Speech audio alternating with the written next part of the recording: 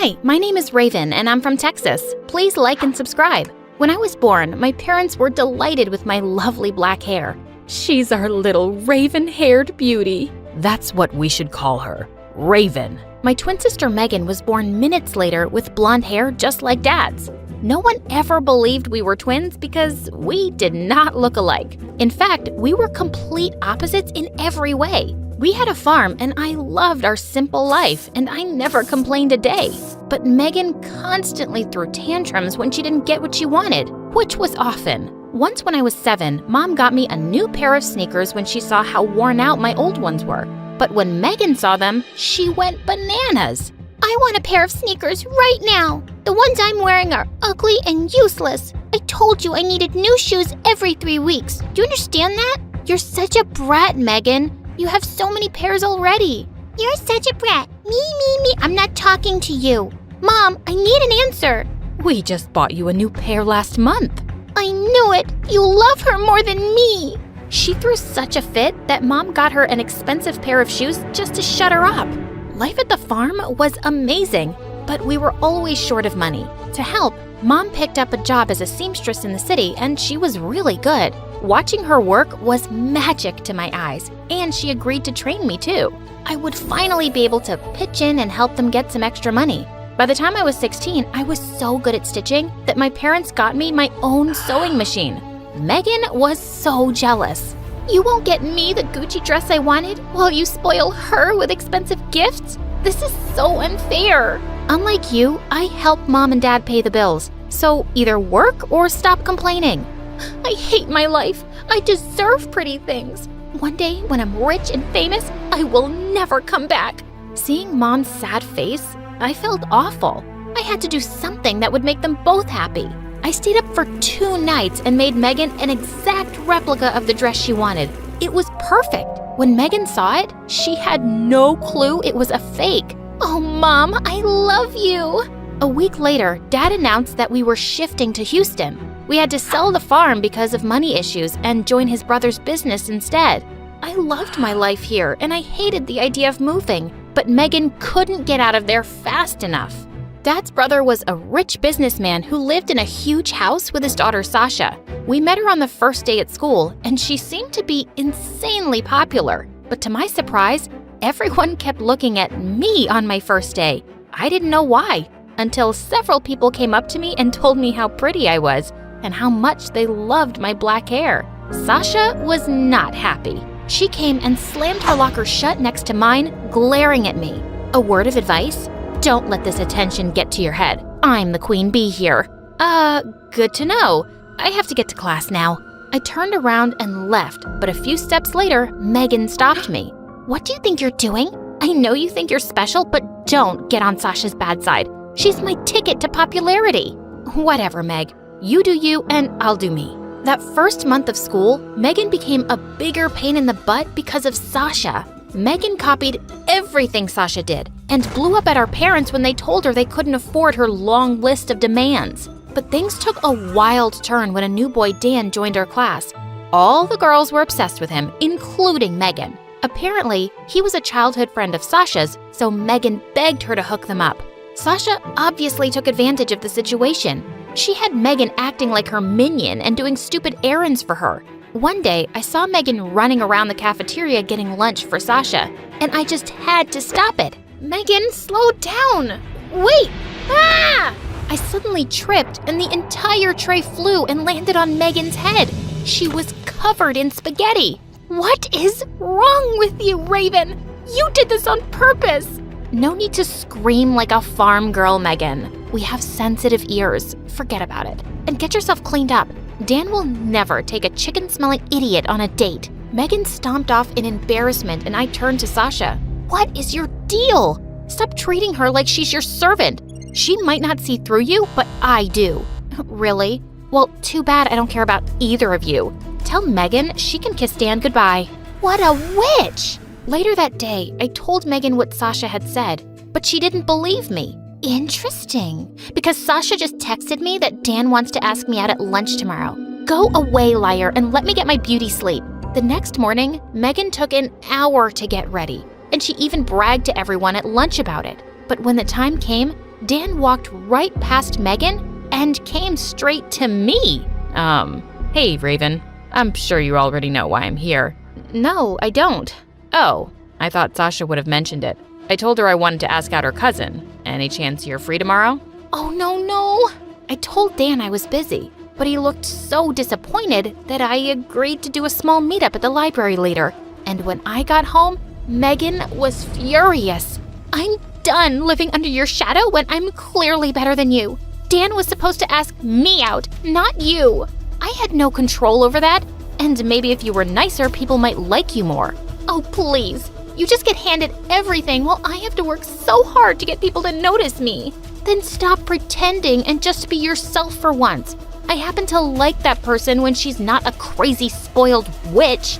Megan gasped and ran to her room sobbing. I felt so bad for what I said, but I couldn't take this anymore. I met Dan the next day at the library and learned that we had one thing in common: our love of fashion. His mom owned a huge fashion house and he knew everything there was to know about clothes.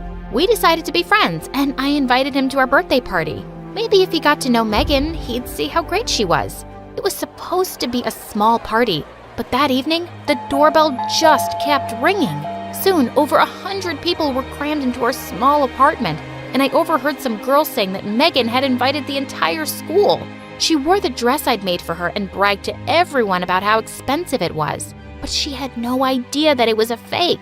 OMG. Do you expect me to believe that this is genuine Gucci? Please. I turned around to see Sasha laughing at Megan. Of course it is. My mom bought it for me herself. Oh, sweetheart. I can smell a fake Gucci from a mile away. And this one stinks. Sasha went on blabbering about the materials, tags, everything. Suddenly, something came over Megan and she screamed. She grabbed the cake and shoved it right into Sasha's face. I am so sick of everyone thinking they're better than me. Sasha stood stunned for a moment, and then she attacked Megan. They screamed and wrestled like crazy while everyone stared in shock. I had to think quickly, so I grabbed the fire extinguisher and sprayed them until they stopped. Enough! This is not over. I hate you, Sasha, and I will never forgive you, Raven. Megan stormed off, and I couldn't believe my eyes. This was a whole new level of crazy. But the next morning, I forgot all of Megan's drama when I went downstairs and found out Dad was feeling really unwell.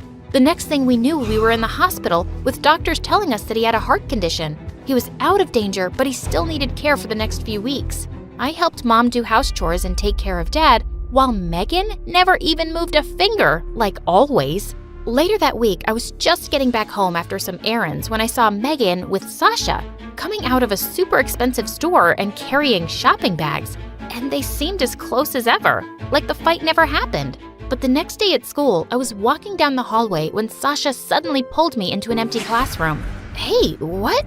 Just listen to me, okay?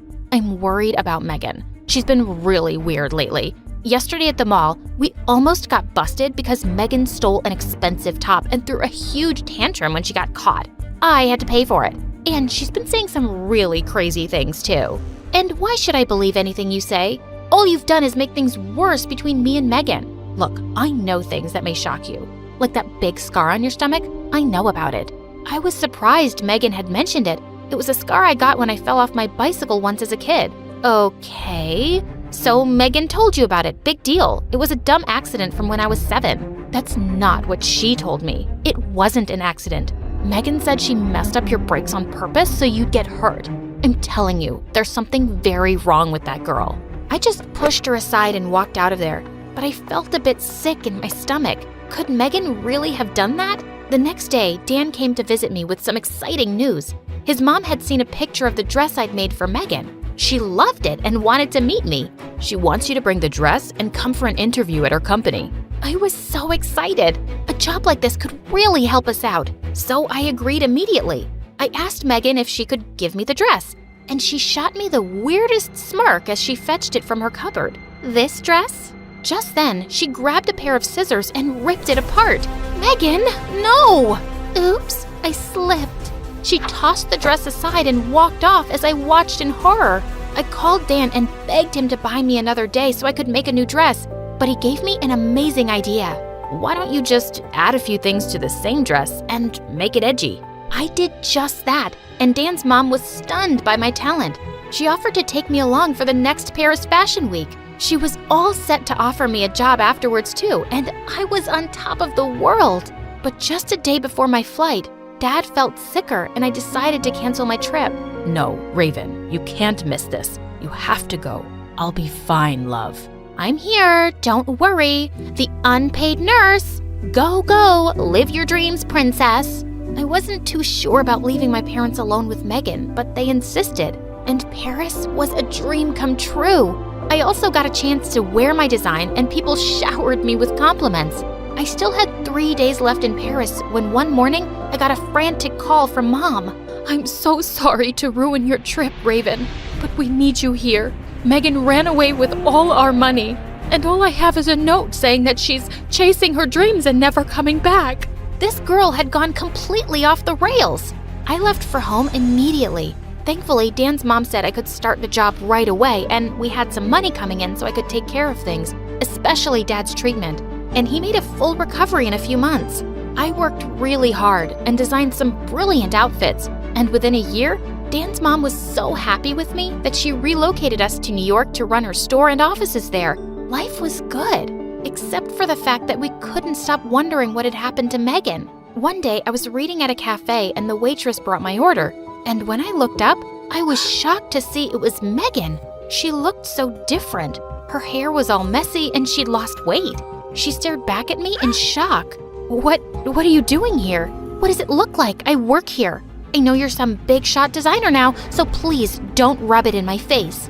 Wow, I see you haven't changed much. That's all you have to say to me? Typical. What else should I say, Megan? You're meeting me after so long and you don't feel a tiny bit of shame for hurting your sister, for robbing our parents, for breaking their hearts? You're still just as awful as ever. I got up and started walking away, but suddenly she grabbed my arm and started sobbing. No, please, wait. I made a lot of mistakes, and I was jealous and selfish, and I'm miserable now, Raven. I need you, please. I'll do anything. I'll be better, I promise. It has to be more than just empty words, and you need to earn my trust. I'll offer you a job on 2 conditions. You will start at the bottom and you'll work your way up, just like everyone else. And you'll get therapy. Got it? Yes! Good, then you can start tomorrow. Now come home. Mom and Dad miss you.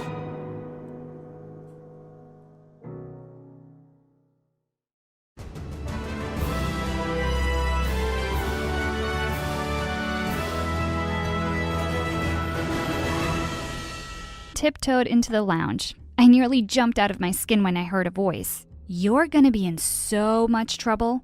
It was my annoying older sister Natalia sitting in a corner and recording a makeup tutorial. Listen, you can't tell Aunt I came so late. She'll make me do the dishes and laundry for a month.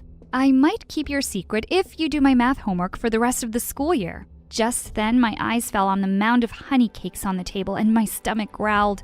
Don't even think about touching these. Aunt wants to sell them at the farmer's market. We came to live with our miserable Aunt Ursula after our parents passed away in an accident a few years ago, and she treated us like we were her servants. I was really hungry, so I just grabbed one and popped the whole thing into my mouth. Just then, my aunt suddenly showed up and yelled, "That's it! I'm sick of breaking my back looking after you girls. I'm sending you off to foster care." We looked at her in horror. Going to foster care meant we'd be sent off to different families. As Aunt stormed off and we heard her making a call, I got a flying shoe on my head. Ow! Oh, I forgot to tell you about my third sister, Tanya. The sleepyhead had been snoring in front of the fireplace, but she was wide awake now and glaring at me. "This is all your fault, Marina. Go tell her you're sorry. I'm not living away from you guys." Natalia and I ran to hug her, and I promised I'd make everything okay. Just then, we heard loud knocking on the door. Aunt came waddling out to open it, and she let out a loud gasp. Standing in the doorway was a huge man with a beard. His voice boomed in the small room. "Did you really think you could send them off and keep taking the money I give you for their care and I wouldn't even know? Girls, pack your things. You're coming with me." Hi, my name is Marina, and I'm from Russia.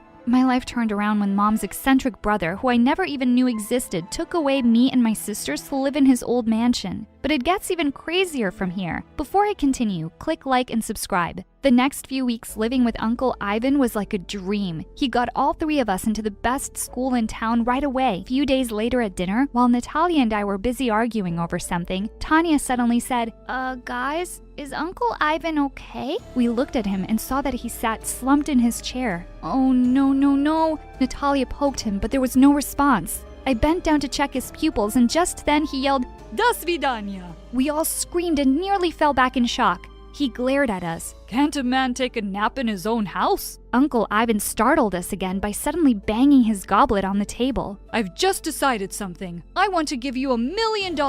For a few seconds, we stared at him with our mouths open, and then we started hugging each other in delight. To one of you. We froze in our spots. Wait, what? Well, if it's only one of us, of course it should be me. I'm the oldest, and I'm running a business already. You know, my beauty blog.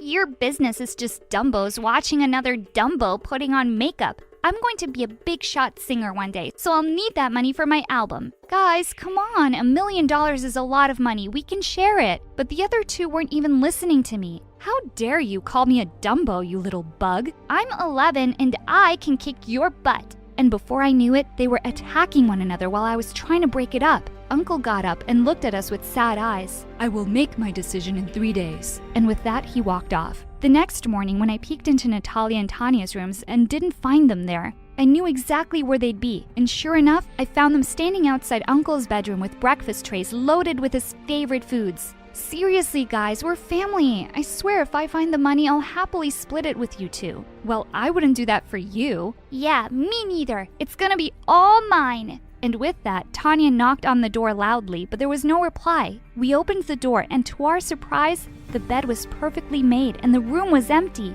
Just then, I caught sight of a note on his pillow and ran forward to pick it up. A fat lady with no eyebrows sitting in a frame, smiling strangely at the world. Everyone knows her name. P.S. I had to go somewhere. What on earth is he talking about? The woman he's describing sounds like Aunt Ursula. I'm not going back to her, not even for $1 million. Later that night, when I was in bed, I was still thinking about the strange poem when I suddenly sat up straight. Of course that's what Uncle meant. I quickly put on my nightgown and rushed downstairs. I crept quietly into Uncle's study and switched on my phone's flashlight. I knew I'd seen it here, the Mona Lisa hanging on the wall. I stared at the painting for a while, wondering what I was supposed to do now. Then I took it off the wall and flipped it over. I gasped. Taped to one corner was a small bronze key. I couldn't wait to tell the others. And then suddenly, I felt a hand around my ankle. Ah! I jumped back in fright and fell on the floor. And then someone popped up from behind the couch. Oh, hi, Marina. I thought it was Natalia bringing me food. Oh my God, how could it possibly be? It was Petrov, the hockey team captain at my old school and my biggest crush. What on earth are you doing here? Just then, the door burst open and she walked in with a tray of snacks. She looked shocked to see me, then quickly smiled. Oh, I see you've met my boyfriend. We were really missing each other, so he decided to pay me a visit. I couldn't believe my own sister would do this to me. She knew how much I liked him, and she'd been dating him behind my back. Just then, Tanya came running in, saying she'd heard my screams. She didn't even look surprised to see Petrov. You knew he was here too?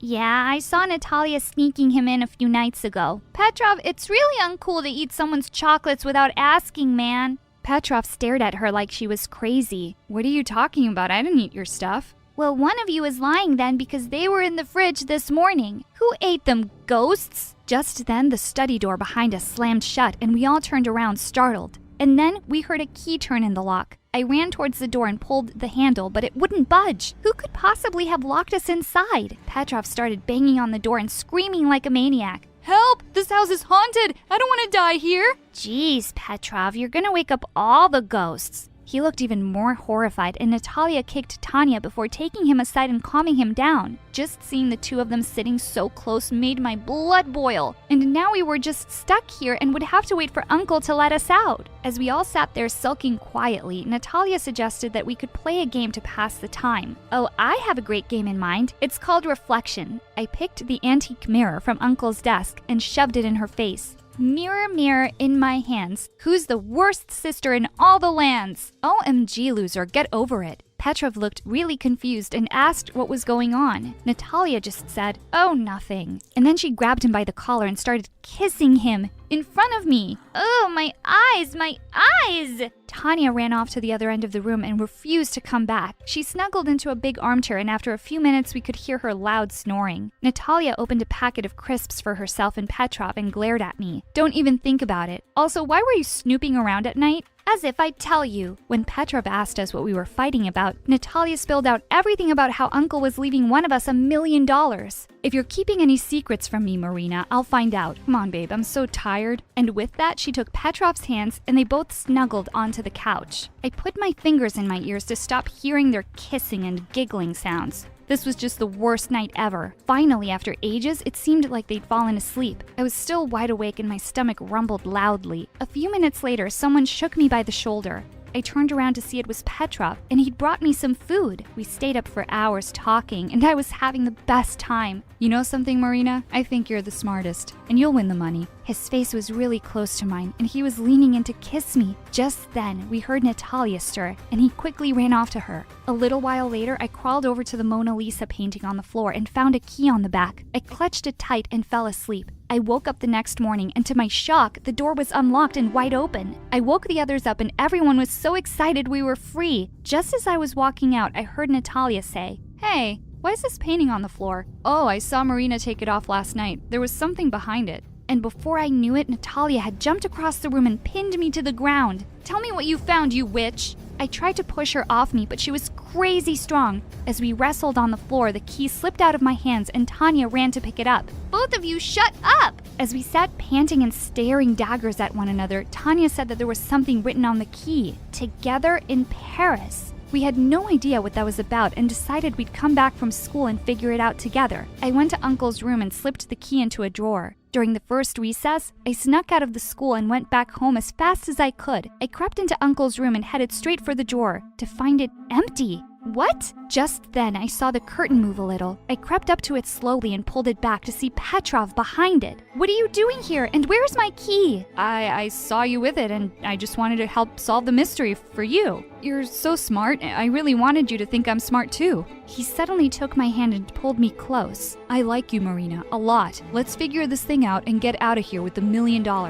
We could go anywhere, just you and me." Just as he was about to pull me in for a kiss, I pushed him away. "Seriously? You were just making out with my sister this morning. You're such a cheater, and I'm no idiot. Give me the key, Petrov, now!" Suddenly, Petrov pushed me aside and made a dash towards the door. He bumped into a small table and knocked everything over. I jumped towards him and managed to tackle him to the ground. The small key flew out of his hand and went skidding across the floor and landed at Natalia's feet. She looked livid. "Oh, so you were going to just take my money and run off with my sister?" He crawled up to her on his knees. "Don't be silly, babe. I didn't mean a word of that. I was just doing this for the two of us." "You mean the three of us?" Tanya and I stared at her in shock, except Petrov, who just looked stupidly confused. "It's not some riddle, idiot. I'm pregnant and you're going to be a daddy." He stared up at her in horror for a second, then ran out of the room screaming. We heard the huge main door slam shut. I ran to Natalia and hugged her. "I had no idea. Petrov's such a jerk. But don't worry, we will be really good aunts, and She pushed me off. "Ew, I'm not dumb enough to get pregnant. That was just to get rid of him." Just then, Tanya, who was picking up the things Petrov had knocked over, suddenly screamed, "Look, girls, look what this says!" She was holding a beautiful little music box in her hands, and there was a small carving on the lid. "Together in Paris." I placed the box on the table and we all gathered around as I turned the key. The lid slowly opened and we gasped in delight as we saw two figurines dancing to the tinkly music. There was a tiny compartment underneath and a small note tucked away, 271287. For a moment we just stared at the paper when Natalia suddenly gasped. "These numbers! This is Mom's birthday!" She was right. But what could Uncle possibly mean by this? I have no idea, girls, but Uncle said we only had 3 days, so we have to put our heads together and figure it out soon. Later that night, as I tossed around in bed, I suddenly heard a loud thump from downstairs. I froze for a minute, then quickly crept out of bed and tiptoed down with a baseball bat. I couldn't see anyone around, and just as I was about to turn away, something on the floor caught my eye. Muddy shoe prints. We definitely had an intruder in the house. I followed the shoe prints down the corridors that led to the eastern wing of the house. I'd never been here before. Suddenly, they faded away, and I looked up to see a door at the end of the hall. Holding my breath, I slowly opened it. There was no one inside, but it was the oddest room I'd ever seen. It seemed like a museum of forgotten things, and there were hundreds of clocks on the walls of all shapes and sizes, ticking away and all telling the wrong time. And in one corner was a shiny bronze safe. The minute I saw it, I had a light bulb moment. Of course that's what the numbers were. The combination to a safe. With trembling hands, I entered the numbers and heard a small click. I opened it and squealed when I saw what was inside. Stacks of money. It definitely looked like $1 million. Were you going to keep this for yourself? I turned around to see Natalia and Tanya standing behind me. Of course not. How could you even think that? Come, let's split it right now. There's plenty for us all. Just then, the door burst open and we turned around to see Uncle Ivan beaming in the doorway. Uncle, you're back! I was here all along. Who do you think locked you up when you girls were being so noisy? I just wanted to see how you would play my game. Marina, you really know what family is all about. Good girl. You get to keep all the money. The other two looked horrified. I turned to Uncle and smiled. Thank you, Uncle, but I couldn't. It'll make me happier to share it with my sisters. I knew you wouldn't. Now only time will tell if your sisters deserve their share. Yes, we deserve it. We'll prove it. We'll be so good to each other. I laughed and put my arms through theirs. Let's divide it and go shopping tomorrow, shall we? I'm Maya from New Orleans. Please like and subscribe to For Eve. I lived in an old house with Dad, who worked as a potter. Mom left us when I was 4 to make it as a big movie star and never came back. With gorgeous hair and porcelain white skin, I looked exactly like her, and no one believed my dad and I were related, especially our nosy neighbors. Once when I was 6, Dad got a big order from the city. He worked all night to make all 20 vases. I was admiring them when I accidentally knocked them off, shattering them to pieces. I'm so sorry, Dad. I didn't do it intentionally.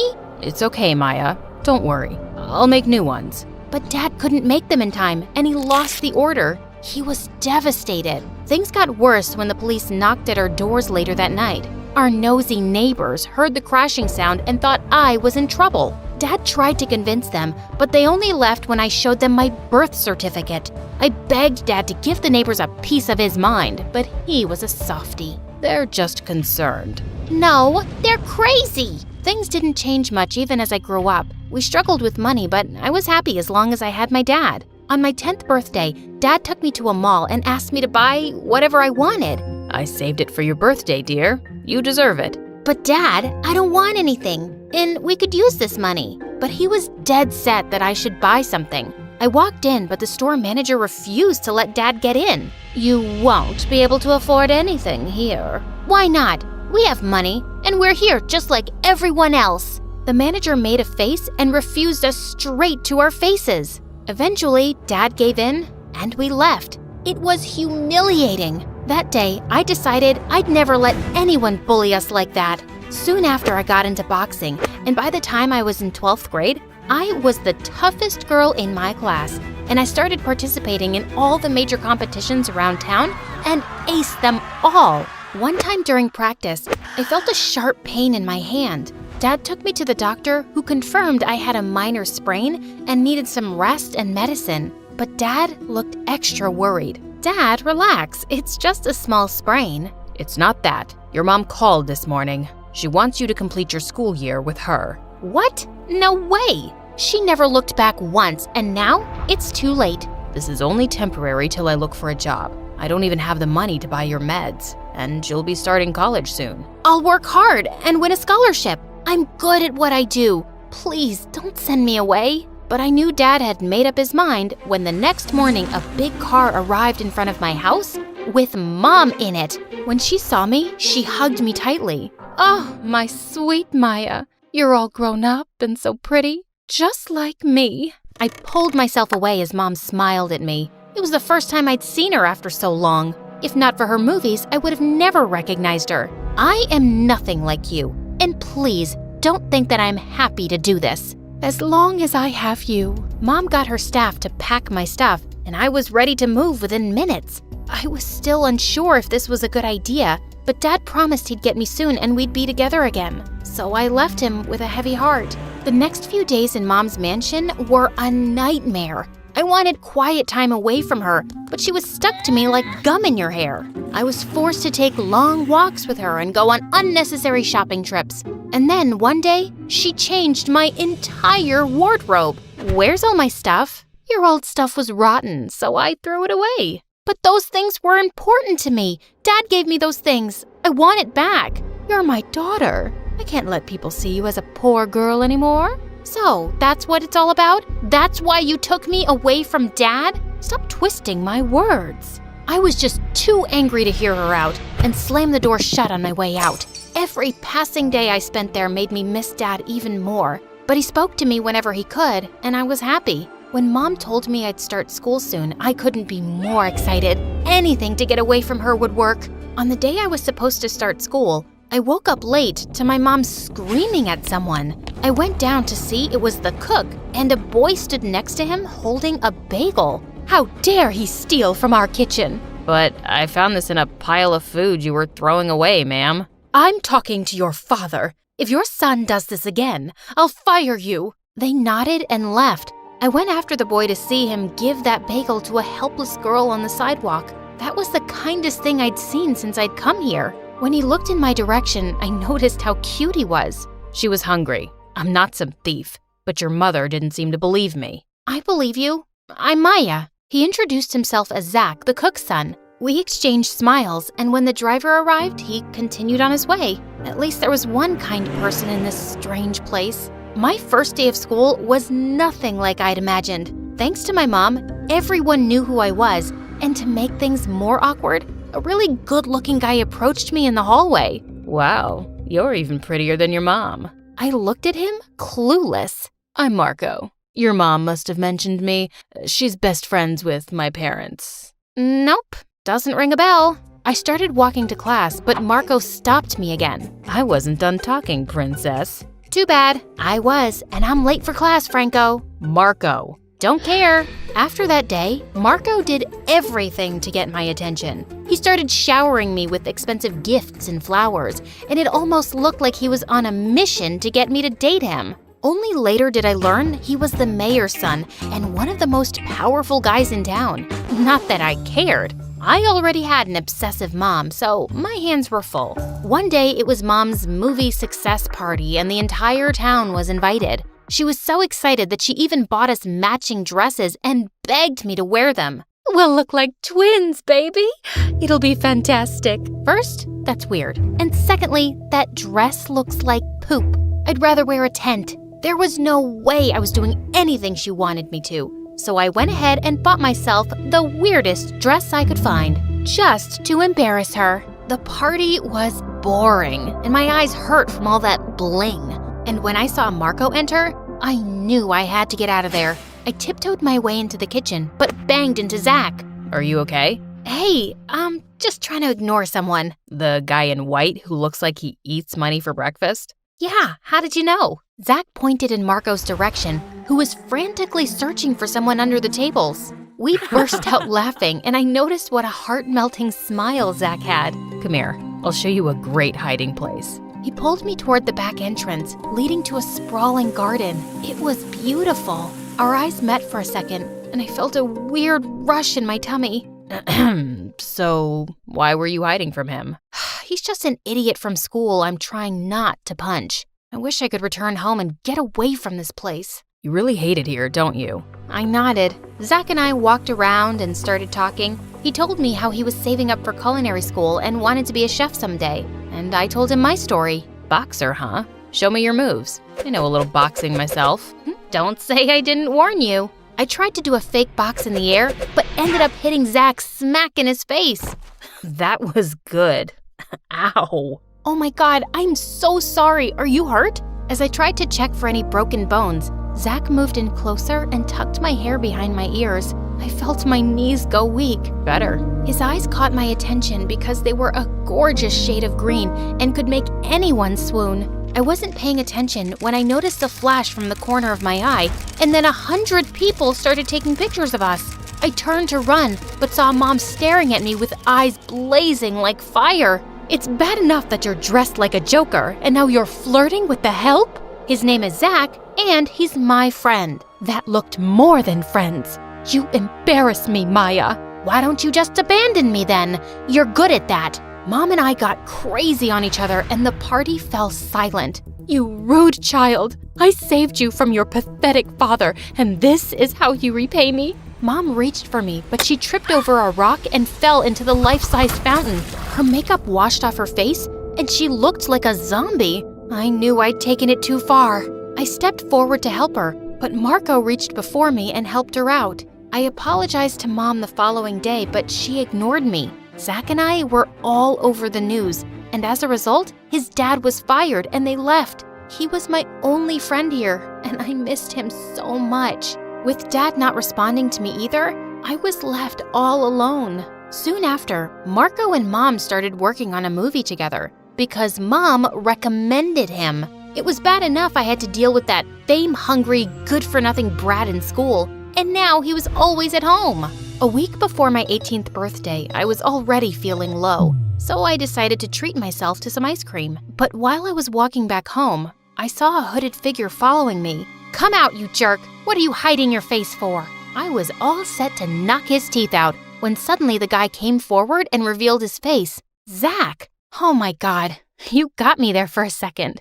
Sorry, didn't mean to scare you. Scared my butt? Why are you following me? I work in a store nearby. I saw you come in, and I just had to talk to you. Maya, your mom is hiding something from you. Zach told me that when he was fired, he'd gone back to collect his check when he heard Mom talking to someone over the phone. She said something about a big deal, and Marco is involved too. Just check her office. No wonder that jerk is always home. And he's also involved in her new film. What could this be about? I don't know, but it's something big. Thanks, Zach. I always knew my mom was up to something. Maybe it's time I got my answers. One more thing. Zach moved closer and kissed me lightly on my forehead. Please be careful. I like you a lot, in case that wasn't clear. I thought I'd lost my chance after that black eye I gave you, but I'm glad to know I didn't. Before leaving, I pulled Zach in for a magical kiss, and then I started with my secret mission. But I had no idea what I was looking for or where I would find it.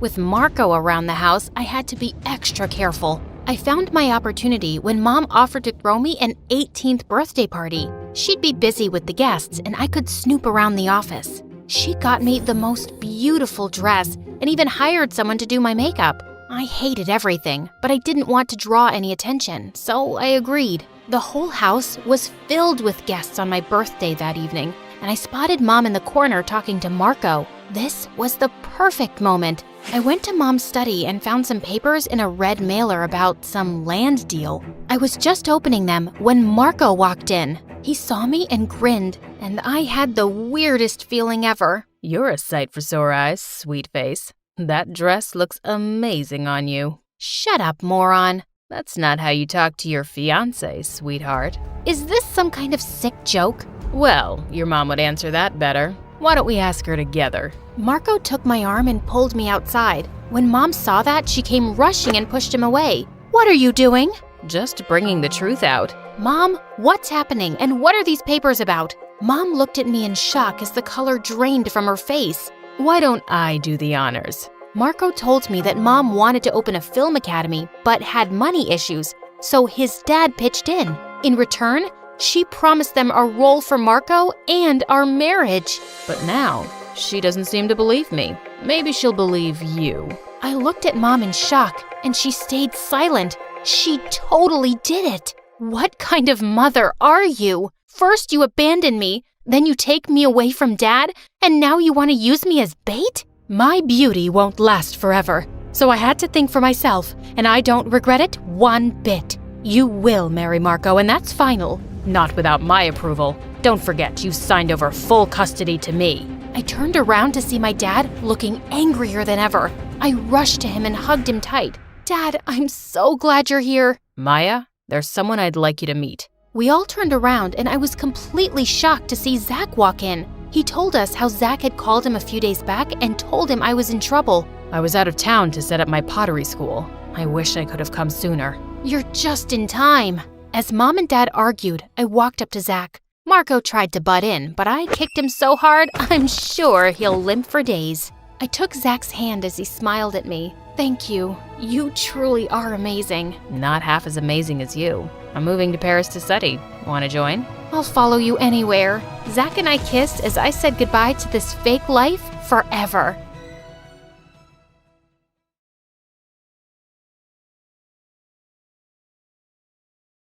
Hi, my name is Ava, also known as the Vampire Girl. And it's all because I had the meanest parents. But before I continue, please like and subscribe. I was born in a small town in Romania, and growing up, I realized that my parents were weirdos. For starters, they were always talking in whispers to each other, which was so annoying. And they never left the house. They wouldn't go out for work or even groceries. A box of supplies just mysteriously arrived every week. Every day, Dad would spend hours reading the newspaper and circling stuff on it with a red marker. Once when I was 4, I kept asking him to pour me cereal, but he kept ignoring me. So I leapt onto the table and put my foot in his bowl, spilling it all over his newspaper. And Dad went bonkers. Oh my God, do you realize what you've done? You're such a nuisance. Here, take the whole box. Just leave me alone, you idiot.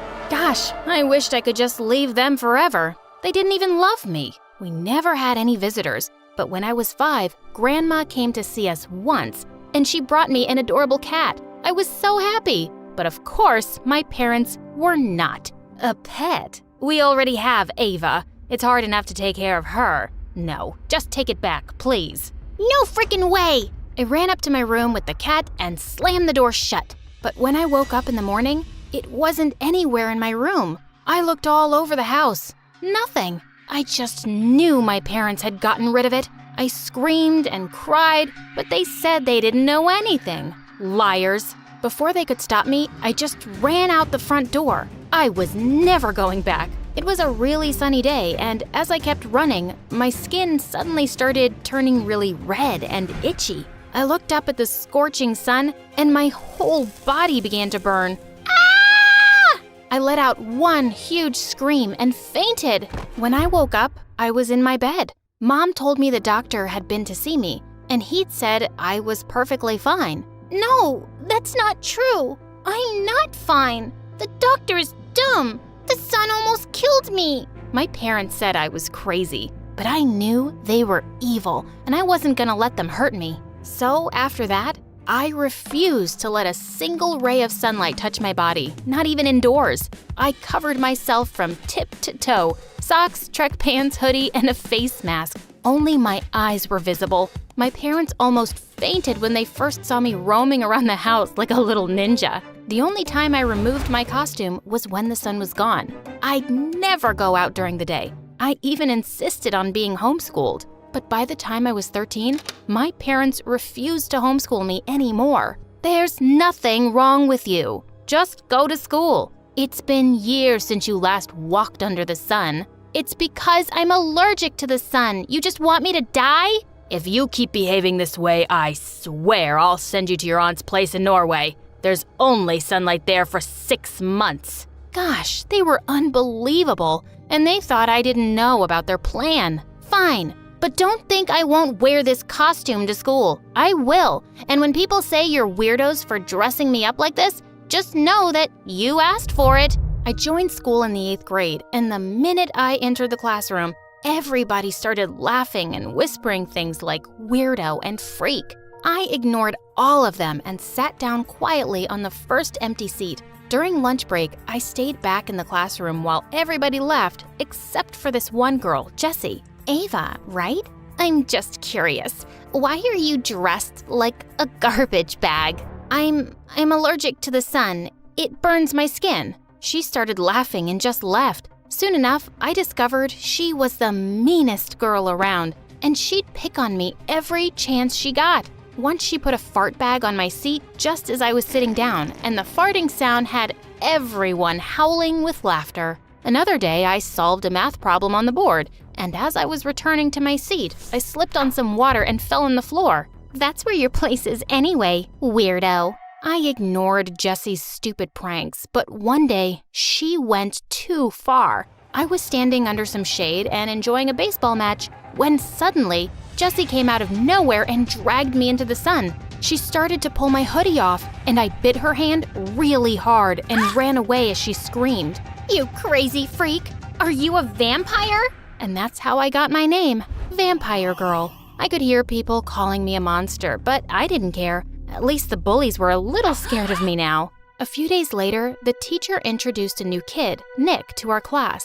His clothes were old and ragged, and I could see Jessie and her minions already laughing at him. They'd found their new target. I joined him in the cafeteria at lunch that day, and we started talking. I found out that he was the new janitor's son. He was really sweet and never even said I was crazy when I told him about my condition. I was so happy to have made a friend. But one day, as I was walking down the hallway, I found Jessie and her friend surrounding Nick. She spilled juice on the floor and said, "Oops, you can clean this up, Nick. I mean, you'll grow up to be a janitor like your dad, right? Come on, just sit down and wipe it with your butt. Hey, jerk, have you forgotten the last time I bit you? Stay away from Nick, or this time I'll do some serious damage." Jessie rolled her eyes at me, but when I leapt forward, she actually screamed and went running.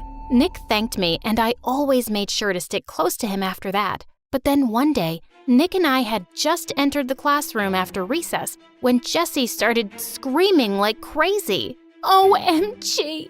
My brand new iPhone! It's gone! Someone stole it!" And then she pounced at Nick and grabbed him by his shirt. You must have done it, you beggar! You thief! Where is it? Hey, knock it off, you witch! You have no proof!" "Oh, I'll get the proof, girl." She snatched his bag and started throwing out all his things. I grabbed her hair and she turned around and attacked me. We got into a huge fight, and just then, the principal walked in. Jessie kept screaming that Nick had stolen her phone and it must be in his locker. Of course, the principal found nothing there, but Nick was left humiliated in front of everyone. He was silent the whole day, and I caught up with him after school. "Hey, Nick, are you okay? Jessie is just terrible. I hate rich people. They always look down at us as if we aren't human. She called me a thief just because I'm poor. God, I just hate everyone." And he just walked away. He didn't come to school the next day, and his dad was nowhere to be seen either. A week passed, and there was still no sign of them. I felt worried, but I didn't know where he lived. But then I remembered Nick talking about how his dad also worked at a restaurant in the evening. So I decided to go talk to him. As I was walking down the street one night without my mask or hoodie, I saw a masked guy running towards me, and suddenly he started snatching my bag. As I tried to get away, I lunged at his face and pulled his mask off, and I nearly fell back in shock. It was Nick! But before I could say anything, he ran away. I just stood there in disbelief. Jessie was right all this time? He was a thief? I felt betrayed. Nick showed up at school 2 days later, but I just ignored him. But when he kept following me and asking me what was wrong, I suddenly lost it. "You want to know what's wrong? I'll tell you. The girl you robbed the other night on the street? That was me." He looked horrified. "You? That was you? I didn't know. I've never seen your face." "What does it matter who it was? What matters is that you're a liar and thief, and to think that I fought for you." Suddenly, he started weeping like a baby. I didn't want to steal, Ava, but I just had no choice. My dad's in the hospital. We needed the money. I'm so sorry. I swear, I didn't steal Jessie's phone. I've never stolen anything until that night." He kept crying, and my heart went out to him. "I'm sorry about your dad, but stealing isn't the answer, Nick. You should have told me. I could have helped. Let me help you now, but promise me you'll never steal anything ever again." He promised, and I went to talk to the school principal. Together, we planned a fundraiser for Nick's dad, and within a day, we were able to raise all the money Nick needed for his dad's treatments and more. And the biggest donors were Jessie's parents. They kept praising me at the fundraiser for arranging the event, and this made Jessie even angrier. "Don't let it get to your head, Ava. You're still a freak, and you could never be me." As if I want to be. What's so special about you anyway? Other than being super dumb. "Excuse you? I've been prom queen for the last 2 years. You could never." "Oh, is that so? We'll see this year." "Seriously?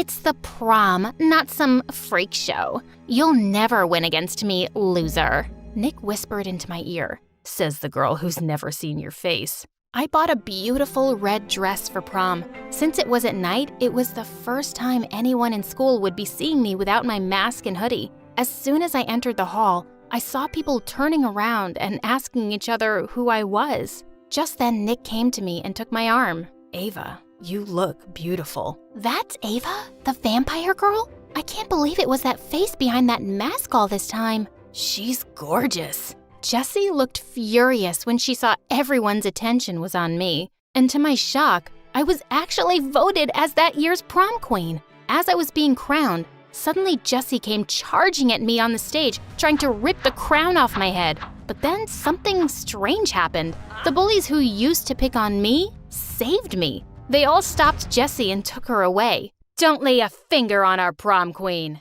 That was amazing. Things at school started getting better. Everyone was super nice to me now. Nick was tutoring kids after school, and his dad came back to work soon. Nobody paid any attention to Jessie and her gang anymore, and all they could do was give me death glares. But one day after gym class, I was quickly changing in the dark locker room when suddenly Jessie and her minions barged in. One of them quickly grabbed my hoodie, while the others grabbed me by my hands and legs and started carrying me outside. Oh my God, no! They dragged me out into the sun and pinned me to the ground. This is for stealing my limelight, you witch. Now, let's see what happens to you in the sun.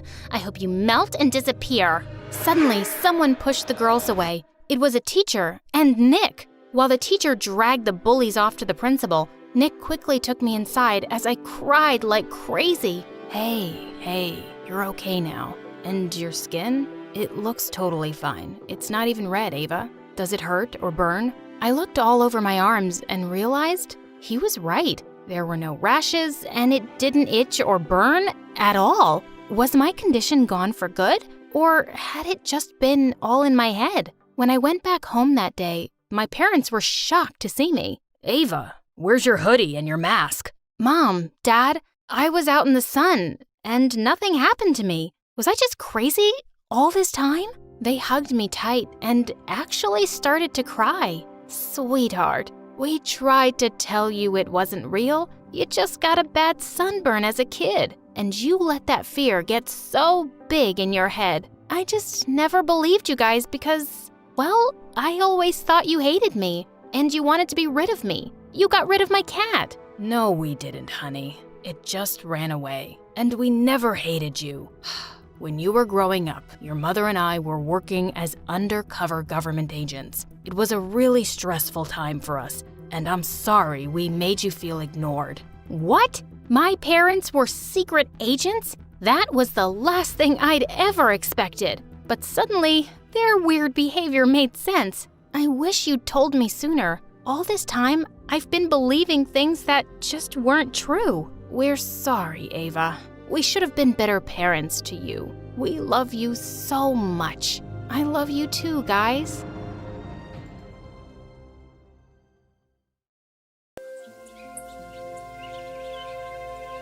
Hello, I'm Lily from Canada. Please like and subscribe to MSA. Growing up, I was a healthy and strong kid who wasn't afraid to jump from high walls or do anything extreme, but I could only imagine all that because my parents were so overprotective. Once when I was 4 and Mom took me to the park, I started doing handstands and cartwheels with another child, and all the moms were cheering us on. But my mom started to panic. Lily, where did you learn to do those dangerous stunts? From TV. There's this cool dance program and… Enough. We need to go home. From that day onwards, Mom and Dad stopped watching anything with dance, gymnastics, or any physical activities. When I was in 3rd grade and wanted to be part of an extracurricular dance for school, they never allowed me. You guys are so unfair. You know how good I am with my feet.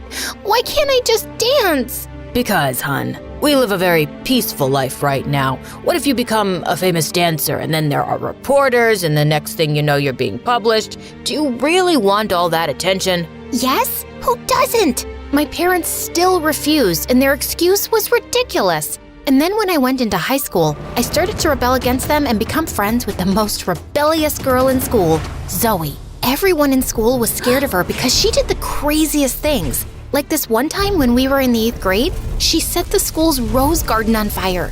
Oh my gosh, Zoe, we're gonna get in so much trouble. There's no cameras here, so no one will know. This is my payback to the principal for giving us detention for an entire month. Huh, I know, that was so unfair. We weren't the only ones who threw food around in the cafeteria. Even though Zoe was crazy wild, she was the most genuine person I'd ever met. And one day when we were in the 11th grade, she finally invited me over to her house for a sleepover. I can't believe this. This is the first time you invited me to your house. Well, you haven't really invited me to your house either. But anyway, my mom only recently got a decent job to take care of us. We struggled for a really long time after my dad left. Oh, I'm sorry. You mentioned us. I assumed that you were an only child. I wish I were an only child. I have a brother. And just because he goes to a special school, my parents give him all the attention. And just then when we entered her house, the most gorgeous-looking guy gazed at me from the living room. Lily, meet my goofball brother, Grant. Hi, Grant. As we walked past him, Grant winked at me and I blushed so red. I was definitely gonna enjoy my sleepover. Zoe's room was exactly what I expected it to be. Creepy and a little scary since she had bats hanging from every corner. And then her mom came into her room limping. I made you girls some cookies. So glad to finally meet you, Lily. Zoe's mom was so sweet, but Lily told me she was sad most of the time. And when I asked why, Lily said she didn't want to talk about it. I was really moved by the story. And then Zoe broke the ice by slamming my face with a pillow. Pillow fight! We had loads of fun pillow fighting, dancing, and just being free. Until my mom called. Honey, I think you need to come home. But Mom, we spoke about this. I'm sleeping at a friend's house because we're working on a school project. Your father and I are very worried. I'm hanging up now and I'm not coming home tonight. Zoe saw how frustrated I was and I ended up telling her all about my crazy parents. Maybe they're hiding something from you. Because why would any parent not want their kid to participate in any hobbies or activities? Yeah, they're definitely hiding something because my life is not normal. That night, I couldn't sleep, thinking about what secrets my parents had that made them so scared about everything I did. I checked if Zoe was asleep, and she was snoring like a bear. I got up to go get some water, and while I was at the kitchen sink, a hand suddenly touched my shoulder, and I jumped, feeling freaked out. And before I could scream, Grant held my mouth. Oh my gosh, you gave me such a fright. I'm sorry. I usually wake up to get a glass of milk around this time. I have night eating syndrome. I got it from my dad. You want to join me? Well, I'm struggling to sleep too, so why not? Grant and I sat outside on their swinging chairs on the porch. We spoke for hours and I couldn't believe we had so much in common. I sometimes teach Latin dance to some of the younger kids at the community hall after school. You should come by. Wow, that's so cool. I'll definitely stop by. We continued talking until we lost track of time and fell asleep on the chair. But I woke up to a camera flashing in my face and Zoe looking angrily at me. So, I guess having a sleepover with my brother was much more fun than with me. Zoe, it's not like that. Zoe didn't let me finish and rudely asked me to leave her house. But Grant stood up for me. Why are you being so difficult? I like Lily, and there's nothing you can do about it. Grant took my hand and walked me out.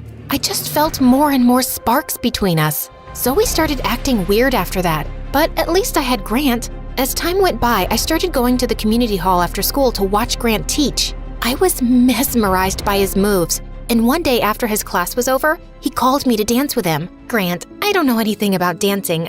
I'll just watch. He took my hand and held me around my waist, and we almost kissed, until we were interrupted by Zoe. She had her music kit and danced in the hall glaring at me. Oh, don't mind me.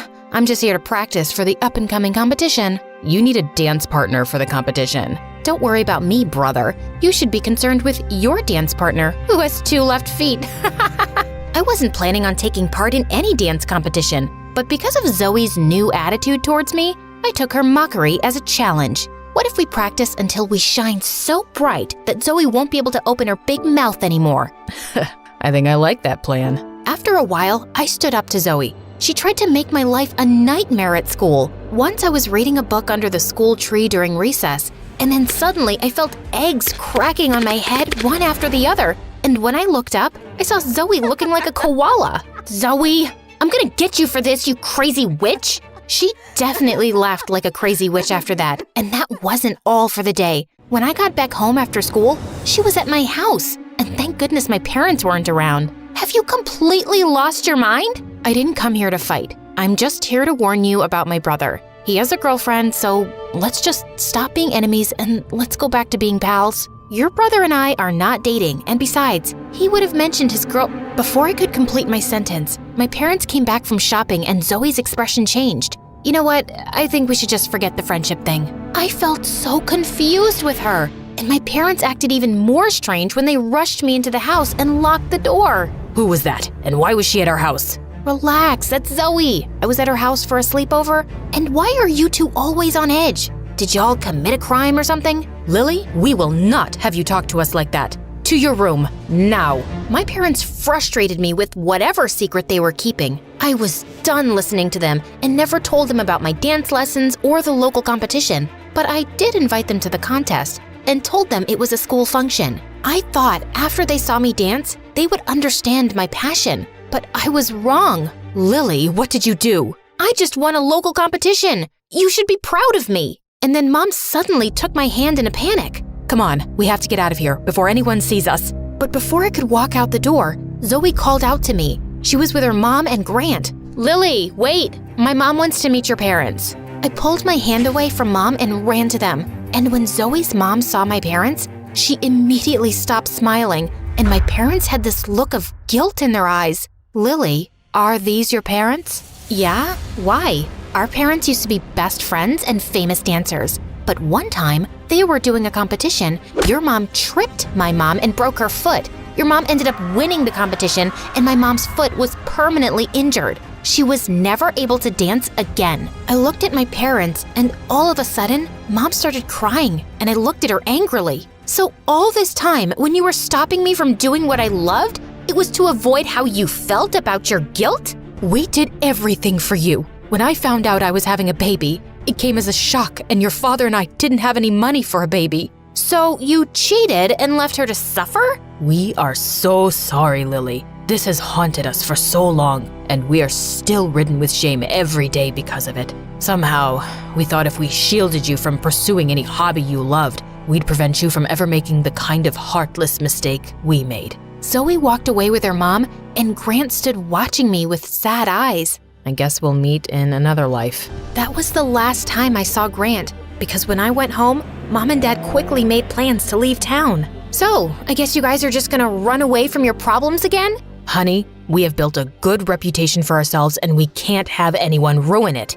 Yeah, whatever. I was so disappointed in my parents, and after we moved, I was homeschooled, which I hated, but stuck through it, and whenever I felt like dancing, I did it in my bedroom. And then one day, when I was in the 12th grade, I was tired of being indoors all the time, so while my parents were out, I decided to take the bus to visit Zoe and Grant. The bus rode for hours before we could reach the town, and when I finally got there, it was so dark. As I walked to Zoe's house, I could feel someone following me. And then suddenly, the person who was following touched my shoulder, and I screamed, "Ah!" Calm down, it's me. Grant! I immediately hugged him tightly, crying. I had all these emotions bottled up inside, and seeing him, I couldn't hold back anymore. I am so sorry about what my parents did to your mom. Please, don't hate me. I don't hate you, Lily, but I don't think I can ever forgive your parents for what they did to my mom. But it's about to rain. Your parents are waiting at my house.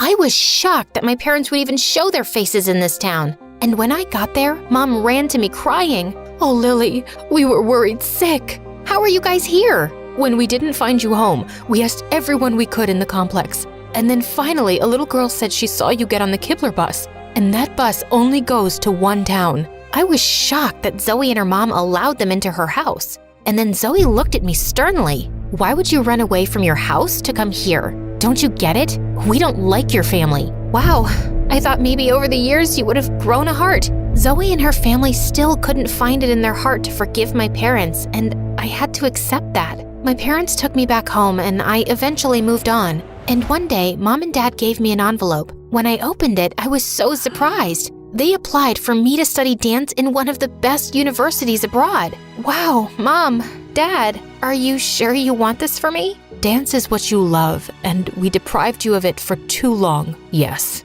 we will support you every step of the way. My parents finally started being supportive, and I sent the university my audition clips, and I immediately got accepted. I lived in New York for 5 years training as a professional dancer, and one day I was chosen to perform in the biggest theater production called The Nutcracker. We traveled everywhere, and one day we were set to perform in my previous town. I went to my favorite cake shop and was shocked to find Zoe dressed up like a hobo. Zoe, is that you? Lily, my friend, can you spare me $1? I'm starving. She smelled awful, and instead of giving her $1, I bought her a meal, and after she ate the food, she changed towards me. Don't think this small gesture means I forgive you. You need help, Zoe. I was shocked and hurt that she still had so much bitterness inside her. From there, I decided to go to her house and find out more of what went wrong. And when I got there, I was surprised to find a new family staying at the house. It seemed as though Zoe was left abandoned.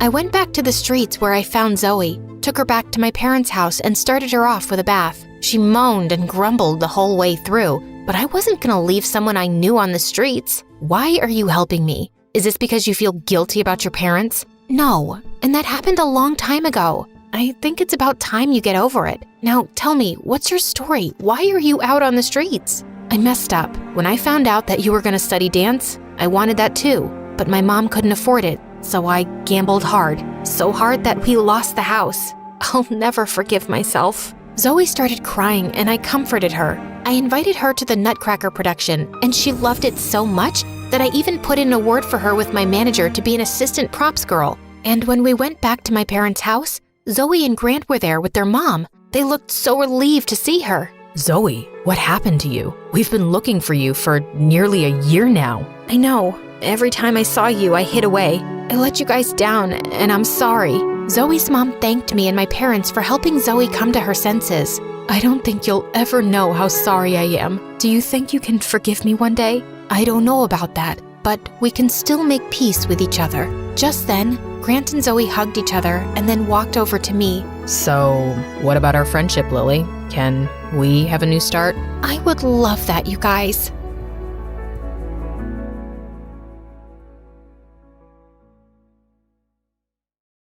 I whispered to myself as I scaled the wall. Just a few more feet. My dad would kill me if he knew what I was up to tonight. I know you're thinking I'm some kind of cat burglar, but it's not that bad. Oh, hi there, Daddy. We need to talk about your behavior, Jessica. I was just out studying with some friends and didn't want to wake you up. I've had it with your made-up stories. I know you've been sneaking off and meeting Armand. Ever since you started dating him, you've been out of control. You need some supervision. I started to laugh at him. It didn't work when I was a kid, and it's not going to work now. My father just looked at me and slammed the door so hard that a picture fell off the wall and broke. The next day, I slept in super late. Oh, it's already 1 p.m. I need to get ready. What the? The shocked boy looked at me with surprise in his eyes. Are you supposed to be Jessica? How old are you? I pushed him down with all my might and ran down the stairs to my dad's office, screaming for help the entire way. The boy chased me all the way.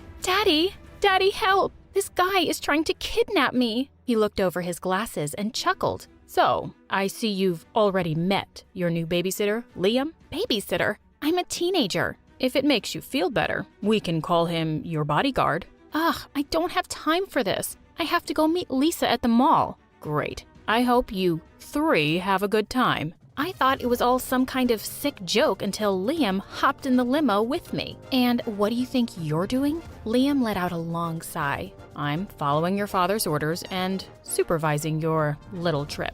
Aren't you a little young to be a bodyguard? Who even takes creepy jobs like following teenage girls around? In my defense, the ad made it seem like it was an actual child who needed babysitting. I rolled my eyes at him. Well, then, why don't you just leave? Well, I made a promise. This is a great job and I intend to stick with it. I sank back in my seat. Good luck with that. No babysitter has lasted more than a week with me. Lisa leaned in and whispered to me as she stared up and down at Liam with a judging glare. So, this is your new babysitter? He's my bodyguard, Lisa. Right. Well, I'm not into the whole stalker vibe, so maybe I should just leave. Oh, trust me, Lisa. He won't be around for long if I have anything to say about it. We went into any and every store that guys would find embarrassing. Lisa even held up a pretty pink miniskirt and asked, "Is this your size, Liam?" He was so red in the face, but he never complained. No matter how hard we made fun of him or tried to shake him off by dragging him into girly stores, he stayed.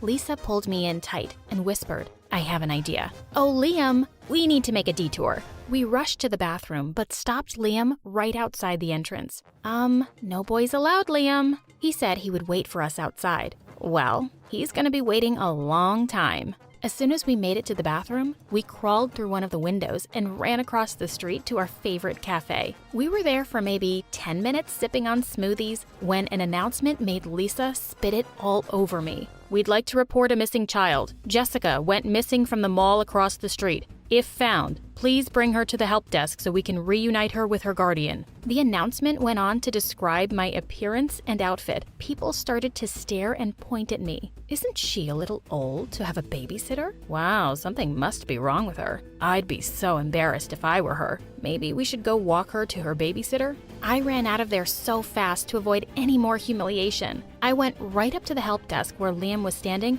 with a huge smile of relief on his face. "That's the girl I'm watching. You can cancel the announcement." The attendant even handed me a balloon, like I was a child, and told me what a smart girl I was to come there. I was about to flip out when Liam rushed over and hugged me. "Your father said I needed to stay with you. I was worried sick. I'm so glad you're okay." It was actually pretty pathetic how worked up he got over a stranger. Maybe losing him was going to be harder than I thought. Needless to say, Lisa said she was done hanging out with me until the Liam fiasco was taken care of. No matter what crazy things I did or how horrible I was, he stayed. One time, I stole a penguin from the local aquarium and let it loose in the gift shop. I mean, I tried everything. I made him come with me to this super sappy rom-com movie night at the local theater. I thought any boy would run straight out. Liam, he just cried. I was about to go crazy from how nice this guy was, until my prayers were answered by a little text from Armand at 2 a.m. I figured everyone was sleeping, so I scaled down the house again when I heard something rustling in the bushes. "Where do you think you're going?" "Don't you sleep?" "It's my job to watch you." An idea crept over me. Your job is to watch me, not stop me from going places. Why don't you just come with me? I don't know what your father would say about that. Please, I begged, and he agreed. What a sucker. I told Armand that Liam had to go. I just meant I wanted him scared off or something. Even I had to admit that what we ended up doing was pretty cruel. We went to a 24-hour diner and ordered a bunch of food. Liam insisted that he just wanted the free water and wasn't hungry. When the time came to pay the bill, Armand and I ran away as fast as we could. We were laughing so hard. Our little outing cost Liam over $100. Armand and I were hanging out in the woods when the diner owners spotted us. They yelled at us to come back and pay for our food or join your friend with the dishes. Armand pushed me toward the owners. It was her idea. I stood there shocked as he scurried away like a bug. Armand just yelled that it was my idea, pushed me over, and ran. Unfortunately, when he pushed me over, he pushed my wallet into the lake too. That meant Liam and I had to do the dishes all night to pay for our meal. Ugh, this is taking forever. Why don't you just pay the tab? You've seen my Lamborghini collection.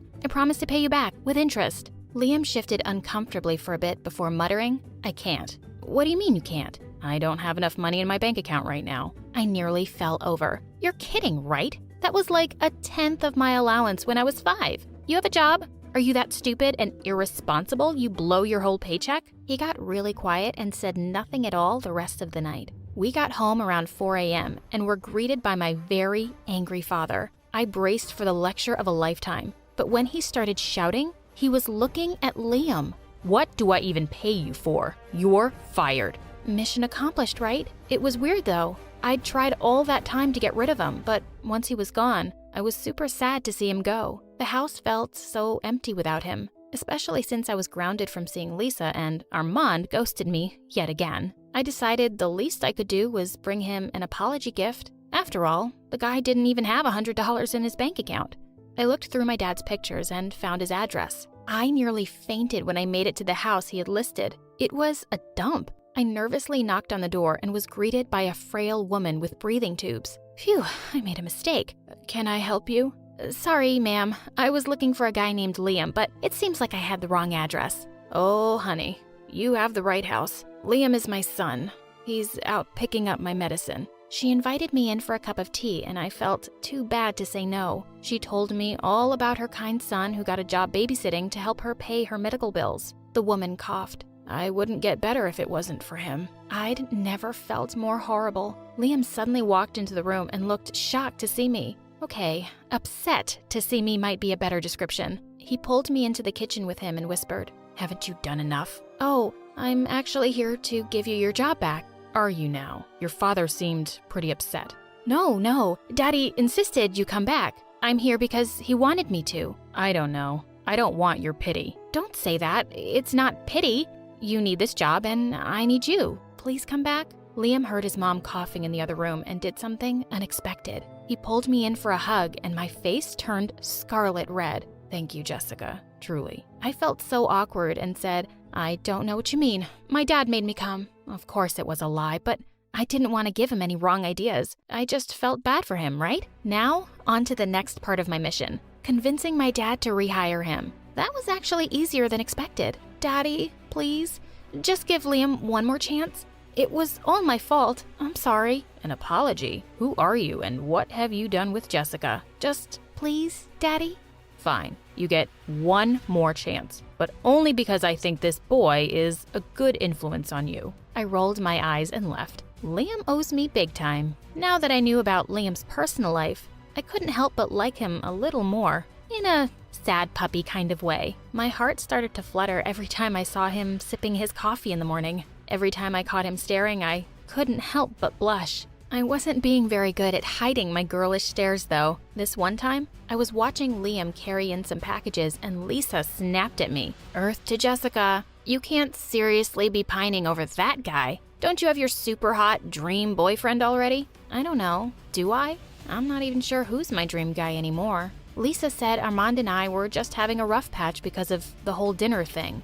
I shrugged. When it struck 12 that night, I kept waiting for that loser to message me or call me to wish me a happy birthday. For half an hour, nothing. I went downstairs to get water from the kitchen and saw a nicely wrapped package on the table. I gasped when I opened it. It was a rare, signed edition of Harry Potter. Of course, Liam knew what a huge fan I was. While I was dreaming of Liam and me, my phone beeped. Hey babe, sorry for being missing in action. Meet me at our spot at 2 a.m.? I messaged Armand to say I was done with him. Armand reacted pretty horribly, but it was his last text that really hit me hard. Oh, don't tell me you've gone and fallen in love with the help. It was that moment I realized I'd really fallen for Liam. In fact, I loved him. I walked toward his room in the middle of the night to confess. When I heard him talking to another woman, I pushed the door open a bit and saw he was sitting on the bed, hugging a very attractive young woman. I was filled with so many emotions, I ran away. I never wanted to see him again. I ran back to my room and called Armand and said I took everything back and wanted to meet him tonight. This time, Liam was too preoccupied to notice me leaving. We hung out at a park and spray painted a wall. Of course, Armand left when the police came, but they caught me. They had to drop me off at my house at 4 a.m. My dad was so mad I thought he was going to explode. He ran over to Liam's room to yell at him and I followed. When he pushed open the door, he saw Liam sleepily getting up off the floor and the surprised woman sleeping in his bed. And you brought a girl here? You are fired. Don't count on getting your last paycheck. I stood there as the young girl screamed, "What are we gonna do about Mom?" before crying and running out. "Oh, does your girlfriend have a sick mom too?" Girlfriend? That's my sister. Our mom is in the hospital right now and she didn't want to stay at home alone. My heart sank. I had jumped to conclusions and possibly ruined everything. Before I could say anything, he ran after his sister. I hesitated a moment and then followed him out the door. He was out of breath, standing on my lawn looking around. I'm really sorry. It's not your fault. It was my job to watch you and I shouldn't have snuck a guest in. If you tell my father it was your sister and not a girlfriend, he'll understand. Why do you all assume I'd have a girlfriend? After how close we got, you really think I would want to be with anyone else? What do you mean? I think I love you. Liam, I think... We locked eyes for a moment when an irritating voice ruined the moment. Hey babe, sorry about ditching you again with the police, but this time, I came to apologize in person. Armand looked at Liam and me skeptically. Sorry, am I interrupting something? No, you're not. I was just leaving, forever. Wait, Liam. Stop. You don't have to feel bad for me. It was stupid of me to think someone like you could ever like a loser like me. He ran off crying before I could stop him. Wow, what a pathetic guy. Armand leaned in for a kiss when I slapped him. The only pathetic person here is me for sticking around with someone like you for this long. Babe, is this about the cops? I said I was sorry. He continued to apologize as I went into my house and slammed the door behind me. I ran up to my room and texted Liam to say we had to talk. I hoped Liam would show up the next day to work something out, but he didn't. I stood by my phone anxiously waiting for a response. When my phone started buzzing, I excitedly picked up. I knew you'd answer, babe. Great. I don't want to talk to you. Just hear me out, babe. When you love someone, you need to swallow your pride and go to them. Do you get what I'm saying? Actually, Armand, I think I do. Great. So that means you'll come and meet me tonight? Not in a million years. I hung up, hopped in my limo, and told the driver to take me to Liam. When I knocked on the door, he answered this time in total shock. I told you, I don't need your pity. My family is fine. Before he could say another word, I interrupted him. Liam, would you be my boyfriend? What? I don't understand. I don't understand either, Liam, but I love you. I love the way you help your family and work hard no matter how horrible I'm being. I love the way you cry at movies and always have my best interests at heart. Now, I'll only ask one more time. Will you be my boyfriend? Nothing would make me happier. We smiled at each other and he got closer when his sister suddenly said, So, your babysitter is now your boyfriend? We should send this story to My Story Animated. I'm pretty sure people would love it.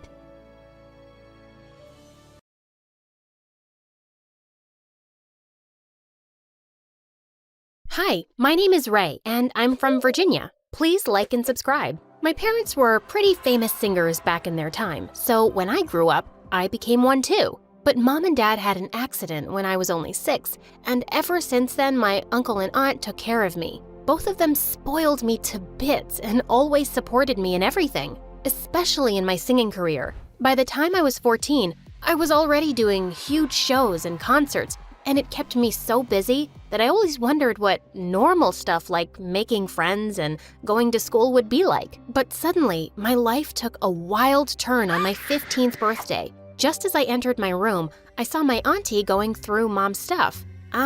What are you doing in here? Hey, honey, happy birthday. I was just missing your mom so much today. Came to see these pictures and stuff that belonged to her. I hope you don't mind. Aw, thanks, Auntie. And of course not. This belongs to you as much as it belongs to me. After that, she got me to sign some papers for my upcoming show and hugged me tight. We have the greatest surprise party for you, sweetie. You're gonna love it. And it was actually awesome. It was my biggest concert ever, and I was gonna sing in front of my biggest live audience. I was jumping with excitement backstage, and that's when I heard the most shocking thing of my life. Now that we have my cunning sister's real will, and we got that orphan brat to sign the property papers, everything will be ours, honey. Yeah, and all that money she's gonna make, we'll bite on that too. We're gonna be so rich. OMG? Who were these people? I pushed the curtain aside and confronted them. You blood-sucking mosquitoes! I can't believe you'd be so greedy and evil. You're gonna what? There's nothing you can do now. We are the freaking owners of everything. Your money, your life, and your soul.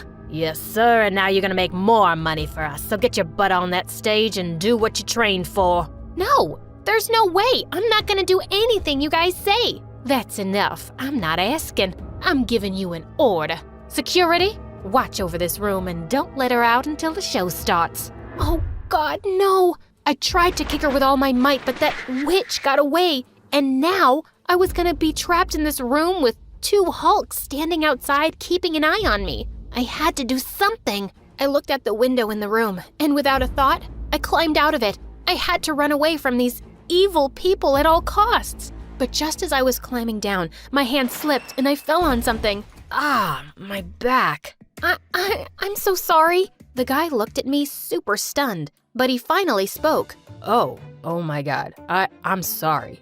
I'm Noah, super crazy fan. I've heard all of your songs 1,000 times. Suddenly, the guards heard me and they were running down to catch me. I didn't have any time for the introduction, but he had a bike. Get me out of here, now! What? He looked shocked and I didn't have time to explain, so I just kissed him and told him to get me out of here. He went into shock for a few seconds, but then he held me and got me on his bike and we rode off. In no time, we were far away from my evil aunt and her potato head husband. After some time, he stopped and he turned around to me. Is everything okay? Why did you run? Should I call someone? His name was Noah, and he was actually a year younger than me. I told him everything that had happened, and then he offered me his place to stay. What? Are you sure? Yeah, I live with my mom, and you can stay with me. Us, as long as you want. Honestly, I had no other place to go, and I ran from a freaking concert. I didn't want the media or my aunt to find me, so I said yes, and Noah took me to his house. We climbed into his room through the window so his mom wouldn't see us. Once inside, he got me all the food in the house and kept looking at me like I was some kind of alien. What's wrong? Do I have something on my face? I just can't believe you're here, in my room. This is like... I pinched him hard and he squealed loudly. Now do you believe me? Ouch! Okay, I do. And we both burst out laughing. Later, when it was time to sleep, Noah offered me his bed and went to sleep on the floor. Oh God, he was so cute. But the next morning when I woke up, I was startled to see Noah staring at me. What the heck, dude? Oh, I'm so sorry. I didn't mean to scare you. I was just leaving for school, and Mom will go to work. She's a lawyer, so you have the home to yourself. Make yourself comfy, okay? He then got me breakfast and a pair of clothes which were obviously his and left. But the next morning, as Noah was getting ready for school, I had a crazy idea. I want to go to school and see what a normal school life looks like. Will you take me? And he straight away denied. No, what if someone sees you? It's too dangerous for you to step out like this. What? So I was again a prisoner? No way! After he went downstairs, I sneaked into his mom's room and borrowed some wigs and some makeup, and then I followed him to school. And public school was nothing like I had imagined. The kids were coming in on buses or bicycles, and everyone minded their own business. That was so freaking awesome. But then I saw a bunch of guys surrounding Noah, and one of them was holding him by his collar. I thought you'd stay at home after the butt kicking I gave you yesterday, nerd. Next time when I ask you to do my homework, don't you dare refuse. Leave me alone. I don't want to talk to you. Sure, I'll do that. But before that, you'll have to lick my shoes. Seriously? I couldn't hold it back anymore. I marched up to him and punched him hard in the face. Oh my God, what are you doing here? Oh, and who is this you got with you, Noah? Your sister? 'Cause I didn't think a scaredy cat like you can get a girl. Ha! He sure can, and here I am. 'Cause you see, he ain't a giant crybaby who has to pick on others to satisfy his tiny ego, and that's why I love him. And then I kissed him again. The guy looked raging mad after this, and he turned to hit me when Noah came in and took the hit. Noah, are you okay? Just then, seeing some of the teachers coming our way, the bullies ran away. And I didn't want to be caught either, so I took Noah's hand and ran too. Wait, what are you doing here? This was crazy. You're crazy. Why didn't you tell anyone you were being bullied? And why did you come in between? Because he was gonna hurt you. You didn't have to save me, you dummy. Look at that. It's gonna hurt. But don't you worry. I'm gonna make those jerks pay for what they did. What do you mean? I showed him the phone camera I had on all this time and recorded whatever those jerks did. Later, Noah showed it to the principal and those jerks were suspended for 2 weeks. Later that night, I went downstairs to get some ice for Noah's bruises, but just as I picked up the ice tray, I freaked out to see Noah's mom right behind me. Goodness gracious, where did you come from? Suddenly, Noah came running downstairs screaming, Mom, listen to me. I can explain. You better. I didn't want to complicate things, so I told her everything and begged her to let me stay. Just a few more days, and then I'll go back, I promise. She melted and agreed, but Noah had to sleep in the living room, which he was totally fine with. This guy was winning my heart like anything.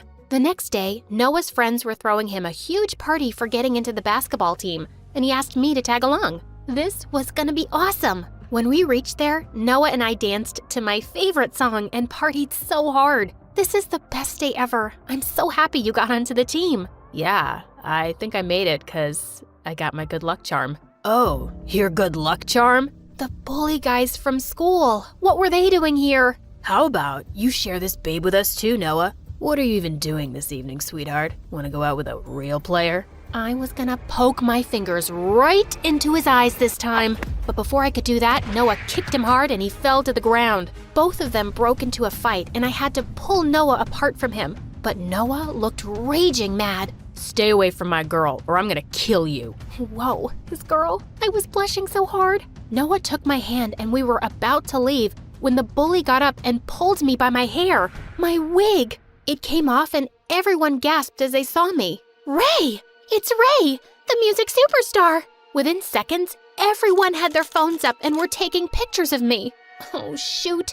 Noah put his hoodie over me and rushed me out of there, but I was terrified now. My aunt was gonna know about me. As soon as we reached home, I hugged him tight. I don't want to go. I can't, Noah. Don't worry, Ray. I won't let them take you, I promise. But minutes later, someone barged into the front door, and it was none other than my aunt and uncle with loads of paparazzi and a huge crowd gathered behind them. My darling niece, thank God I found you. I've been worried sick. Come, let's go home. Get away from me. I'm not going anywhere with you. And you already have everything. You made me sign those papers and all my money. You have it. What do you want now? You little witch, shut up and get in the car. Do you know all the record and concert deals worth billions that we'll lose? What's happening here? What papers? Noah's mom came in and pulled me to her side, and then I told her everything. Oh my God. Why would you do that to your own blood? 'Cause it was easy to trick a trusting moron like her into signing whatever we wanted. Ugh, I don't have time for this chit-chat. We're still her legal guardians, and I'm taking her with me. Not anymore. Say cheese. Apparently, Noah had been live streaming the whole thing since the moment my wicked uncle and aunt had stepped inside, and the media outside was going crazy to bash them now. No, this can't be happening. I'm gonna kill you. My aunt tried to get a hold of my arm, but I pushed her away. She turned into a witch, but thankfully, Noah's mom had already called the cops, and they got there just in time. After everyone went away, I turned to Noah and I hugged him tight. Thank you so much for everything. His cheeks went all red. I want to say. Oh, get in here. I pulled him in for a kiss and he swung me into the air. I love you. I love you too, dummy.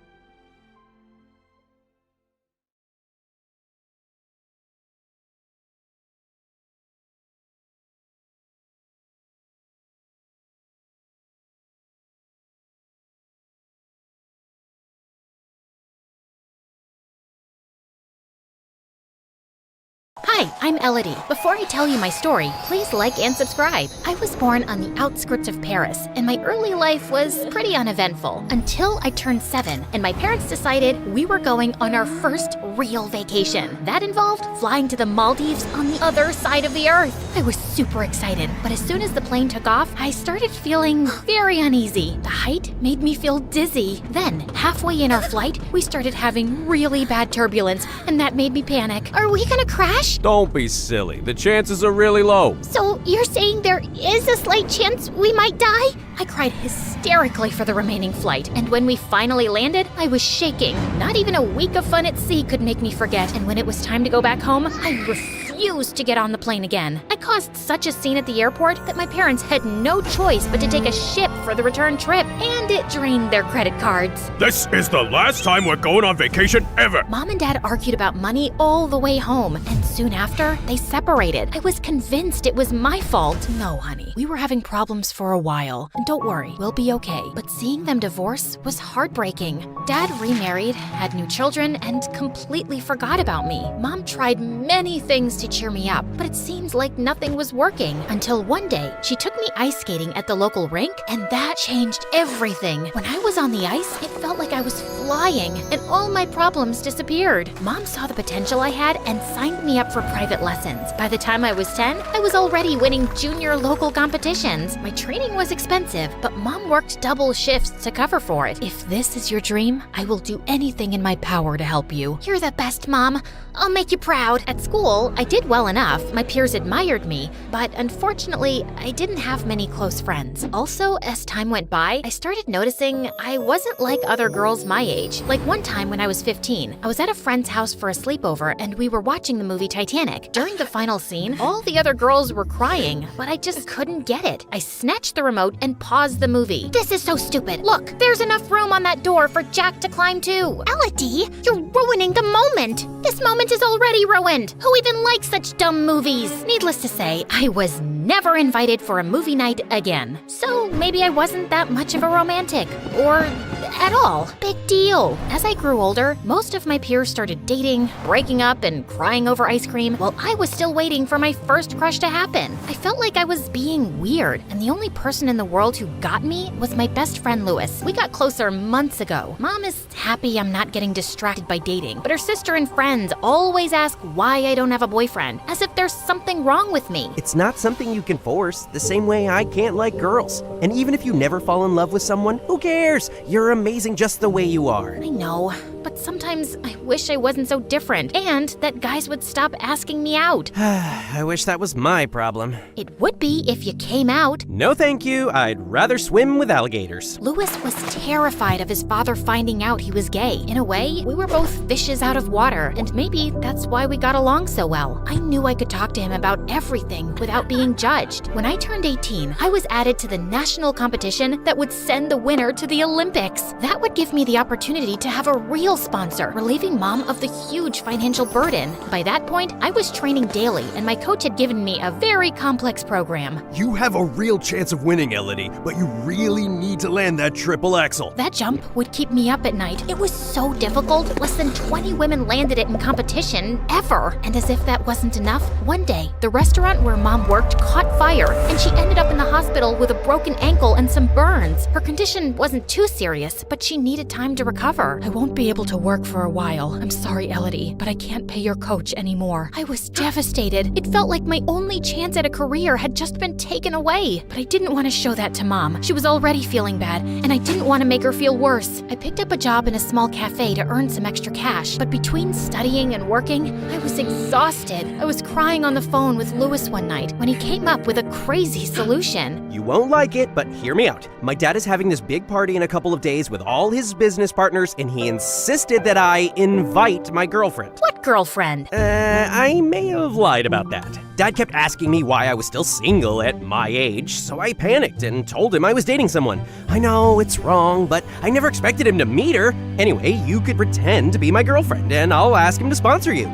He likes donating to all sorts of causes, and for a potential daughter-in-law, I'm sure he'll accept. I don't know. Lies like that always end badly. Can't you just tell him the truth? You don't know him. Ever since I was little, he wouldn't stop talking about my future wife and how he hopes I'll have like 25 grandkids. Trust me, this is the only way. I was uncomfortable with the fake dating plan, but Lewis was right. It would benefit both of us, at least until I managed to win the championship and get another sponsor. So when the day of the party rolled out, I put on my prettiest dress and ended up charming all of the guests. Lewis was cold sweating when it was time to introduce me to his father, and I could see why. His dad was a very stern-looking man with a permanent frown on his face, but when we started talking, he seemed kind in his way. Lewis took the opportunity to tell him about Mom's incident and how I needed help with my career. I understand, but unfortunately, this isn't a good time for my company. Maybe next year. I felt like the earth stopped spinning. Lewis looked as shocked as me and promised to talk to his dad again, but it was of no use. Some days later, I was at the cafe working, but I really couldn't focus and started crying again. Just then, someone tapped on my shoulder. Why is a pretty girl like you crying? You're ruining your makeup. I looked up and saw Henry, a famous skater who had won the championship the previous season, staring at me. He sat me down, and I ended up telling him all my worries. So now, my career is basically over. It doesn't have to be. I could pay for your training. Really? You can? But why? You hardly know me. I know that everyone needs to see real talent. My family is one of the wealthiest in the country. My car insurance is more expensive than your lessons. It's nothing. I couldn't believe my luck. From that day on, I started practicing with Henry, and he seemed quite impressed with my skills. Some days we would go have coffee after training. He was a lot more experienced than I was, and I loved hearing about his travels and all the talented people he met during competitions. One afternoon after practice, Henry was dropping me at home when he leaned in and tried to kiss me. I quickly pushed him away, and he seemed very confused. I'm sorry, is there a problem? I think I might have given you the wrong idea, Henry. I like you, but only as a friend. I'm just not interested in dating anyone. I see. What can I say? It's breaking my heart that you're doing this to me, and I get it, but I don't think any other guy would. You have to be careful about giving a guy wrong signals, especially when you get so close in such a short period. Guys always expect something in return. Anyway, I guess I'll leave now. Henry gave me a quick hug and left. I decided to keep my distance from Henry after that. I didn't want to hurt him anymore. Soon it was time for the competition, but the day before the competition, I was so stressed out I could barely stay still. So Louis asked me to go to the local fair with him to calm my nerves down. We went to all the booths trying our luck. I spent an embarrassing amount of money at the duck pond game, and Louis won at the miniature rifle range. The lady gave him a huge heart-shaped plushie, which he gave to me. A lucky charm for tomorrow. Sure. It has nothing to do with how bulky this is. We were having a good time, going on roller coasters and eating fries, but just then, I heard someone calling my name from the crowd. I turned around and saw Henry walking in our direction. So he's the reason you broke up with me? Henry? No, you're misunderstanding. Louis is just a friend. Just like I was a friend to you? You know, if you liked someone else, you could have just said that. And what's even about this guy that made you reject me? Is it money?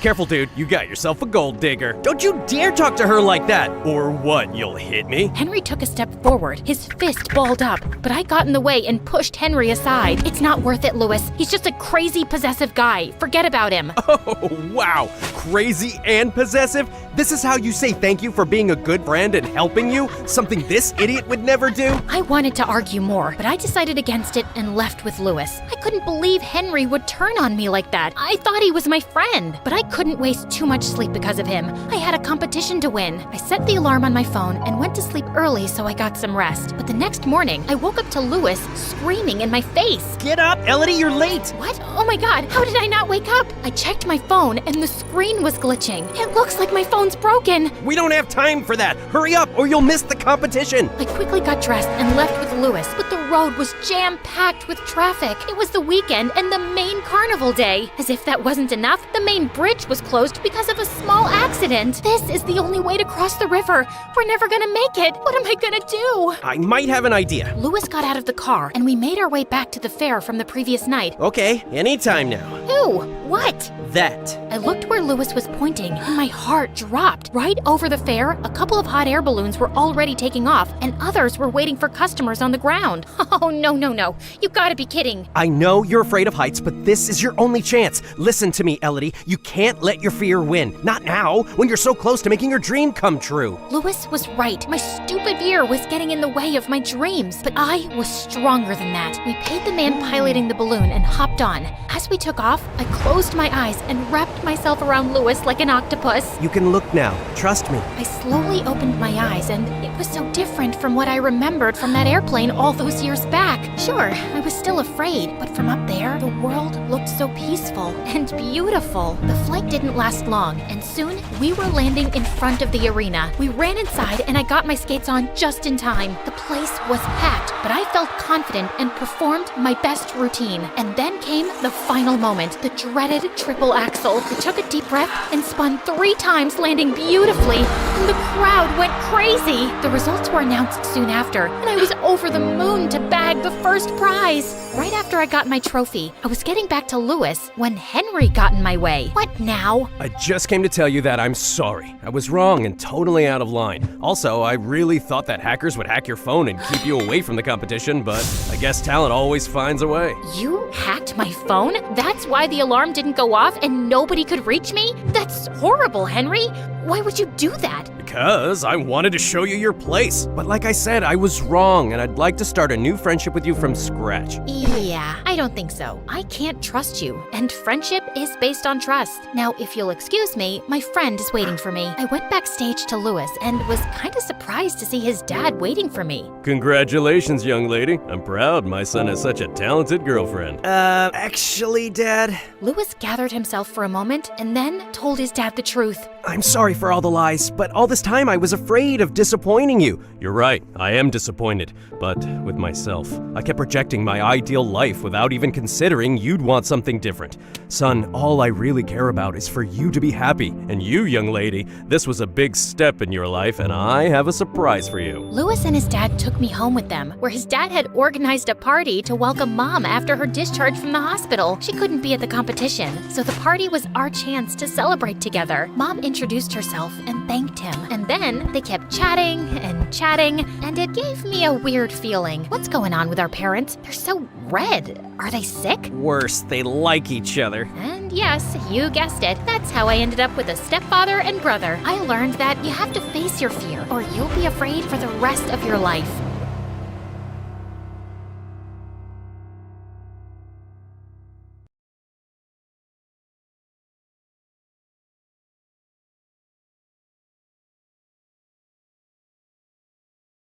I stared down at my beautiful white gown and the giant rock on my finger. I couldn't believe I was marrying the most handsome man in the world. Then suddenly, the door burst open. I turned around to see my worst nightmare. Wait.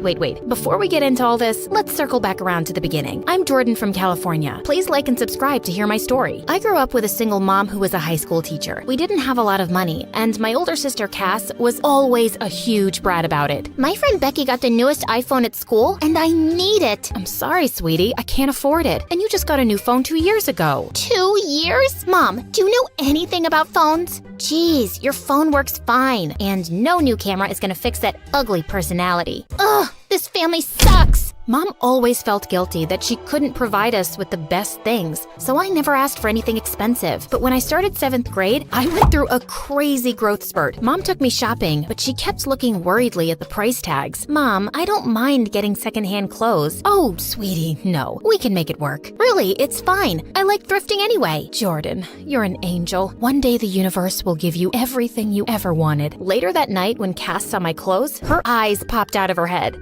Wow, how could Mom afford all these nice brands for you? These are secondhand, genius. Ew, gross. You better not tell anyone at school. It'll completely ruin my reputation. You're committing social suicide, girl. Is something seriously screwed up in your brain? I'm not letting Mom go broke so you can impress people who don't even like you. One day in 9th grade, I was walking back home when I saw a girl going bonkers on a guy, hitting him with her purse and screaming while he tried resisting her blows. Can you please stop? Hey, ow! Listen to me, miss, I'm not a thief or pervert.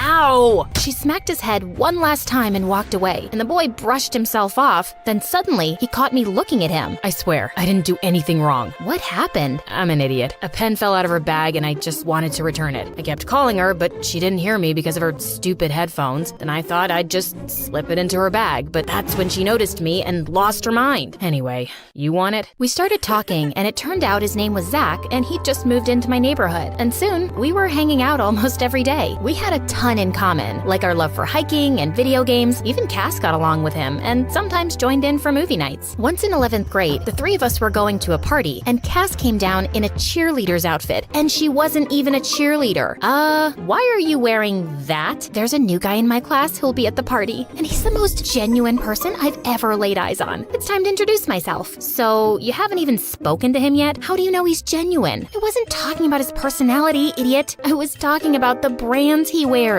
not a single knockoff. And you know your girl can tell from a mile away. He's the real deal. Cass wasn't kidding about getting that guy's attention. He was surrounded by a bunch of girls, and somehow she thought it would be a good idea to enter the room doing a cartwheel. Except she didn't know how to do one and smacked straight into the glass door. Everyone gave her the weirdest looks, and Zach and I nearly died trying not to laugh as we carried her out of there. She fractured her arm and had to wear a cast for 2 months. A few weeks later, the town's power went out on a really hot day. Zach just got his driver's license and asked if I wanted wanted to drive a few hours away to a beach for a swim. Of course, but I can't really ask my mom for money. She works all the time, huh? Yeah, she knows I want to go to med school. And I swear, my first paycheck is going to her. You're so amazing and selfless, Jordan. That's why I love you. Love me? I mean, as a friend, obviously. Right, of course. Come on, let's go. I'll pay for gas and food. It'll be fun. Are you sure? Sure, I'm sure. I just like your company. And that's kind of how it went from there. Zach's parents gave him a hefty allowance every week, and we started going out often to the movies, theme parks, and even concerts. I wanted to get a job to pay for things too, but he insisted it was fine, and it was kind of nice having someone take care of me. I knew you were just like me, sis. You pretend to be better, but your little boyfriend spoils you rotten, and you love it. OMG, Zach is not my boyfriend. He just pays for my things sometimes. Oh, so you're a gold digger. I'm so proud of you. I'm not a gold digger. We're just friends. Oh, really? Is that why you talked him out of dating my friend Ashley? What? You know about that? Ashley heard you tell Zach that she was dumb and high maintenance, and he deserved better. Look, if you want him all to yourself, fine. But if you don't like him that way, then let him date someone else. It's not nice to lead people on. Oh, did the Tin Man suddenly grow a heart? Mind your own business. Ashley was dumb, and I had to protect Zach. He was too naive, and girls like her would totally take advantage of him. But I was only looking out for him as a friend. He wasn't exactly my type. I wanted to be a surgeon, and Zach wanted to teach high school social studies. Not that there's anything wrong with it, but I'd seen my mom struggle a lot as a teacher. I didn't want that for my future. Besides, Zach and I were both fine with our relationship. We went to prom together as friends and had the best time ever. Soon college started, and Zach and I lived across campus from each other and met often. One day, I was studying in the library, and I needed a book from the top shelf, but the little step stool under me wobbled and brought down a pile of books with me. Just then, someone came to my side. It was Sean, the mysterious and most handsome guy in my class. He always sat in the back, but blew everyone out of the water on tests. I think you may have dropped this, mon chéri. Oh, thanks. Come now, you're in my class, yes? Maybe we could be study partners? Yeah.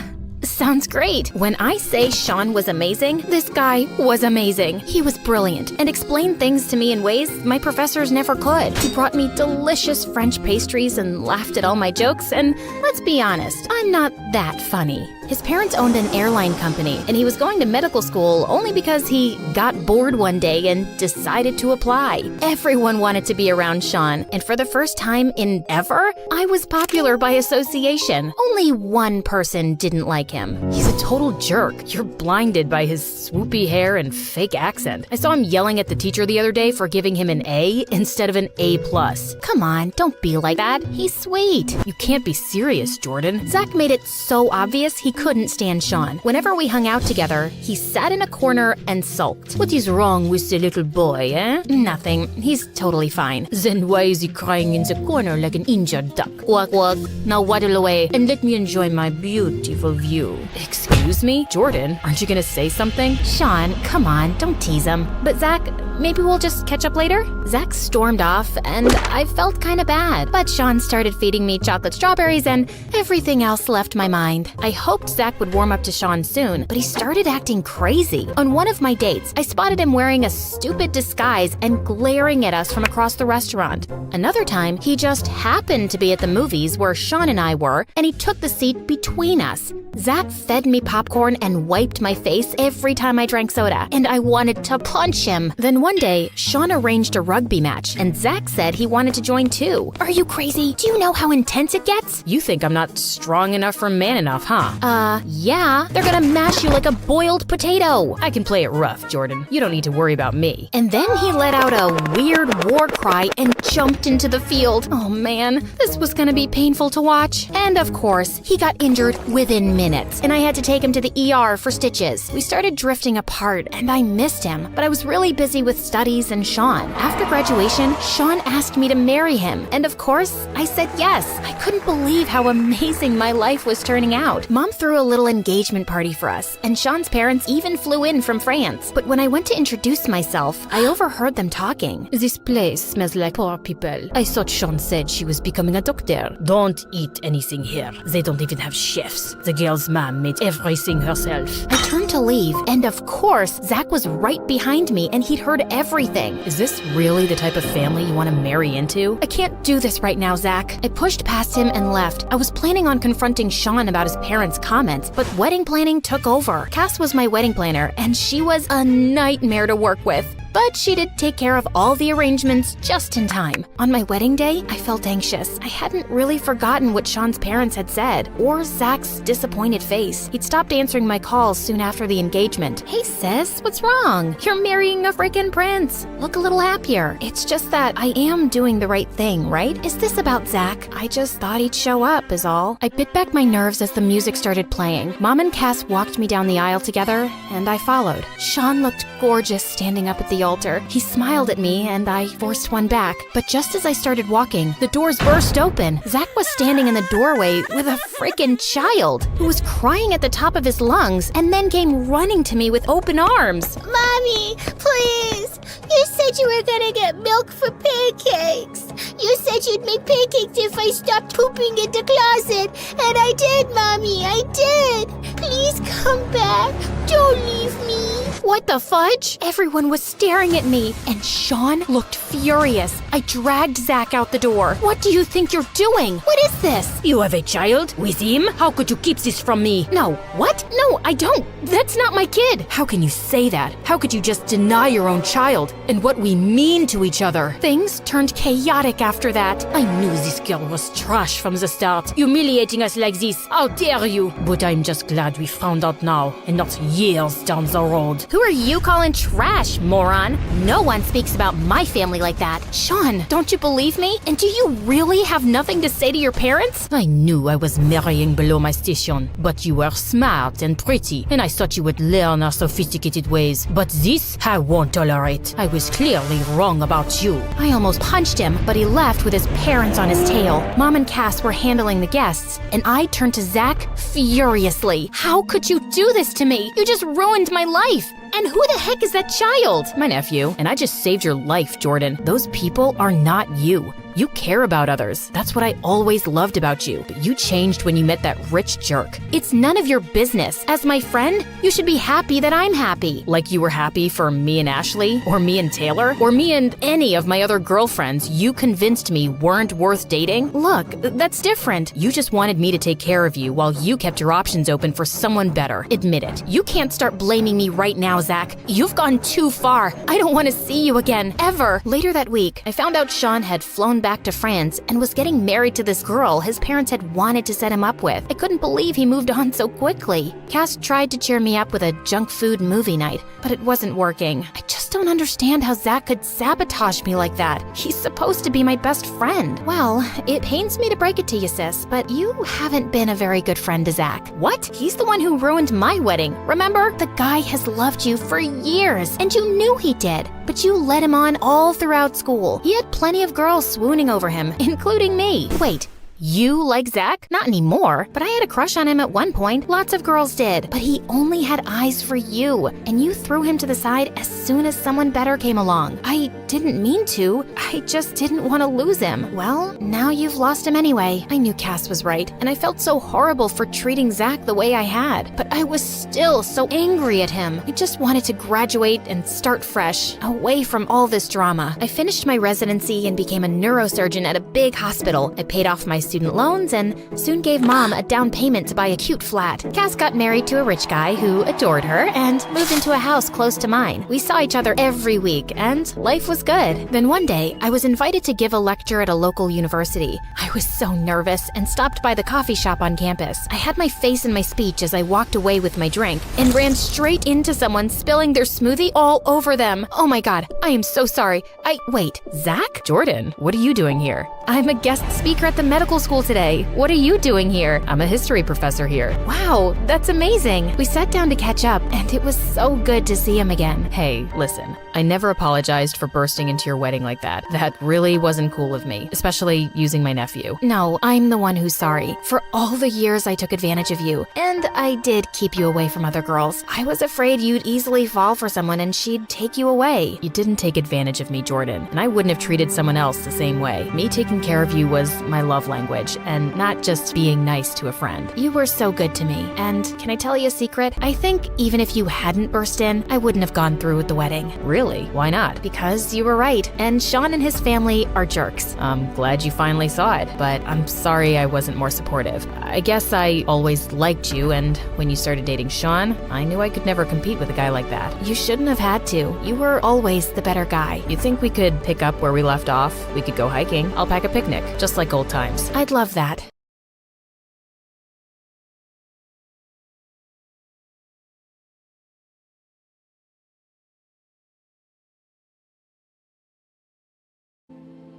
Hi friends, my name is Celine, and my mom is my best friend. She was a small businesswoman, but after she divorced my dad, her luck turned around and she made it big.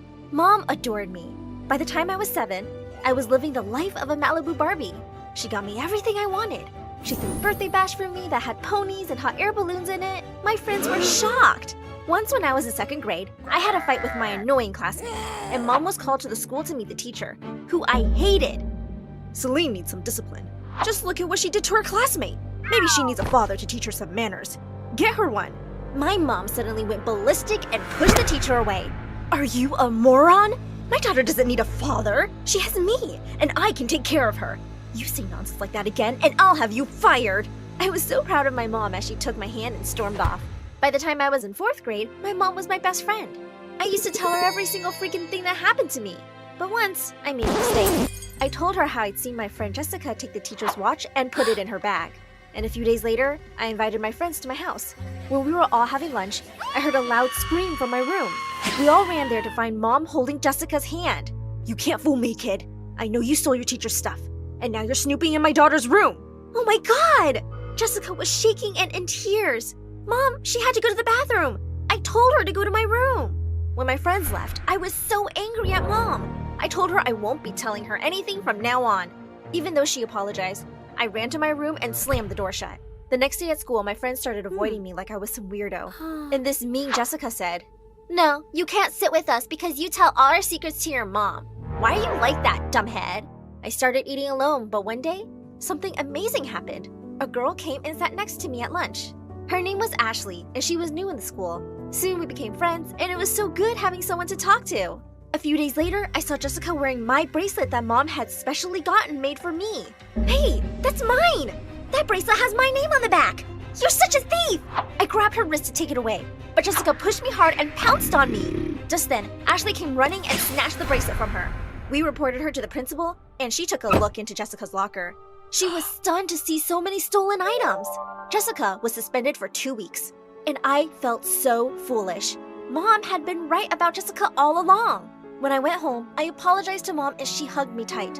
By the time we were in 10th grade, Ashley and I were best friends. Once she was at my place and we were discussing my new crush Adam when Mom walked in. I was so excited to tell her too, and showed her all his pictures on Facebook. I can't believe you just told your mom about your crush. I would never tell my mom such a thing. A few days later, Mom came to school and she spotted Adam with some boys. And then she said the most embarrassing thing ever. "Oh, you're Adam, right? This is Celine, and she's my daughter." "Oh, yeah, that weirdo." "What did you just call her?" "A weirdo, and I think she's also dumb." "Oh my God, you're such a rude kid. I can't believe she has a crush on you. And she even looks at your pictures on Facebook all day? For what? You're a jerk, I can tell." Everybody, including Adam, looked at me like I was some psycho stalker. I grabbed Mom's arm and tried to drag her away. "Oh, so Celine is crazy, just like her mom. Just let me teach this loser a lesson." Mom tried to attack him, but thankfully, I was able to drag her away. At home, I had a huge fight with Mom about it. "I did the right thing, Celine. The only thing you did was ruin my life." Mom asked for forgiveness, and I knew Mom meant well. So after a few hours, I forgave her and we hugged. But not for long. A couple of months later, we were having a Mother's Day event at our school. And when it was time for Ashley to give her mom the gift in front of everyone, Mom rushed to Ashley's mom and handed her a bag. She had gotten a matching outfit for her and Ashley. "I was so sorry to hear from Celine about your money problems and the divorce. You must be going through a really hard time right now. That's why I bought the nicest dresses for you and Ashley." Oh my God! How could she blurt that secret out in front of everybody? Ashley and her mom were stunned. So were all the people in the classroom. Suddenly, Ashley was furious. She attacked me and held my hair tight in her grip. How could you tell your mom about it? You know she can't keep a secret. Why did I ever trust you? Even Ashley's mom was furious and she screamed at mom, calling her bad names. And that day, I lost my best friend. She just refused to talk to me. And a week later, she and her mom moved away without even saying goodbye. I was heartbroken. And my relationship with my mom was never the same. Celine, please forgive me. It was an honest mistake. Mom, enough is enough. You betrayed my trust and hurt other people. You can't just say it's a mistake every time. I can't do this anymore. I moved out of the mansion when I turned 18 and got admission in university. I got busy with studies, and Mom and I spoke less and less frequently. Luckily for me, I found love and got married after graduating. I was living a happy life with my husband, Andrew. After graduating, I opened up an art gallery with Andrew, and the exhibitions I held were famous all over town.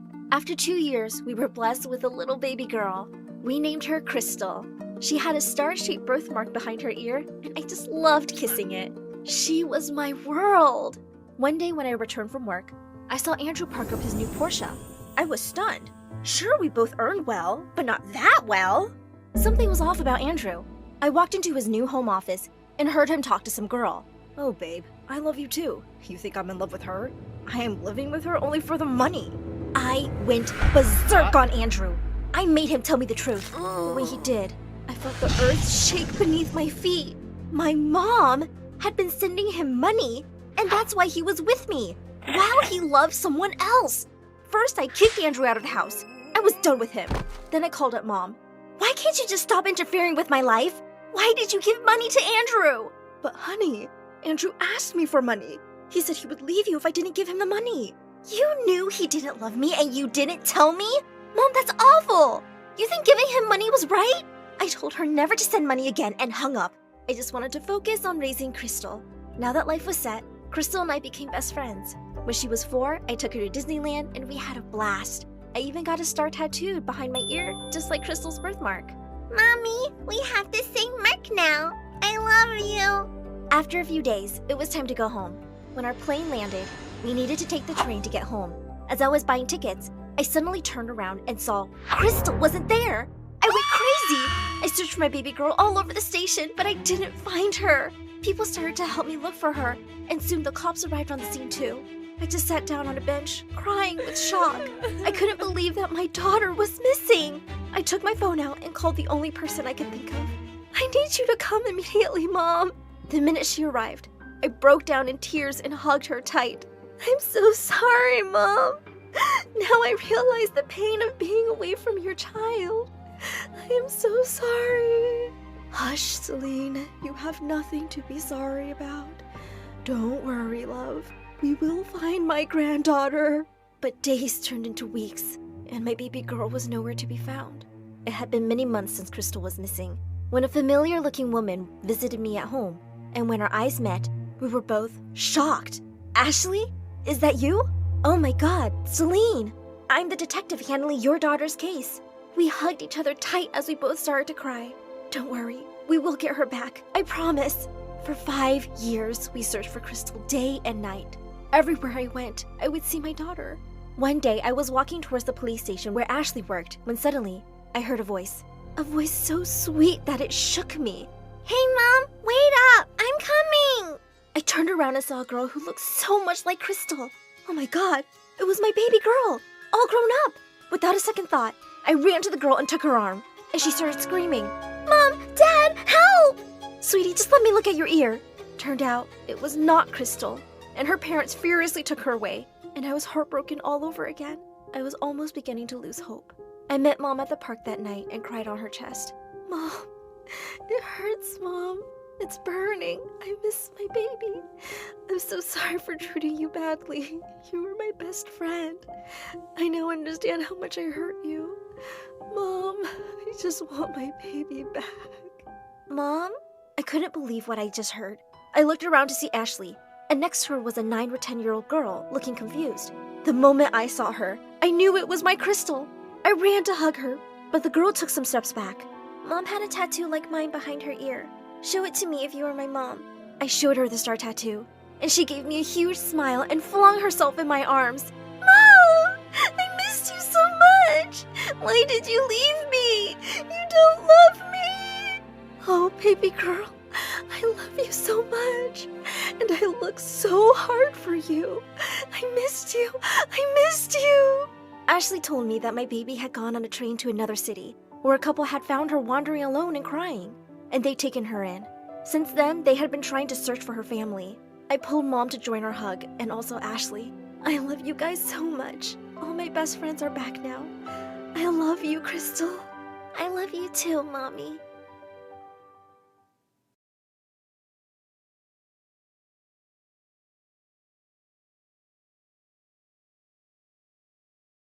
One night, I jumped out of bed when I heard her screaming.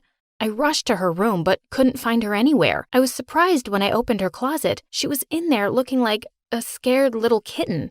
"What happened, Mom?" I asked, kneeling down. "A shark took my disinfectant and wants to eat me alive. It's under my bed," she cried out while shaking badly. "But we don't even have a pool, Mom," I said. She then looked at me closely and started to scream like I was the most disgusting thing on earth. "Shut your mouth and don't come near me. You're not wearing a mask and gloves. Go get them now." Sighing in frustration, I jumped to my feet before she could get hysterical again. There was one time when I came back from school and found her with huge blisters on her hands because she washed them 100 times every day. The virus cases had been at 0 for more than a month, but she'd been acting like there was a zombie apocalypse. One day, my older sister Steffi brought her boyfriend home, and Mom didn't even let them come in until they took off their shoes and put on the special outfit she'd made, which looked totally ridiculous. Steffi said they looked like astronauts. Every time they walked, they squeaked. Mom took paranoia to a whole new level. She said that Steffi's boyfriend's neighborhood was dangerous, and she wasn't going to take any risks.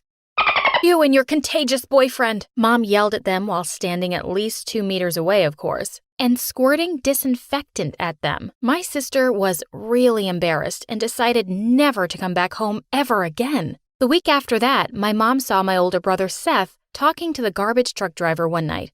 She refused to allow him back inside the house unless he took a bath with water and alcohol in the backyard. Seth was furious. "Just stop these stupid swab tests, temperature checks, and quarantines already. You're just overreacting, and it's seriously irritating," Seth shouted at her as he came in shivering. "What if I don't? You'll leave just like your sister?" Mom asked. "Yes, I will. I'm so done with you. You're crazy," Seth yelled at her, and the next day, he packed his bags and left, and now it was down to me and my twin brother Sean, who had been a total jerk to us. One night, I heard Mom crying in her room. I stood behind the door and listened. "Why did you leave me for that gold digger? You should have been here with me to take care of everyone." Dad left Mom years ago, and we never knew why, although we asked her many times. She always said, "He's coming back. I know it. He will. Just wait and see." Grandma was also gone because of the virus, and it had made Mom even worse. I felt sorry for her. I thought maybe I could make her a chocolate milk, even though I knew she might scold me and wouldn't drink it. She didn't want anyone to touch her food. I saw Sean playing an online game on his phone and his dirty feet up on the dining table. "What the hell are you doing, Sean? Mom's gonna kill you," I warned him. "Oh yeah? How about this?" He grinned and then suddenly started coughing on purpose. Mom came out of her room and ran towards us like a raging bull, ready to attack. "Who coughed? I heard a cough." She demanded answers with bulging eyes. "It's Sammy. She's been coughing nonstop," Sean said. To my horror, I tried to deny it, but Mom cut me off. "Enjoy another 14 days in the basement then," she exclaimed as she dragged me downstairs. "Mom, no, please," I cried when she once again locked me up. Sean had just finished his 3rd quarantine here, and the last one was because of a single sneeze. I had to get out. It was my best friend Amy's birthday party on Friday. I hadn't seen her in person since the pandemic started because of online classes, and my mom wouldn't let any of us leave the house. Amy's brother Harry would also be there, and I had a major crush on him. I had to do something about Mom. I heard another scream upstairs. Panicking, I kicked the door until it opened. I rushed upstairs and saw my mom holding a baseball bat while staring at the closed window. "Go check the doors and windows. Make sure they're all locked," she said. Sean walked in and asked what had happened. "A dirty man in a hoodie has been trying to get in. He was licking my window. He wanted to infect our house. He wanted to kill me, Mom said, looking horrified. Sean and I tried to calm her down, but we both got the shock of our lives when she aimed the bat at us. No mask, no gloves, no face shield. Back off or else, she yelled.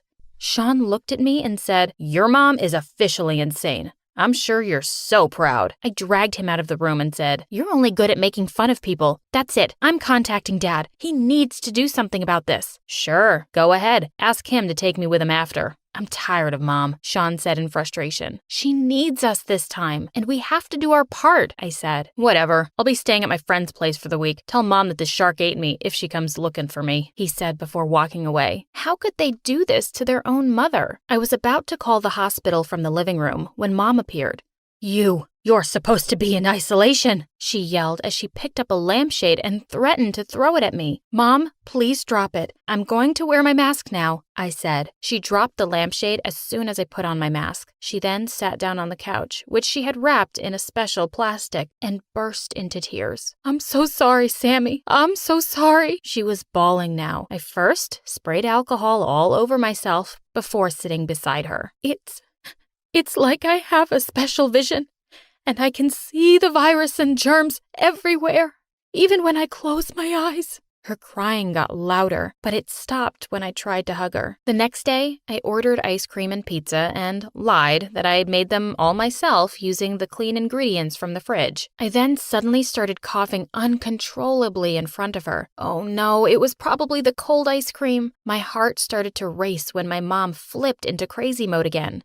She angrily pushed the dining table over and shouted, "That dirty man is right behind you," Mom screamed. I turned around but didn't see anyone behind me. "Are you sure?" I asked. "I swear he was here. He was spitting everywhere. He wants to fill our house with the virus, with his disgusting saliva," she cried before running upstairs to hide in her room. While looking for any signs of the dirty man in our house, I was horrified to see that one of the windows in the kitchen was open. When I turned around, I gasped when a man pressed a finger against my lips. It was him, the dirty man that Mom was talking about. He was real. I was about to bite his hand and scream, but I froze the moment he showed me his face. "Dad?" He pulled me into a corner and started explaining. "I have been trying to apologize to your mom, but she always screams whenever I go near her. I think she's hallucinating. That's why she thinks I'm trying to hurt her," Dad said. I couldn't believe he was back. He went on to say that his girlfriend had left him and he had nowhere to go. He was literally begging, and I didn't know what to do. I told him that Mom had gone insane, and he needed to work hard to win her heart again.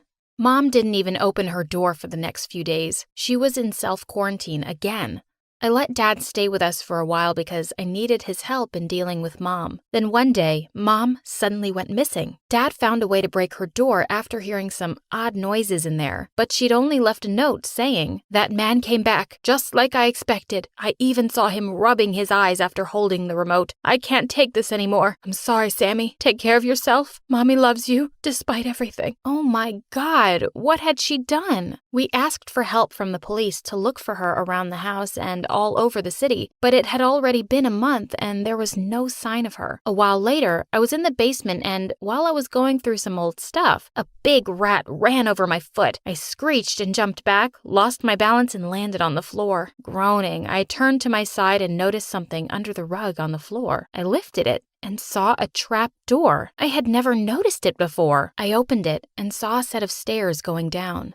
I went down and was startled to see a huge glass cage, and my mom was sleeping in it. It looked squeaky clean, with hand sanitizers and alcohol everywhere, and also herbal supplements and vitamins. Oh my gosh, she'd been living here the whole time. I tried to shake her awake, but she wasn't moving. Her skin felt cold, and there was an empty container of alcohol beside her. Panicking, I called Dad, and we took her to the hospital. A lot of procedures were done on her, and the results showed that her stomach was irritated from alcohol ingestion. She got treatment for it and started to feel better. It was 3 a.m. and Mom woke me up beside her in the hospital bed. "Sammy, wake up. The shark is back again." I told her to relax and go back to sleep, but she kept pointing at the window. I got up to take a look, and she was completely weirded out to see a shark tail poking out from behind a building across the street. I rubbed my eyes and checked again, but it wasn't there anymore. Wait a minute. What was happening? Was I going crazy too? It was there, right? I'm not crazy, Sammy. It was there, Mom exclaimed while shaking. I waited until Mom fell asleep before heading out of the hospital alone. While I was crossing the road, a black van suddenly stopped in front of me. The doors opened and a masked man got out and grabbed me and threw me inside. I tried to fight back and scream, but he had already handcuffed me, tied up my feet, and put duct tape over my mouth. I looked around and saw the shark beside me. It was a costume. I woke up in an unfamiliar room. The masked man entered with a younger, smaller guy. They told me that I was in an old abandoned house in the middle of nowhere, and I was devastated. "Who are you people? Why are you doing this? What did I do to you?" I cried while thinking about Mom, who was all alone now. "I need your mom to totally lose her mind, but you kept getting in my way," the older man said, which gave me goosebumps because his voice sounded familiar. No, it couldn't be him. My eyes grew wide the moment he took off his mask. "Dad? Why?" "Come on, Dad. Let's go before someone sees us," the younger man said, who I figured out was Sean. "Don't worry, sweetheart. We're not gonna hurt you," Dad said. I didn't believe him. "You can quarantine for the rest of your life here, sis. I'm sure your crazy mom would be proud," Sean said before laughing at me. They were about to leave when the police unexpectedly barged in, along with someone who looked like an astronaut. "Mom!" Dad and Sean were caught off guard as the police immediately handcuffed them. Mom then ran towards me and untied me. She looked so weak, yet here she was, saving us like a superhero. Just as the police were arresting them, Mom suddenly passed out. We brought her back to the hospital and she was placed in the ICU. A CT scan of her brain revealed a small tumor. The doctor said it was the reason for her changes in behavior, but it was easily removable. I tried contacting my siblings regarding the hospital bills, but they refused to help. Steffi said that she was pregnant and had more important things to do, while Seth had started working again and was busy looking for an apartment. They said that they were done with Mom and didn't want to deal with her anymore. How could they be so heartless? It was Mom's 3rd day in the hospital when our family lawyer paid us a visit.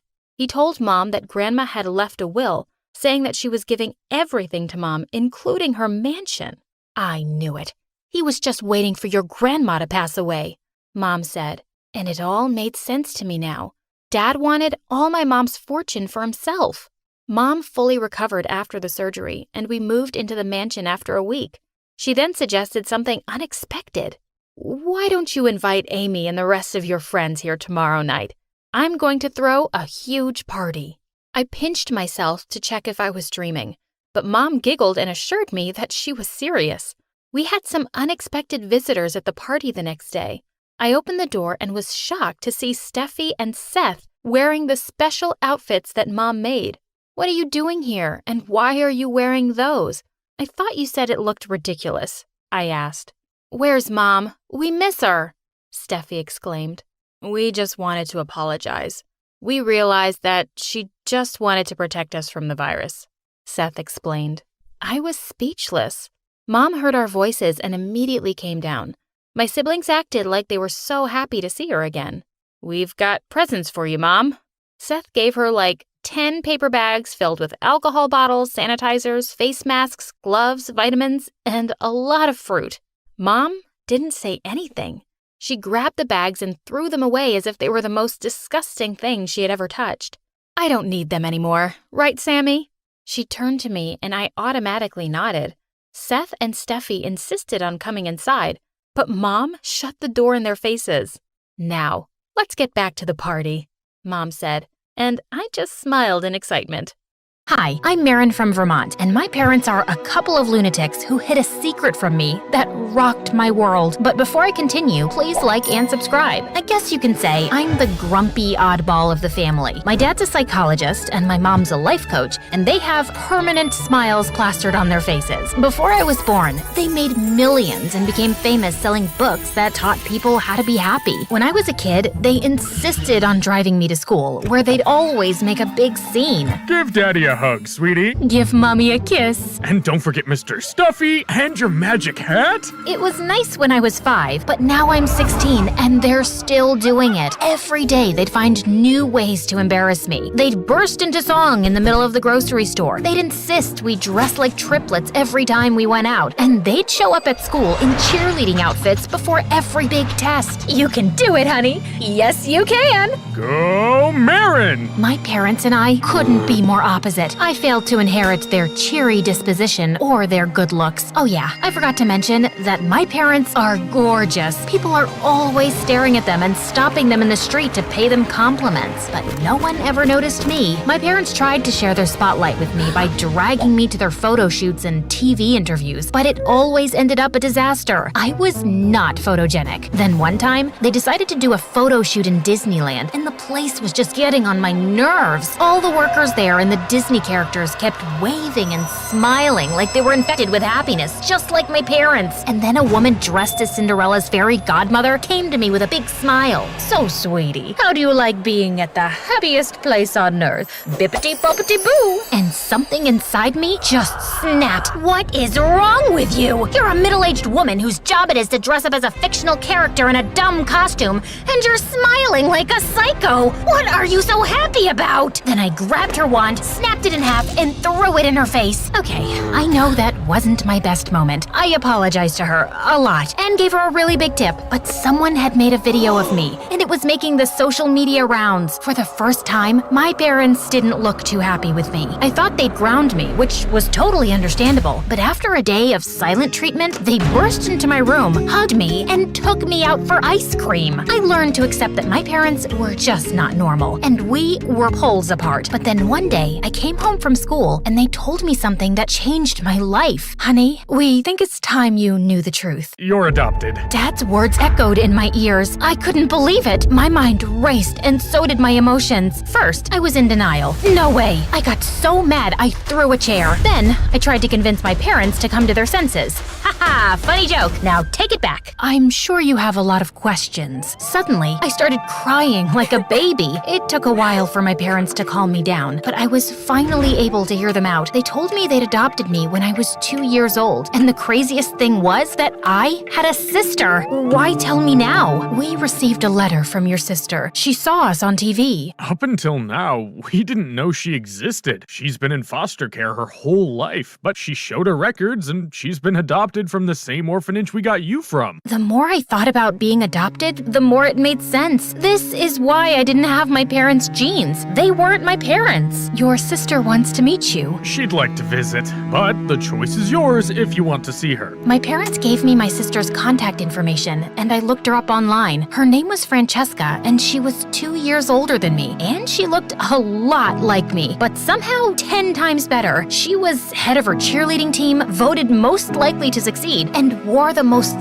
stylish clothes. I sent her a DM on Insta, and she responded a half a second later. Surprisingly, we had a lot in common. We both loved rom-coms and mint chocolate chip ice cream, and we both hated zombies. Maybe having a sister wouldn't be so bad. Francesca and I made plans to see each other the next weekend. The next morning at school, I told my BFF Ray the news. I showed Ray a picture of Francesca, and he couldn't stop staring. So I slapped his forehead. Ow! Earth to Ray. Sorry, it's just I can't believe you have a sister. You mean a pretty sister, right? I guess she got the pretty gene from our birth parents. You're just as pretty as she is. In fact, you look 10 times better. Yeah, right. No, it's true. You're a goddess and I love you. What? I said I love plastic spoons. Hey, look, that lunch lady has a bunch. I should go talk to her. Bye. Ray was a little strange, but that's what I liked about him. We met in 5th grade. Ray brought a snake into the classroom for show and tell. It got loose, and everyone freaked out, but I grabbed grabbed the snake by its tail and tossed it into its cage. Wow, you're incredible! We've been besties ever since. My parents were excited about Francesca's visit, but they were busy the day she was arriving, so Ray and I volunteered to pick her up from the airport. The moment Francesca stepped off the plane, I had a feeling I was in for trouble. She was beautiful in her pictures, but in person, she looked like a movie star. A bunch of boys jumped over themselves to carry her bags. It's so nice to meet you, Marin. I can't believe how friendly everyone is. Then this old lady bumped into me and started yelling, "Move, girl!" Sorry, ma'am.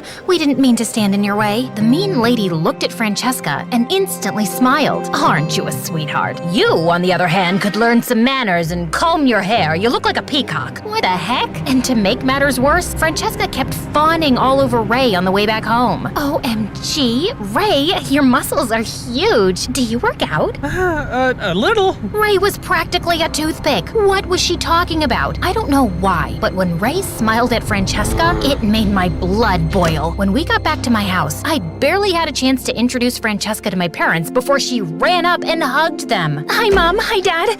Is it okay if I call you that? How about no? Don't be rude, Marin. She's our guest. That whole night, my parents and Ray couldn't get enough of Francesca. Francesca had apparently read all my parents' books and could even quote them by heart. She laughed at Dad's stupid jokes, sang show tunes with Mom, and geeked out when Ray showed her his comic book collection. She even volunteered to cook and made the most amazing 5-course meal. You are just wonderful. Extraordinary! Unbelievable. I'm not saying I was jealous, but come on! Francesca made herself right at home. My parents gave her a room down the hall from me, and that night, I felt so relieved that the day was over. But just as I turned out the lights to sleep, I saw Francesca in my doorway staring at me with a creepy smile. What are you doing? I'm sorry. I didn't mean to scare you. I just wanted to say goodnight. Okay, thanks. Well, good night, and don't let the bedbugs bite. It can get pretty bad if they do. You could get an infection or have an allergic reaction. I've even heard that a bug bite can drive you insane. Oh my god, is that a bug on your pillow? Huh? I was so scared I hopped out of bed. Francesca turned on the light and glided over like she was Wonder Woman. Oh, my bad. False alarm. It's just a piece of lint. Sweet dreams. Francesca skipped out of my room with that stupid smile on her face. Thanks to her, I didn't sleep at all that night because I kept dreaming of creepy bed bugs. 48 hours later, I was so relieved because Francesca's visit was almost over. But when I came downstairs for breakfast, I found my parents and Francesca giggling with excitement. Guess what, sweetie? Francesca's decided to stay for another week. Oh god, I couldn't take much more of Francesca. She was ruining my life. I swear my parents liked her more than me, and so did Ray. That's not a good idea. Don't you need to go back home? You have school tomorrow. You'll miss all your classes. You could fail a test. You could flunk school. The decision could destroy your life. Don't worry, Marin. I'm actually going to stay so I can check out your high school tomorrow. Francesca and my parents were so excited about the possibility of us going to the same school. I tried to keep my frustration to myself, so I avoided them the best I could. I made up some excuse that I wasn't feeling well. I locked myself in my room and watched MSA videos to cheer myself up. The next day at school was as bad as I'd imagined. The moment everyone saw Francesca, they fell head over heels in love. Even the popular kids ran up to me asking me about her. Hey, Mavis, does your sister have a boyfriend? My name is Marin, and I don't know. Can you give Francesca this invitation to my party? What about me? Sorry, cool kids only. Francesca may have been perfect, but there was one thing about her that was a little weird. Every time anyone asked her about her foster parents, she'd tell a different story. Once, my parents asked to speak with them. Oh, they can't be reached. They're marine biologists, and they're in the middle of the ocean studying whales. A few hours later, I overheard her talking to the principal. My foster parents can't answer any calls. They work for the government, and they're on an undercover mission. It's a matter of national security. She even told the popular kids that her foster parents were in a heavy metal band on tour in Thailand. I don't trust Francesca. She's a liar, and I think she's up to something. Not Francesca. She's the nicest, sweetest, and kindest person I've ever met. That's what she wants you to believe. She's got everyone under her spell. You have to help me expose her. Well, of course I'll help you. I adore you and I would do anything for you. What? I said I love helping my friends. We should spy on her like in those spy movies. She's smart. What if she catches us? Believe me, she won't. Ray and I bought a bunch of spy equipment online, like binoculars, hidden cameras, listening devices, and these cool camouflage outfits so we could sneak around without being noticed. We spied on Francesca at school, when she went out for a run, and when she got groceries groceries, but she didn't do anything weird. Till one day, we were spying on her while she was cooking, and we heard her on the phone speaking in a strange coded language.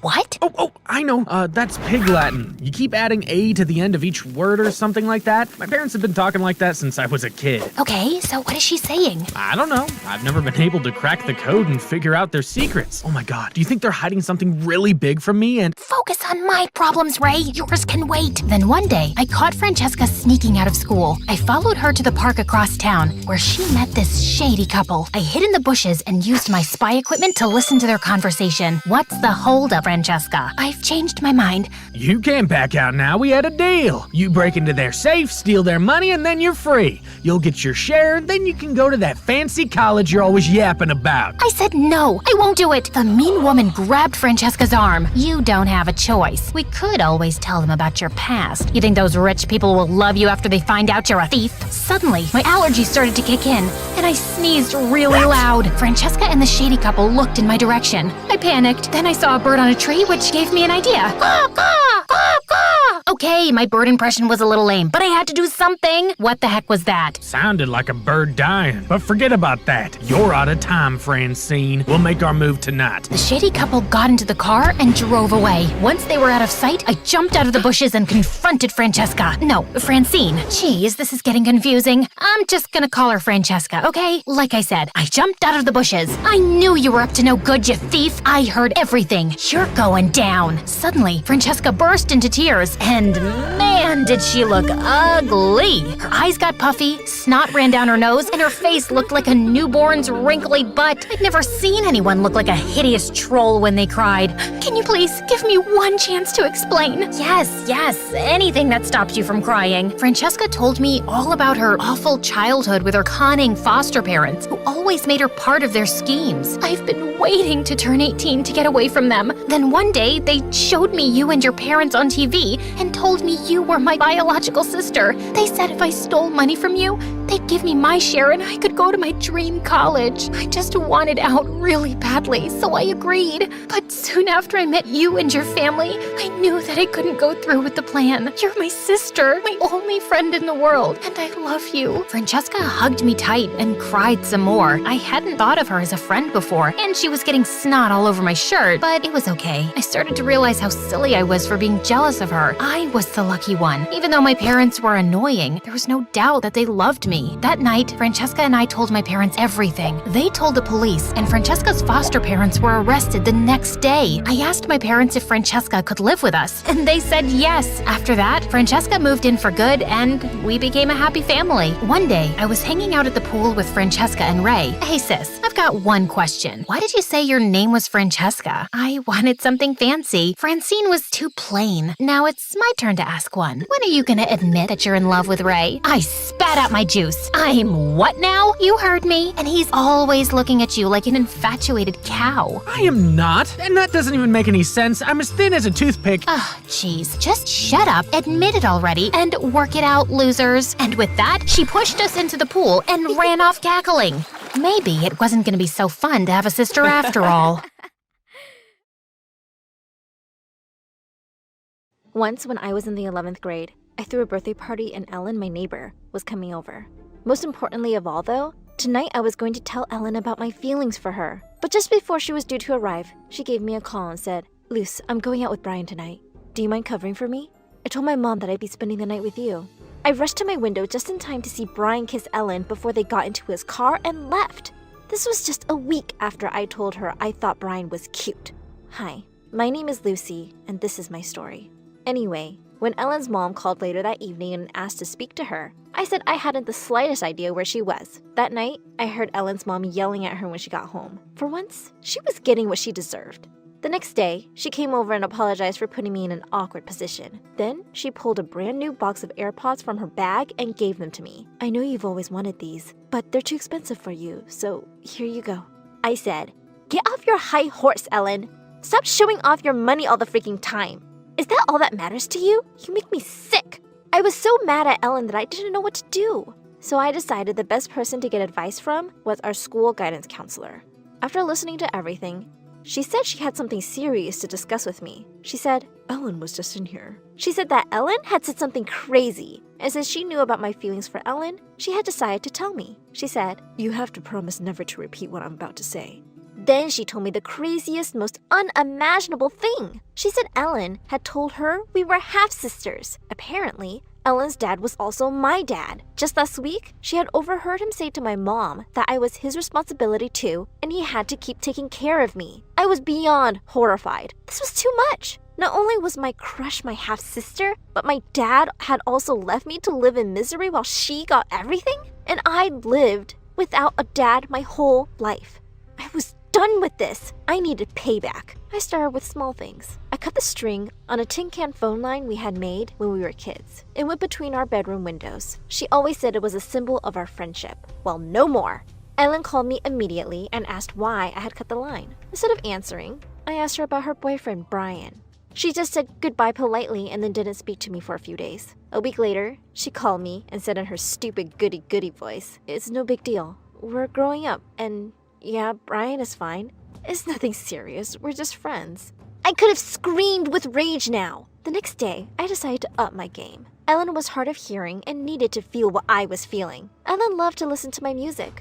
So, I wrote a song just for her. I opened my window and started screeching. Ellen is the worst, the worst, the worst, the worst. She looks like fuzzy lumpkins, has cheese like bloated pumpkins. Her breath smells bad, she's borderline mad. Ellen is the worst, the worst, the worst, the worst. A few minutes later, there was a knock on my door. I opened it to see a very upset Ellen. I asked, what's up, Elle? She said, you're singing about me, and loud enough for the entire neighborhood to hear. I smiled at her. I thought you'd appreciate me writing a song just for you. Consider this a small repayment for how good a friend you've been. She didn't know what to say to that. It felt so good to finally get to her that I decided to amp it up. I shared the song on Facebook. The video was removed a few hours later, and I was banned from Facebook for bullying. Brian came rushing over to Ellen's. He went inside and consoled her. I looked out from my window that night and was shocked to see Ellen and Brian kissing in her backyard. Ellen saw me looking, and I slammed the window. This was all wrong. To make it all worse, at dinner, Mom said to me, what was that horrible song you were singing? You and Ellen are like sisters. Don't be so mean to her. I was so mad when I heard that. I yelled, she's not my sister. I don't care what you or her dad say. A month later, there were rumors going around school that some college scholarship scouts were coming to watch the final hockey game of the season. Ellen was the star of the hockey team, but I was going to make sure that the scouts never got a chance to see Ellen. The morning before her big game, I snuck into her garage and stole her goalie kit. Ellen showed up late for the game. Her coach didn't let her play, and the team had their biggest loss of the season. Best of all, the scouts never saw Ellen. If she wanted to get into college, she'd have to get her dad to pay for it. When Ellen got back, I was waiting for her in her driveway. She looked at me in surprise and asked, where did you get that? I said, hey Al, it looked like a pretty fun sport, so I borrowed your stuff to give it a try. Looking at her face, I knew that she was finally going to explode. It was the moment I'd been waiting for. We'd finally put an end to this friendship and would have the biggest fight of our lives. She would finally tell me that I was the worst friend ever, and I could tell her she was a backstabbing, heartbreaking pain in the butt. But instead, Ellen took a deep breath, nodded, and then went inside. I didn't hear from her for 2 weeks. To make matters worse, Brian visited her more and more regularly now. Then she came over one day and said, I want to apologize for being selfish. I'm glad that you want to play hockey. She pulled out a brand new hockey kit and handed it to me. Now we can play together. What do you think? I shut the door in her face. She'd done it again. For the next month, I was miserable. Ellen tried to call me, but she was the last person I wanted to speak to. Over time, she found new friends. But I wasn't going to let her off that easy. My life was going nowhere and hers was perfect. I had another idea. Monica, the leader of the group of girls Ellen was hanging out with, was super insecure about her boyfriend. All it took was an anonymous message and a quickly photoshopped picture sent to Monica, telling her to watch out for Ellen. Monica did the rest. The next day, I watched as Ellen went to greet her friends, and they completely ignored her. Monica even posted on the class WhatsApp group. The message said, Ellen is a boyfriend stealer. Be careful, girls. Finally, Ellen broke down. But rushing in to her rescue was Brian. He told her that everything was going to be okay. Damn it! I couldn't believe it. Every one of my plans seemed to backfire. Every single time. I felt like I had no energy left. I made a decision right there. I was done with Ellen. 6 months went by. We didn't speak. It hurt to be betrayed by her, but I didn't have the energy to fight it. And then one day, Ellen was at my door with a plate of brownies. "I miss you, Lou," she told me. "Can we talk?" "How's Brian?" I asked. She took a deep breath and choked back her tears. "He doesn't go out of his way to hurt me, which is more than I can say for you." I had finally made Ellen feel as hurt as I was, but I didn't feel happy. I just wanted to tell her how I felt, about my 16th birthday and all the times she let me down, but I didn't. A week later, Ellen and her family moved away. I started college, but I always kept tabs on Ellen from afar. She went off to college to become a lawyer. Now that she was gone, I missed her like crazy. One day when I got back from college, I saw Mom had a visitor, Ellen's dad. Seeing him, I snapped. I demanded to know why he was here, and before he could say anything, I said, "I don't care about you. You're no dad to me." Mom jumped to her feet and asked me what I meant. I told her what I had kept a secret all this time and said I knew everything about how she cheated on Dad with Ellen's dad. Out of nowhere, Mom roared, "How dare you say that?" I yelled back, "That's what Ellen overheard." Then they told me that the conversation Ellen had overheard had nothing to do with us being siblings. He had even cleared up that confusion with Ellen years ago. Her dad said, "Your father used to work in my factory when the accident happened. I felt responsible for you just because of that." Then he handed me a card and said, "You're invited to Ellen's and Brian's wedding." Then he was gone. An hour later, I was outside Ellen and Brian's house. To my surprise, I heard screaming inside. Brian was yelling at Ellen. I called 911 and then I banged on the door until he opened it. Behind him, I saw Ellen. She was sobbing. I pushed inside, ran over to her and said, "I'm so sorry, Ellen, for everything." After a minute, she pushed me away. Brian rushed in too. He yelled at her to throw me out or else. I demanded to know why he was speaking to her like that. The police arrived and Brian stopped screaming. Immediately, he started telling Ellen how much he loved her, how he couldn't live without her. The police asked Ellen if she wanted to press charges. She said no. I told her she was crazy. I told her that marrying him was going to be a mistake. She told me to get out of her house. It hurt like hell, but I knew that Ellen wasn't going to listen to a single thing I said after all that had happened. After that, I knew I had to stop their marriage no matter what happened. So I started going to all the places I knew Ellen would be and tried to talk to her. At first, she refused to accept me. One day, I decided to surprise her just like she had once many years ago.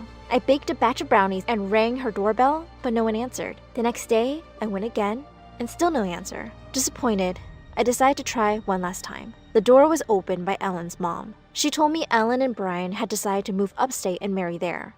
She said, "It's a private event for close friends and family only. You're not invited." I left and tried to look for Ellen everywhere. I still hadn't told her the truth. I hadn't told her how much I loved her. Years passed and I couldn't find any trace of Ellen. One day, my mom said to me, "It's time you get married, Lucy. You're a girl. You've got to settle down soon. Why don't you date someone?" I told her I wasn't interested, but that night, I got a call from Mom telling me she was waiting for me at a restaurant. She gave me a table number and said, "It's serious, hurry!" But when I got there, I saw a guy sitting at the table. He called my name. Oh no. Reluctantly, I walked over to him and told him I wasn't interested. I said my mom had set this up, but he held my hand and said, "Don't you remember me, Lucy?" He told me his name was Alex. I didn't, and he said he had been in my college. He said, "I love you, Lucy. I always have." Then he begged me to stay. I felt sorry for him. Before I knew it, Alex was coming around to my place and calling me his girlfriend. Mom was thrilled. A few months later, on my birthday, Alex threw me a huge party and he asked me to marry him. Before I could respond, though, the doorbell rang and the police walked in. They arrested me, saying Ellen had claimed I was involved in stealing millions of dollars from her dad's business. I said, "I haven't even heard from her in years. How could I?" But they refused to listen. The next day, I saw her again. Even after all these years, my heart jumped at the sight of her. Clearly, though, I wasn't the only one who thought that. Alex jumped up as soon as he saw Ellen. She said, "Why won't you leave me alone? I don't even know what I did to deserve your hate." I wanted to clear up the confusion, but I knew now was not the time. Instead, I said I didn't know why she thought I would steal her money. Just then, Brian appeared and yelled, "Don't try to pretend you're innocent!" He accused me of trying to ruin Ellen's life. Ellen agreed. Then she left, saying, "I hope I never see you again, Lucy." I was still very confused about everything, so I called Ellen's dad. He said he had no idea what Ellen and Brian were talking about. The next day, he came to visit and got them to let me go. I asked him what was happening, and he said the person behind the stolen money was Brian. Turns out, he'd been transferring large sums of money to offshore accounts under my name. By the end of the month, Brian was arrested, and Ellen finally filed for divorce. She moved back in with her parents just a few blocks away. Slowly, we became friends again, and Alex encouraged it. "She's a great person. I'm sure you'll be close friends again," he said. The problem was, I still hadn't figured out how to tell Alex I wasn't going to marry him. Then one day, I decided to surprise Ellen with a visit. When I got there, I was stunned to see Alex's car already parked outside. I snuck in and found Ellen screaming at him. "Get out of here! How could you even think I would like my best friend's fiancé?" I rushed inside and they both fell silent. But I'd already heard enough. I started yelling at Alex and kicked him out. Then I turned to Ellen and said, "I've had enough of this." After 10 years, I finally told Ellen the truth. "I loved you. I always loved you. I got mad when I saw you kissing Brian. Then that stupid counselor said we were sisters, and I loved you. I didn't know what to do." For a while, she stayed silent, and I knew what her silence meant. I got up to leave when she called me, and now, she asked. I said, "I will always love you, Elle." Suddenly, Ellen ran over and hugged me, saying, "Me too, Luce. I've always loved you."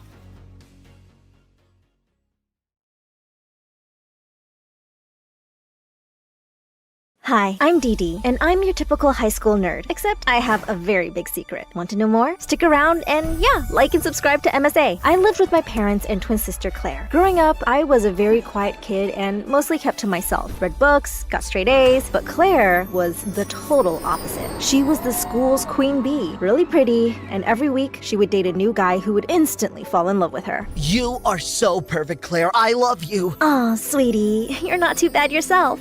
I love your, smile. I love your smile and your eyes and your perfect little hands. I love everything about you. Can you guys go and be annoying somewhere else? I'm trying to do my homework and your sugar talks are making me nauseous. Are we making you jealous? Because let's face it, the only guy you'd ever kiss is your stuffed panda. At least he's permanent, unlike the losers you date for 2 weeks, then dump and file restraining orders against because they end up stalking you. I wonder what will happen to this new arm candy. Word of advice, lover boy, run before it's too late. Claire threw a cushion at my head and left, and I couldn't help giggling. But she wasn't wrong. I was a little jealous of her. Even though I was smarter and more poised than Claire, I was always known as the other twin, or the geeky one, and no guy ever gave me the same kind of attention as Claire. Well, no one except Sid. He was the bratty son of some rich industrialist and was really popular for his stupid pranks in school. The first time I saw him was on the first day of high school when he rollerbladed his way into me in the school hallway and we both fell on our butts. Wow, I've never seen anyone like you before. Really? Of course!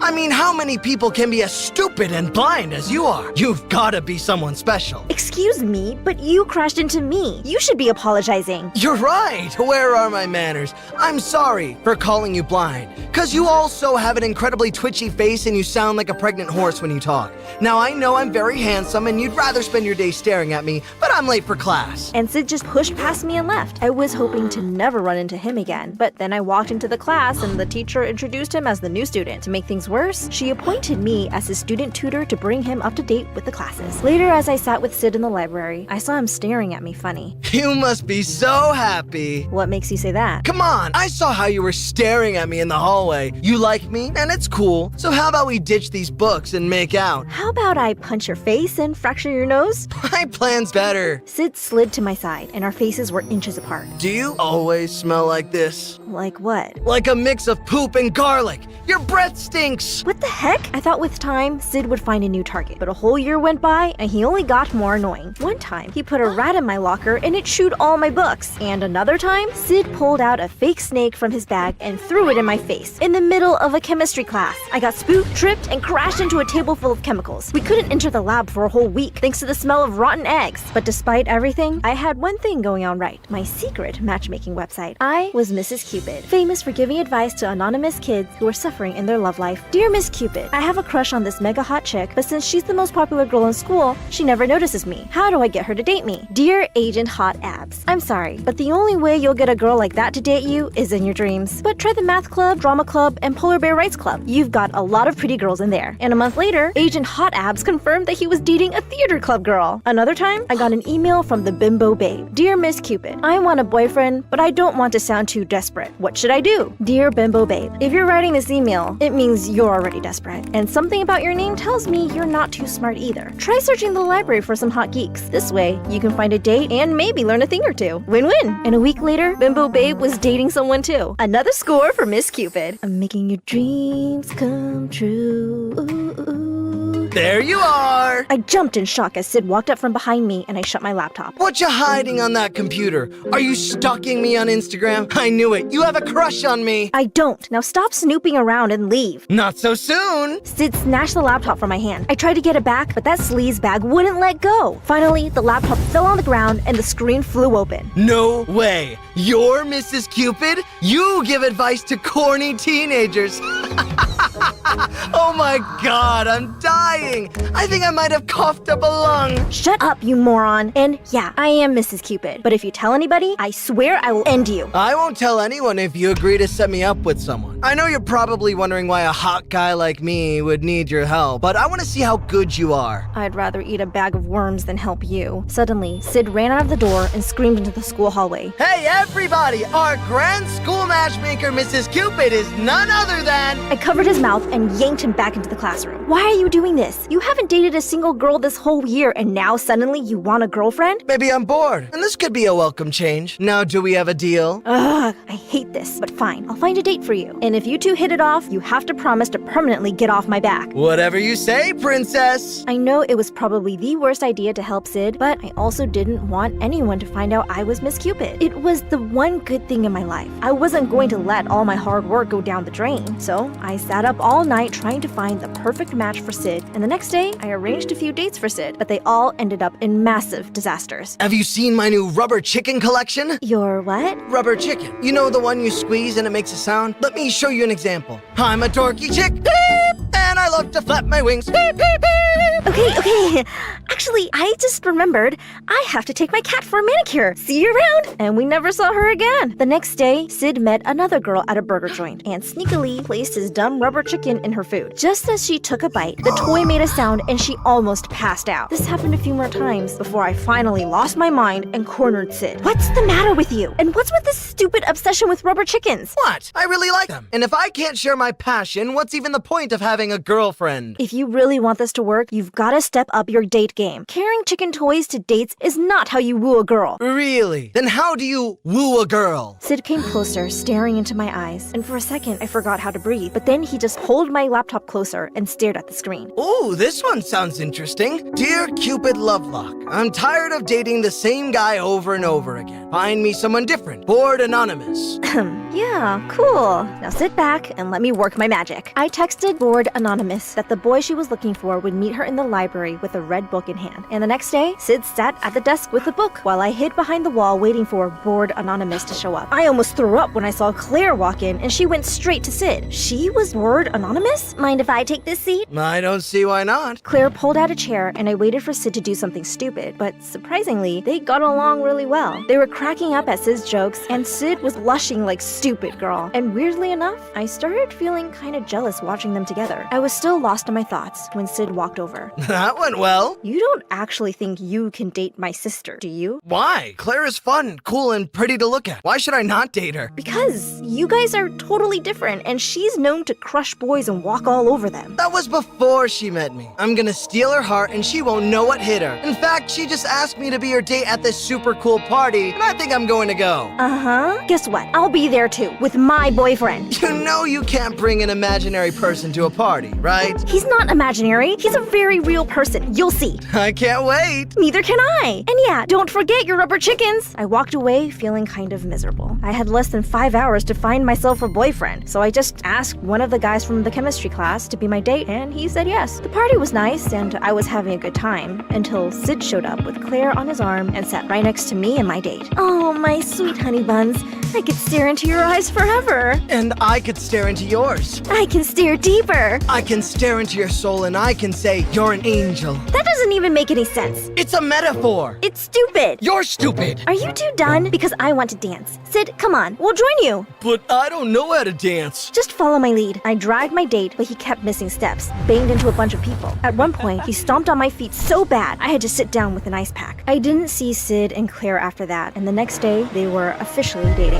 Sid was so lost in Claire's love, he didn't pay any attention to me. No pranks, no rude comments, not even a glance, and it made me be so mad. But I knew it was only a matter of days till Claire would dump Sid. Despite our weird relationship, he was kinda the only friend I had, and I didn't want him to end up hating me after Claire dumped him. So I tried talking to Claire about it. So, you and Sid, huh? When are you dumping him? Not this time. I actually like this guy, and I think I'm gonna stick around. But he's so uncultured and weird, and I might warn you, he has an unhealthy obsession with rubber chicken toys. It's bizarre. So, he's a funny guy. And why are you so interested in Sid anyway? You never paid attention to the guys I've dated in the past. I'm just looking out for you. Yeah, right. Stop prying and mind your own business. Claire Cat walked her way out of the room, and I kept thinking about what she said. Why was it bothering me so much that Sid was dating Claire? Did I have feelings for him? Ew, no, yuck! I just shoved whatever stupid thoughts I had to aside and decided to focus on my studies, but my concentration was all over the place. Then one day, I was in the library breaking my head over some complicated maths equation when someone pulled my notebook. Sid, give that back! I will when you tell me why are you so mad at me? Why would I be mad at you? Do I look mad at you? You and I are not friends that I'll be mad enough to be mad at you. That'll be madness, and I'm not that mad. I grabbed my books and turned to leave, but Sid got in the way. I'm not done talking. Did you tell Claire that I'm uncultured and weird? Maybe. Why? Because it's the truth. You are weird and creepy, and you don't care about anyone's feelings. Remember how you chased me around for a year, saying the stupidest things, and now that you have a girlfriend, it's like I don't even exist? I thought you wanted me to back off, and now you're bothered by it? What do you want, Dee Dee? I don't know, okay? Maybe I'm just mad at you for not even saying a thank you. If not for me,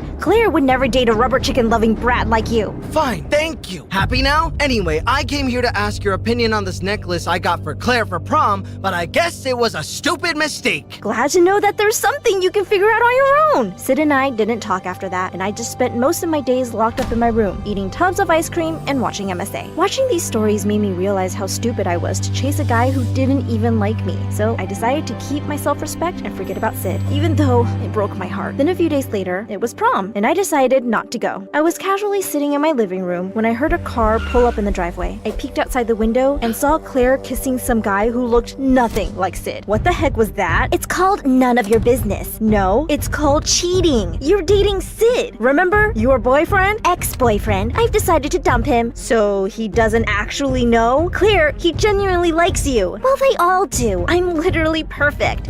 But you know me, I get bored so easily, and this Sid was a total freak. He keeps annoying me with those stupid rubber chicken toys, and all he ever did was joke and talk and blah blah blah. Anyway, I can just drop him a text now. Claire pulled out her phone, but I just snatched it and threw it away. And then I pounced on her like a wild cat while she struggled to push me away. Finally, my parents walked in and threw me off. I can't believe I thought you're capable of changing. I should have fought harder for Sid. In fact, I should have just asked him not to date you when I figured you were bored anonymous. How did you? Miss Cupid? Oh my god, you liar! I should have known it was you. Only someone too lame to get a boyfriend would have so much time to find boyfriends for others. You're calling me a liar? What about you? You cheating, backstabbing witch! At least I have a life. All you have is this desperate attempt to save your sanity. I will kick your butt like a bazooka. I charged at Claire one more time, but before I could grab her, Dad screamed at us to stop, and then suddenly he fell to the ground unconscious. We immediately called 911 and took him to the hospital. Apparently, Dad had been under tremendous work stress that impacted his heart, and now he needed immediate surgery, but it was really expensive and we didn't have that kind of money. Mom had some savings, but it wasn't enough, so Claire asked her friends for help, but she was only met with more closed doors. We were running out of options when the nurse told us that someone had paid our bill in full. What? Who? The donor wants to keep his name anonymous. Sorry. With the bill being finally paid, Dad went into surgery, and thankfully it was successful. I was happy, and I couldn't stop thinking about this anonymous donor. So I waited for everyone to sleep, and then slowly made my way to the computer in the reception area. I typed in Dad's name, and the bill had no name, but it did have a number. Sid's. What are you doing? Sid paid the bill. I can't believe this. He must really like you a lot. I don't think he did this for me, dummy. I've seen the way he looks at you. He likes you, and I definitely know you like him. Sorry about that. Don't worry. Now go before it's too late. And yeah, don't ask Miss Cupid for help. She kind of sucks. I smiled and rushed out of the hospital, but it was too late at night and I couldn't find a cab. Disappointed, I was headed back to the hospital when I noticed a car in the parking lot and Sid sleeping inside it. I walked over and banged on the window. What?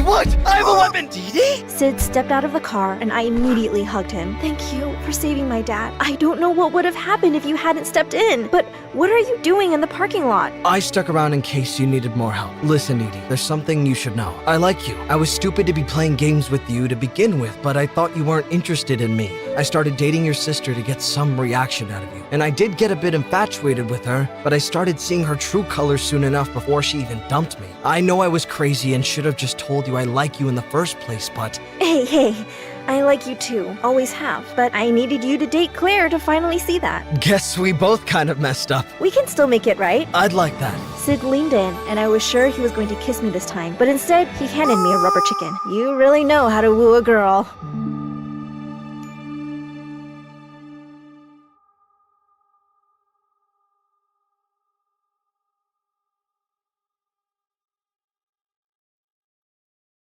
It's always difficult to settle down in a new city, especially when you're a teenager and the only daughter of high-ranking political officials.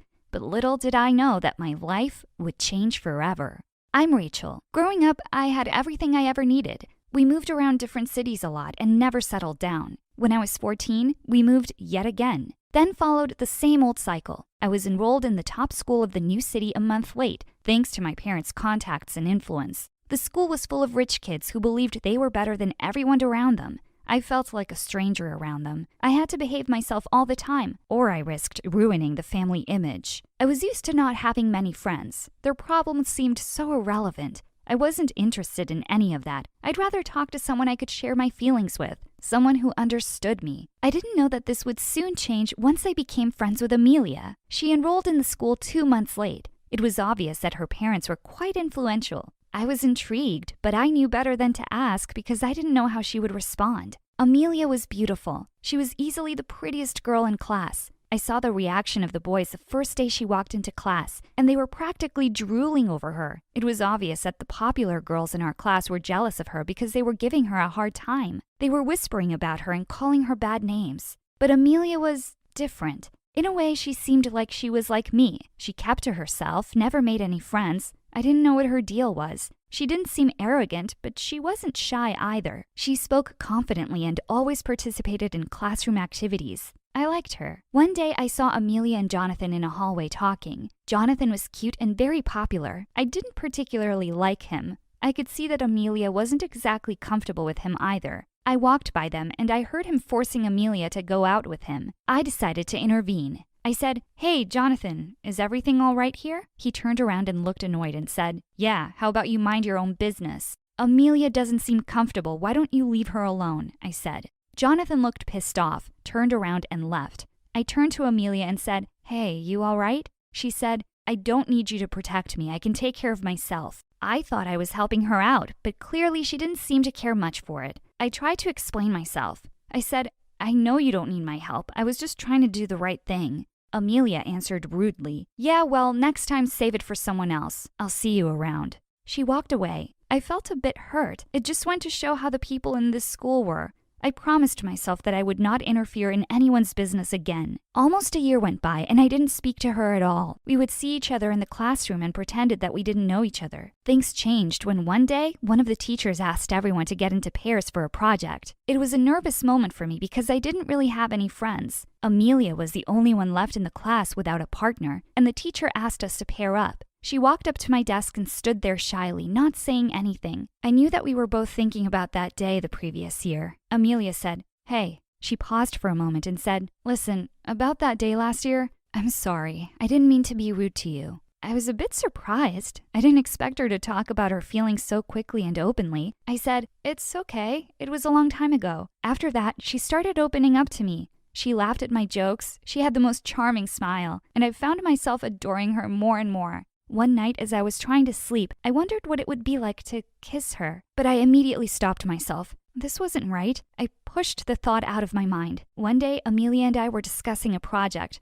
Her voice was so sweet. It didn't matter what she was saying. I could listen to her all day long. "So can you do it?" she asked. I came out of my trance and simply nodded, having no idea what she was talking about, but the big smile on her face told me that I'd given her the right answer. She held my hand, and her touch was electrifying. For a few moments, we stared at each other. Then her eyes widened with fear, and she hurried to let go of my hand. "What do we have here?" I saw a random guy come over and stand beside us. "Won't you introduce me to your friend?" he said. Before I could say anything, Amelia cut in. "She's my classmate," she said. Her voice was so cold. "Introduce your classmate to your brother, would you?" The guy stretched out his hand and I shook it. His touch was so stiff and rude. "Mom couldn't reach you," he told Amelia. "So I came to pick you up. Let's go." And so without a hint of resistance, Amelia left with her brother, not even bothering with a last look. I was left speechless and alone. After that day, I decided to keep things professional and suppress the butterflies in my stomach. But then she apologized to me and smiled, and all I could think of was our time together.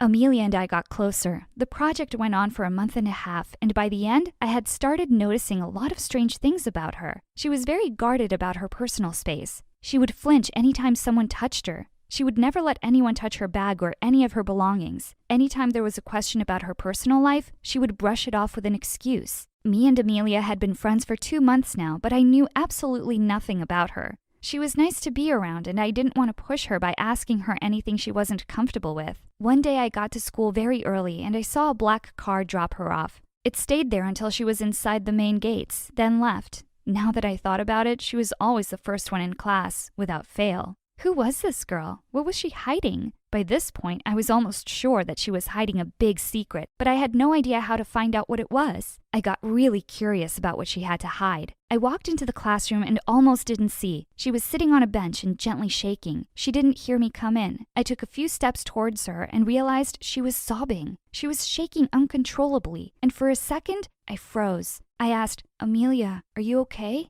She jumped up from her seat and wiped her face, but she knew that it was too late to make an excuse. I walked up to her and gave her a hug. That was when she completely broke down, and in the middle of sobbing, she told me the most incredible story about her life. Her parents were both members of the Secret Service, and they had forbidden her from getting close to anybody. They used to move around a lot, constantly changing their identities so that nobody could track them. Amelia wasn't even her real name. Her real name was Samantha. She was not allowed to go on nights out or have any friends because her parents had always told her that nobody could be trusted. One time, just before she enrolled in this school, she had been dating a boy, and her parents had found out about him. The boy and his family moved away from the city in less than a week, and Sam came here. I felt sorry for her. What kind of childhood was this? I gave her another hug. I said, "Samantha, don't cry. I understand. I'm here for you." She said, "Please don't call me that. I don't want anyone to know. I hope I can trust you with this, Rachel. I haven't told anybody in my life about this, and if this gets out, my parents will be very angry." I said, "Yes, you can trust me. I will never open my mouth about this." She pulled away from the hug, and I reluctantly let go. She smelled so nice. We were really close.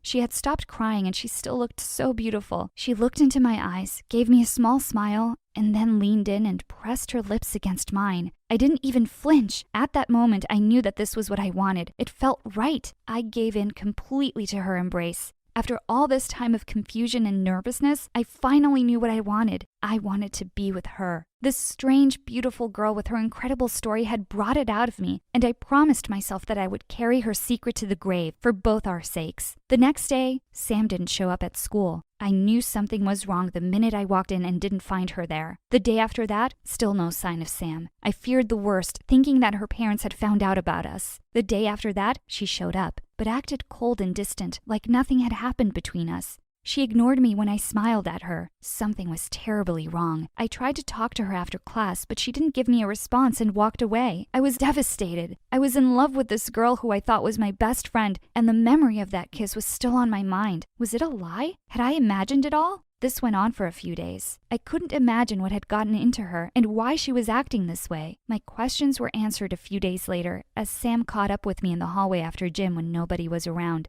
"Rachel," she called me. I saw her hurrying towards me, whispering my name urgently. She checked around to see that nobody was looking and pulled me into a corner. "I'm sorry about that. I heard one of my mom's assistants talking to the teacher on the phone, and it seemed like they were talking about you. I didn't want them to know anything about you. If they find out about us, it won't end well. I hope you understand," she said. She gave me a swift peck on my lips, whispered, "I love you," and rushed off. I couldn't help but smile. It was real. I was even more fortunate that she loved me back. This could be a lasting relationship, but we had a long way to go before we could figure out how we were going to make this work. But for now, it was our little secret. We would steal kisses in the privacy of washrooms and empty classrooms, but nobody, and I mean nobody, could ever know about us. Then something weird happened. Sam asked me to meet up with her, and I kept thinking, date, date, date. I put on my cutest dress and went to meet her. She had told me to meet her at a coffee shop in the farthest corner of the town. It made sense as she was trying to be discreet. I arrived to find her waiting for me, more cheerful than I had ever seen her before. She got up from her seat and hugged me as I approached her.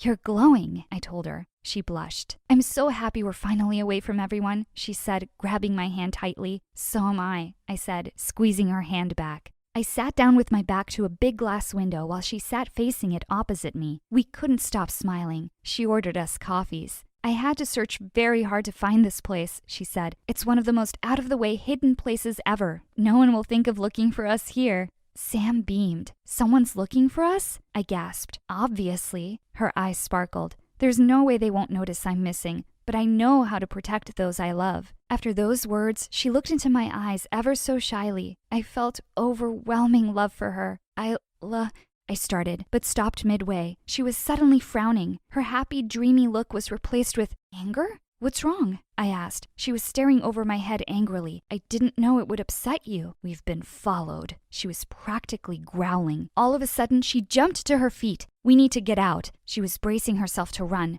"Who are we running from?" I asked in a low whisper. "My brother!" she yelled. And before I knew what was happening, she had grabbed my hand and we were running. We pushed our way across the cafe, except we were heading deeper into it rather than leaving through the door. "There's a secret exit at the back," she yelled back at me. Behind us, I heard the door swing open and footsteps marching in. They were here. We were out the door now and pushing our way through small alleys and back roads. We turned left here and right there. I had no idea where we were or where we were heading. I couldn't hear anyone chasing us anymore, but Sam didn't stop running. "He's not really my brother," she said, panting. "He's assigned to keep an eye on me." That made sense, but I was getting too dizzy to reply. "We need to stop," I panted. Sam stopped abruptly. While I was trying to catch my breath, I saw she was trying to hear if they were still after us. A minute later, she slumped down next to me. "We've lost them," she said. I started laughing. I felt no fear. I was with Sam, but she was sitting there with her head in her hands. "I don't think he saw your face," she muttered sadly. Why was she sad? We'd gotten away. I was psyched. We could do this. Sure, I'd have to get in shape, but that wasn't anything impossible. I went in for a hug. "Maybe this will cheer you up." I was still giddy with the thrill. Her response surprised me. "I'm so sorry," she whispered. Then my world went dark. I woke up to the smell of caffeine, sunlight on my cheek, and a hammering pain on the back of my head. I looked around. I knew this place, but what was I doing here? Then I felt something in my hand. A letter. "Dear Rachel, it is with a heavy heart that I'm writing this. The past few months have been the most beautiful time of my life, and this is the only time when I've felt that I knew myself. My identity was always caught up in my parents' life, but you made me realize who I am and who I could be. I will always cherish you for that. But for your sake, I have to walk away. We can't keep seeing each other without any consequences. I will keep writing to you whenever I can, but I need to know that this will remain between us. You can't speak about me to anybody. Our presence in each other's lives was beautiful, but it has come to an end. I will always love you, Sam." I read the entire letter over and over. Tears started flowing down my cheeks, but I just couldn't understand why. What was this pain in my chest? And who really was Sam? Hey, beautiful people. I'm Taylor from Beverly Hills. Please like and subscribe. In a world obsessed with looks, I've always reveled in the glamorous world of beauty pageants. Mom got me started the moment I could walk, and with beauty, grace, and a bit of humor, I won every time. Even as a toddler, Mom gave me facials and painted my nails. She'd even squeeze my nose to keep its cute button shape. Ow, Mom! You're leaning too far forward, honey. Shoulders back and head held high. See these perfect dimples? Honey, suck in your cheeks like a vacuum cleaner, so you'll have perfect dimples. She'd do anything to ensure I kept my sweet features that won all the pageants. It was all about being perfect. Walk perfect, smile perfect, sleep perfect, perfect, perfect, perfect. And those fancy gowns I'd don on stage, 2 sizes too small. I'd have to wear shapewear to keep a perfect waist when I was only a teenager. Even in school, everyone looked up to me thinking I was perfect. I took pride in making people feel seen and appreciated. And I also tried to be a good friend and mentor. Once, I even fished a phone out of the school toilet for my best friend, Renee. Did you just? Let's not mention this to anyone, okay? I don't want people to know I stick my hands in public toilets. You're so perfect, Taylor. I wish I could be like you. Yeah, but she didn't know that along with perfection comes stress. I couldn't chew gum, gossip, laugh like a hyena, or dress funky. And I felt the stress growing every day. When I turned 17, I had had enough. So I finally told my mom how unhappy I was with beauty pageants. You don't want to do this anymore? I need a break, Mom. And let's be honest, the pageant world needs a break from me after my last epic faceplant on stage. I never thought I'd see the day. Well, we can always find a new outlet for you. How about synchronized swimming with inflatable flamingos? Or maybe ballroom dancing? Singing? All this hardly leaves me time for normal teenage things. I want to live a happy life. She didn't understand, and for the next few days, she hardly talked to me. But I still tried. Mom, what do you think of this Eras Tour outfit? You think it's Tay-Swift approved? Huh? Whatever you like. We'd always been close, but I think I broke her dreams with my pageant withdrawal. School wasn't any better. Whispers about my huge loss at the pageant ran through the halls. I had to pick my head up and put on my it girl facade. As if that wasn't enough, a few days later, rumors echoed through the hall that Liam Bennett returned. They expelled Liam from school when we were kids for being a bully. And guess who he liked to pick on the most? Me. He was relentless, making me the butt of his jokes and playing horrible pranks on me until I'd cry. And now he was here, older and hotter, staring at me from across the hall. Ew, did I just say hotter? Anyway, I did what I could to avoid him until 5th period, when he sat next to me in class with a stupid smirk on his face. Oh great, it's the prodigal bully, Liam Bennett. What'd you do? Pay the school to bring you back? Aw, come on, Taylor. You've got to admit, my pranks were legendary, but I'm a changed man now. No more pranks. I'll believe it when I see it. Whatever, beauty queen. Don't be surprised, but I just want to see a smile on that pretty face of yours. Did he just call me pretty? Ew. Really, the day you make me smile, I'll personally crown you King of Comedy. I just wanted him to buzz off and stay out of my life. And with all the hostility built up from his endless pranks as a kid, there was no way the guy was gonna get me to crack. With pageant life behind me, I had time for dating. One weekend, I checked my online dating profile. Hey, don't judge. None of the guys in school fit the bill for Prince Charming. As I was browsing, I saw a message pop up. Hey, beautiful. I came across your dating profile and thought we'd make a good match. My heart swelled when I clicked on his profile, and he looked like a real-life Harry Styles, only more obtainable. I messaged him back, and we spent nights texting one another. My heart was full of hope that I'd finally found a guy who met all my requirements. You know, perfectly imperfect. He was the kind of guy who loved tacos, but didn't worry if his jeans didn't fit. Who was brave, but never afraid to admit that lizards made him quiver. Who loved sports, but never had the knack to catch the ball. And the more I got to know him, the more I fell for him. He knew how it felt to feel pressure from a parent and want to be your own person. It felt great to be understood. And a few weeks later, when I woke up, I finally got the message I was waiting for. Hey, beautiful. I think we'd be a match made in heaven. How about I take you out for a day you'll never forget? I wasn't gonna let this opportunity pass me by. A weekend away from Mom's melodrama was what I needed, and a date with a hot stranger sounded like the cure. Yeah, I chose this dress. Not perfect at all, but considering skipping makeup, no way! My dark circles would make Draven run for the hills, so I gotta keep it light. Draven showed up on a motorcycle, and I swear I saw Mom's eyes bug out of her head. He was so sweet to hand me a bouquet of... Are those flowers from our front yard? Yeah, sorry. I had a nicer bouquet, but it got ruined on the back of my bike. It's a few neighborhoods back now. He was even cuter in real life, and he smelled amazing. You ready to be swept off your feet, beautiful? I hopped onto his vintage ride, which was so old, I had my doubts about it even working. But the way he grabbed my arm and pulled me to him sent waves of warmth through my body. Oh no! Hold on tight, Taylor. Draven parked at the local fairgrounds and held my hand as he guided me through the crowds. He was so gentle. We ate all the greasy junk food and even played carnival games. Just as Draven turned to face me, the clouds rolled in with a huge storm. Everyone went running for cover, but he kept me there in the rain. Without warning, I kicked up a puddle, splashing him. What was that for? Are you afraid of a little rain? Care for a little dance party, Draven? I don't know what came over me, but I started dancing. You've got some skills, Taylor. Where'd you learn to dance like that? I've got years of dance skills under my belt, thanks to pageants. I felt so free, and Draven even joined in. He couldn't dance to save his soul, but he tried, and I had a blast showing him all the moves. I don't think I've ever laughed so much. After the rain cleared, he took me to a gazebo adorned with twinkling lights. There was a basket of fries waiting for us at the table. It was honestly adorable, and I was starving. He really opened up, talking about all the pressure he felt from his dad, and I related to everything he said, and he sounded sincere. But that wasn't all. He was hilarious. You've got a little something on your face. Oh my god, where? Nope, still there. And maybe a little worse, but have no fear. As my cheeks turned redder than the ketchup smeared all over my face, Draven took a glob from his plate and spread it under his nose like a ketchup mustache. We'll really turn heads now. I let out a belly laugh as we both helped each other clean the mess off our faces. After dinner, Draven was about to take me somewhere, and I was looking forward to it, but my mom called. Taylor, I'm so sick. Can you come home and make me some soup, honey? My mom. I didn't listen to her, so now she comes up with this. As far as I understand, she's worked hard doing 2 jobs and still took the time to make sure you looked your best for pageants. That's because she loved you a lot and wanted to give you the best future. I think you have to understand her too. Draven was right, and he was so sweet about the whole thing and took me right home. When he dropped me off, he seemed hesitant to leave.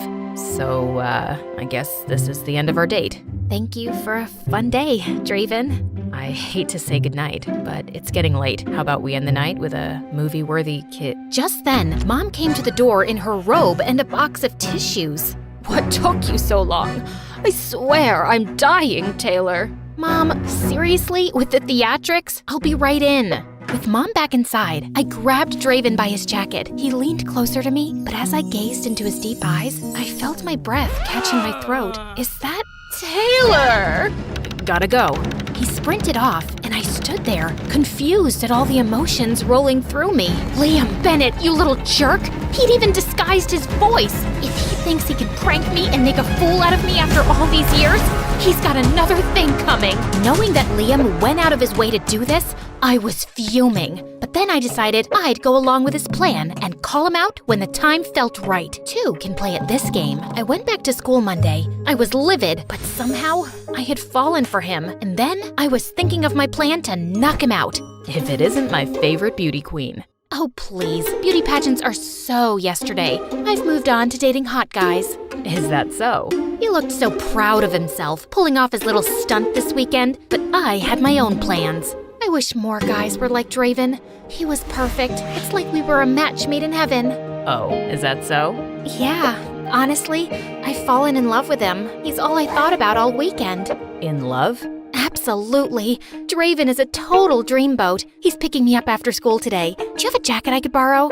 No. Before Liam could stop me, I opened his locker where he had Draven's jacket and wig all ready to go. Time to use my acting skills. Is that Draven's jacket and wig? Liam's eyes bugged out as he tried to shove his locker door closed. I don't know what came over me, but I grabbed Liam by his shirt and shoved him into the locker. Tell me why you disguised yourself as Draven. Was this all some huge prank to embarrass me in front of the whole school? I knew the whole time, you moron.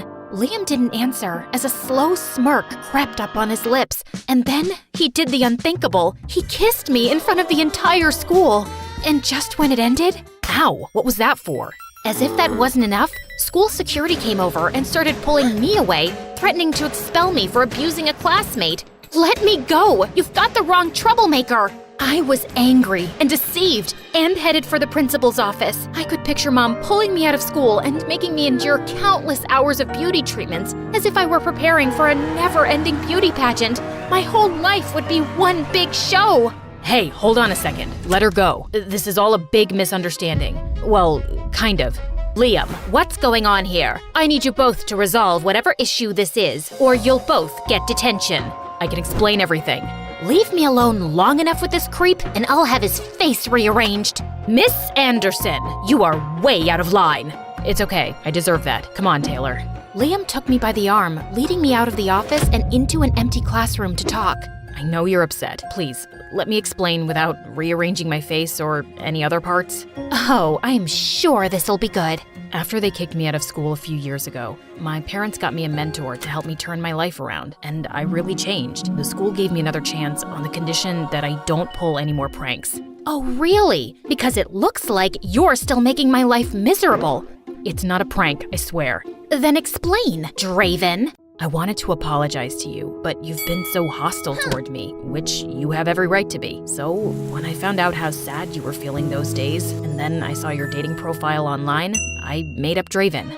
You're sick, Liam, and you're not very good at disguising yourself. I knew the moment I looked deep into your eyes. Really? You're I can't even say the words out loud. I deserve that, but I wanted to make up for all the times I made you cry. I wanted to help you see the beautiful person you are on the inside, and I wanted to see you laugh, and Draven made you crack. I'm sorry for deceiving you. I wanted to be honest with you from the beginning, but the way you brushed me off made it impossible to get through to you. But Draven got through. He is me. We're one and the same. I felt confused, upset, and heartbroken that I fell for my enemy, and it took me a whole month to cool down and let Liam's explanation absorb me. But maybe Liam isn't my enemy.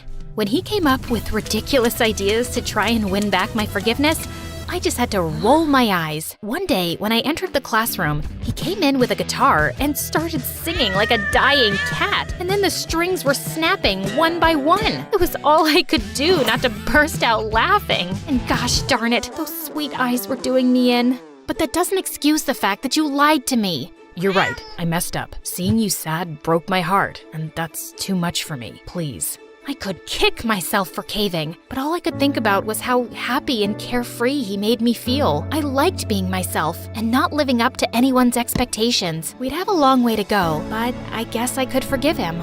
Do you think I could steal another kiss? You have a lot of making up to do first. What was that? A lot of making out? A lot of making up!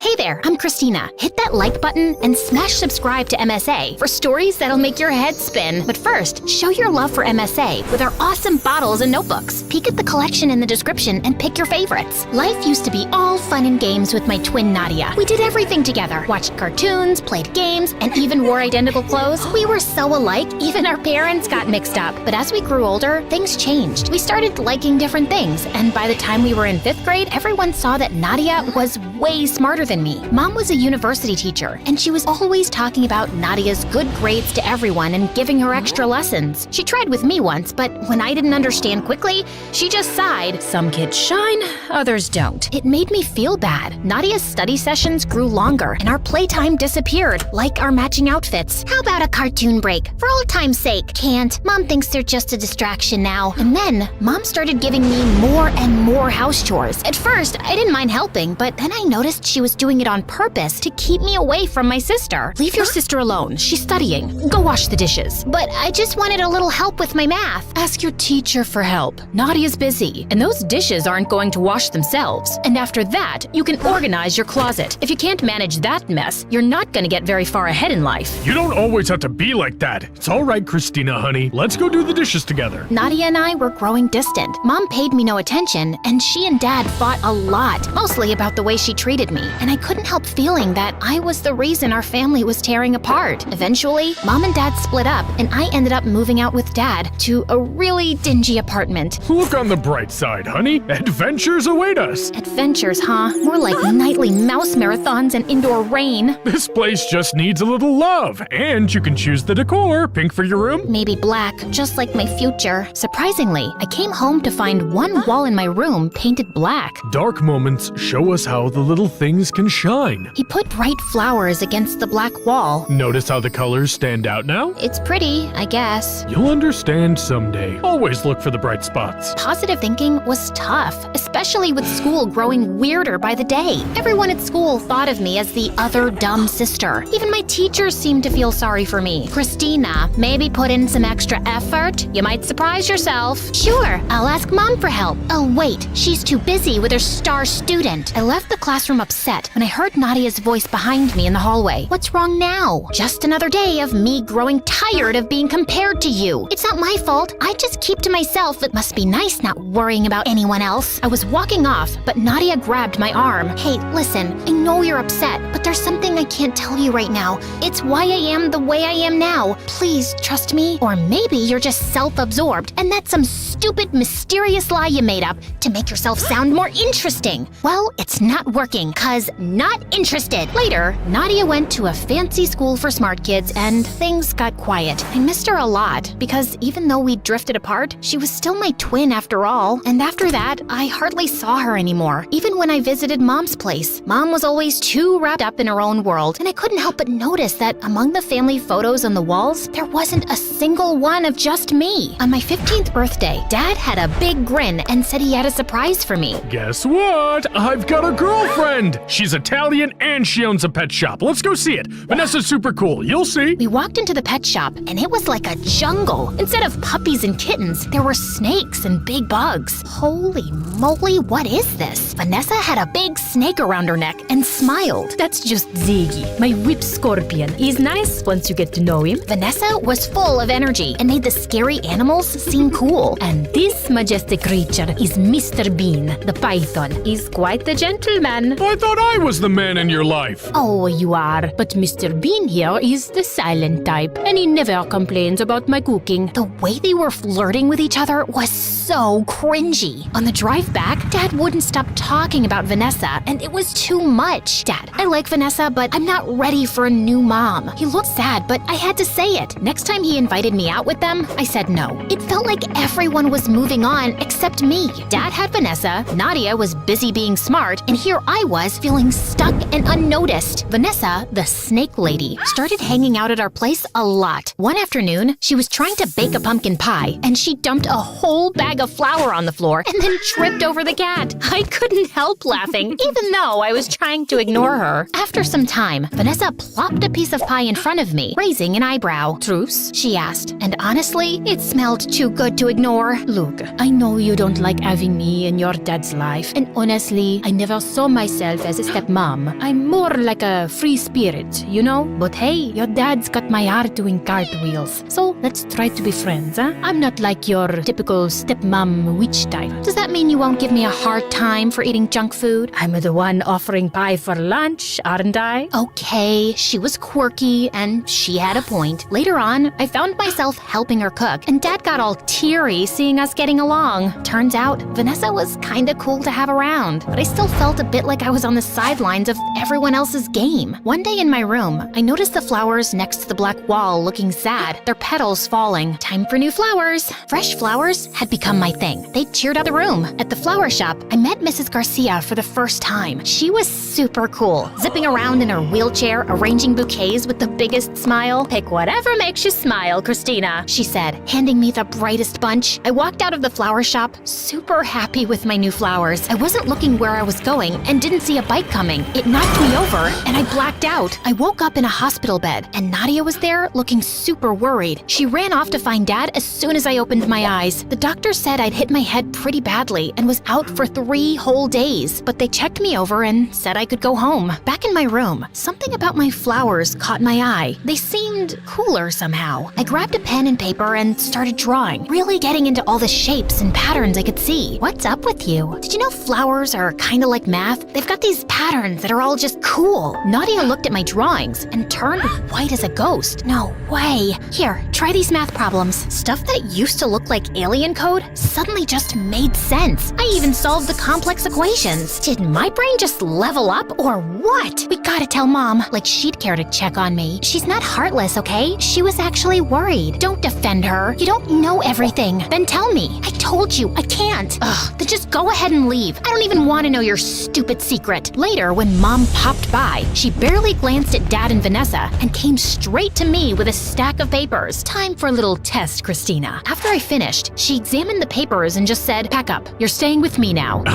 What? Can we talk about this first? No need. She's got a gift, and I'm going to make sure it doesn't go to waste. Wait, you can't just show up and decide to take her. Where were you before, and why are you suddenly loving her now? My God, I can't believe I'm even standing here listening to you, a nobody. I'm her mother. But if you must know, Christina might have acquired savant syndrome, and it's not something either of you can deal with. I can help her. She explained that sometimes a head bump can switch on a talent for things like art or math. She thought that's what had happened to me, and I couldn't help feeling excited. Could this be my shot to shine and get Mom's attention? I begged Dad, and finally, he said yes. Better watch out, Christina. My cousin in Rome got that acquired servant syndrome. He became arrogant and a real pain. Then he bumped his head again and went back to being stupid. Not that you're stupid, but you know what I mean. What kind of dumb syndrome is that, Vanessa? Did you come up with it while watching cartoons? I ignored Mom and ran to hug Vanessa before leaving. Mom enrolled me in Nadia's school, and on my first day,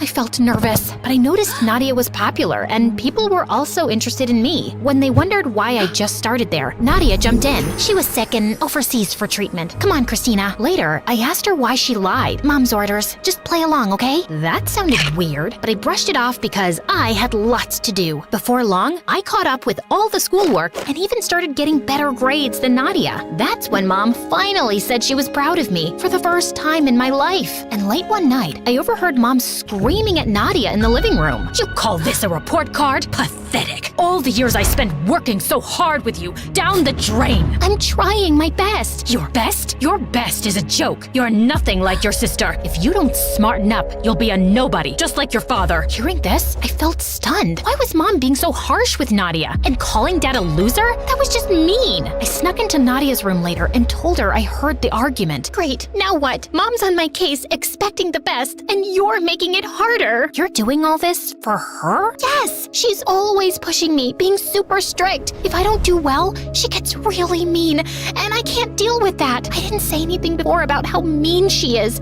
because I thought I wanted to be the best too, and she was helping me. Now, it just feels like she's making me miserable. Mom was even tougher on Nadia than I thought, and hearing that shook me. And now, Mom was dragging me to these math contests too that usually Nadia competed in. I didn't want to stress out Nadia more, but I also wanted to shine.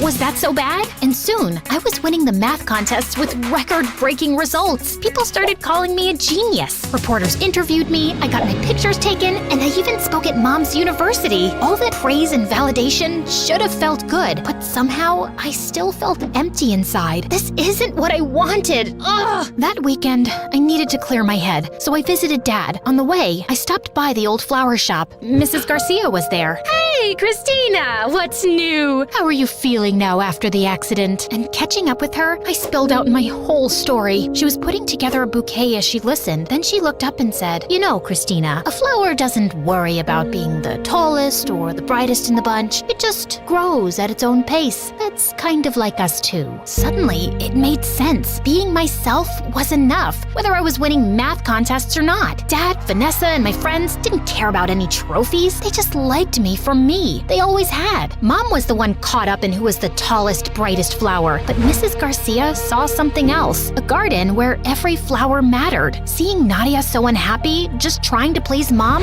made me sad. I used to be jealous, but not anymore. And I decided that something had to change. I got Dad and Vanessa on board and we cooked up a plan. We just needed the perfect time to kick it off. That chance came during a live TV interview with me and Mom. The host asked me what it was like growing up with a ton of books. She loved it. Actually, that was Nadia. She always had her head in a book and never got to have any fun. The crowd was shocked and Mom got stiff. I wasn't the bookworm. My smarts came after a head bump. You mean the illness you had? That's just Mom's story. She didn't want to acknowledge she had a dumb kid, I guess. Be quiet. I won't. And I don't care about winning math contests. Nadia doesn't either. We're done trying to please you. With that, I walked off and went backstage to find Nadia. Why'd you do that? Mom didn't bat an eye when she separated us, ruined her marriage, and used you to become popular. She ignored me all my life, and now she's using me. Nadia, we deserve better. Aren't you tired of being Mom's puppet? Come with me. We bolted before Mom could stop us. Dad was outside, ready to whisk us away. You can't take my kids. They're old enough to choose. Or do you want to take this up in court.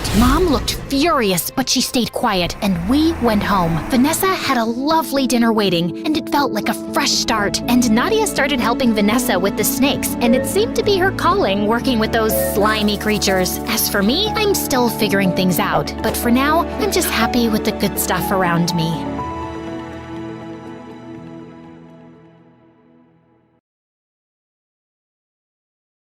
Hi, I'm Evelyn from Florida. Please like and subscribe. 12 years into their marriage, my parents had given up hope of having a kid when suddenly I came along. I was their picture-perfect miracle baby with mom's auburn hair and dad's green eyes. People fawned over my looks, and my parents marveled over my brains as I crossed milestones faster than other kids my age. Except as I was growing older, my parents started noticing that I wasn't really like other kids. I didn't want to play with them and preferred to be alone. I was obsessed with taking apart machines and building Legos and puzzles. I couldn't move until I was done with something I'd started. Well, you could try to move me, and then live to regret it. Once when I was 5, my parents and I flew over to Paris for a holiday. On our first night, as Mom unpacked my clothes, I noticed something was missing. Where are my purple socks? The ones with the dinosaurs? At home, I guess, but I packed other socks, sweetie. But they're not the purple ones. I want the purple socks with the dinosaurs. I drove my parents bonkers the whole night and the next day. I want my purple socks. I want my purple socks. Why are you looking at this ugly lady? I want my purple socks with the dinosaurs. I threw myself on the floor and screamed as everyone in the museum stared at us, and my parents carried me out. And that evening, we took a flight back to Florida, and I slept like a baby with my purple socks on. My parents thought I'd get better in school, but things just got worse. I didn't like sharing my things or having anyone touch them, and when other kids realized that, they only teased me more. But once in 2nd grade, the teacher announced we were going to the zoo, and I lost it. It's not on the timetable. See? Where does it say trip to the zoo? We're supposed to have a math lesson. I'm not going. Everyone will stay here and we'll study math.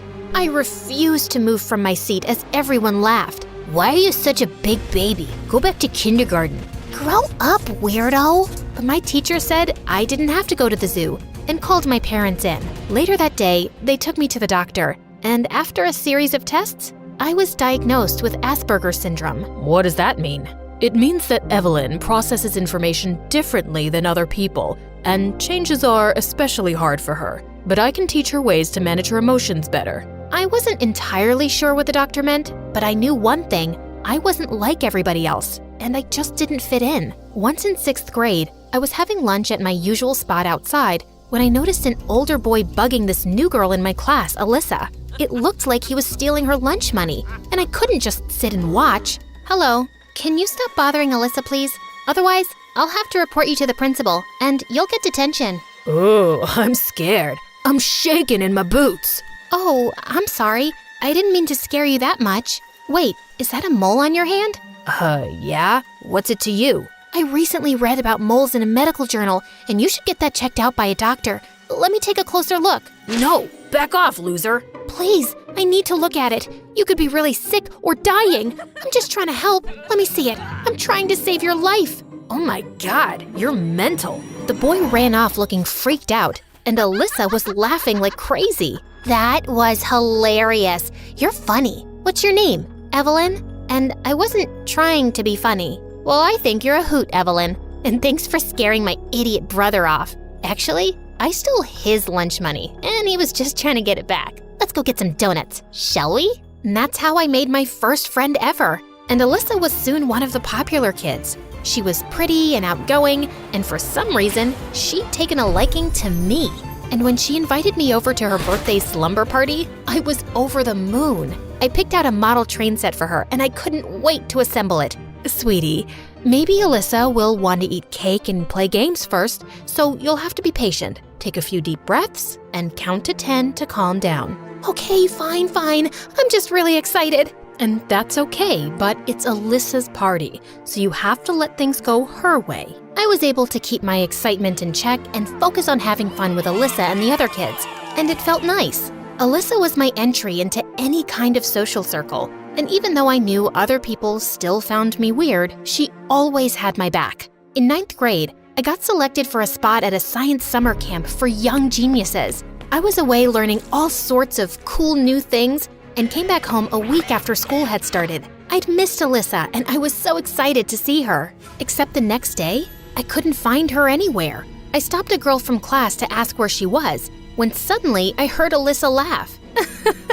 You dummy, you've walked right past me, twice. I just hadn't recognized her. She'd dyed her hair and was wearing bright red lipstick, and her clothes were weird. What happened to you? You don't look good. You know how we've talked about you being too blunt at times? You still need to work on that. But I have to be honest, you don't look like yourself. I know you don't like change, but it's good sometimes. Come on, I want you to meet some new friends. It turned out that 2 famous boy band singers, Jamie and Lyle, had joined our school, and Alyssa was suddenly BFFs with them. And now I had to hang out with these pop stars, and all the girls were dying to get close to them. Lyle joined the football team and got busy with practice, but Alyssa started inviting Jamie everywhere with us, and I didn't like it. He was always bragging about his tours and his fans and his bestseller albums. It was so annoying. Wow, that's so cool. Don't you think so, Evelyn? Not really. I think their music kind of sucks. Well, I think your mom's cooking kind of sucks. What? You've tasted my mom's cooking? When? It was a joke? Oh, Evelyn doesn't get jokes. I get jokes. That just wasn't a joke. The definition of a joke is a funny statement, like this joke I made up. Why is it bad to trust atoms? Because they make up everything. I giggled so hard I nearly fell off my chair, and Jamie looked amused.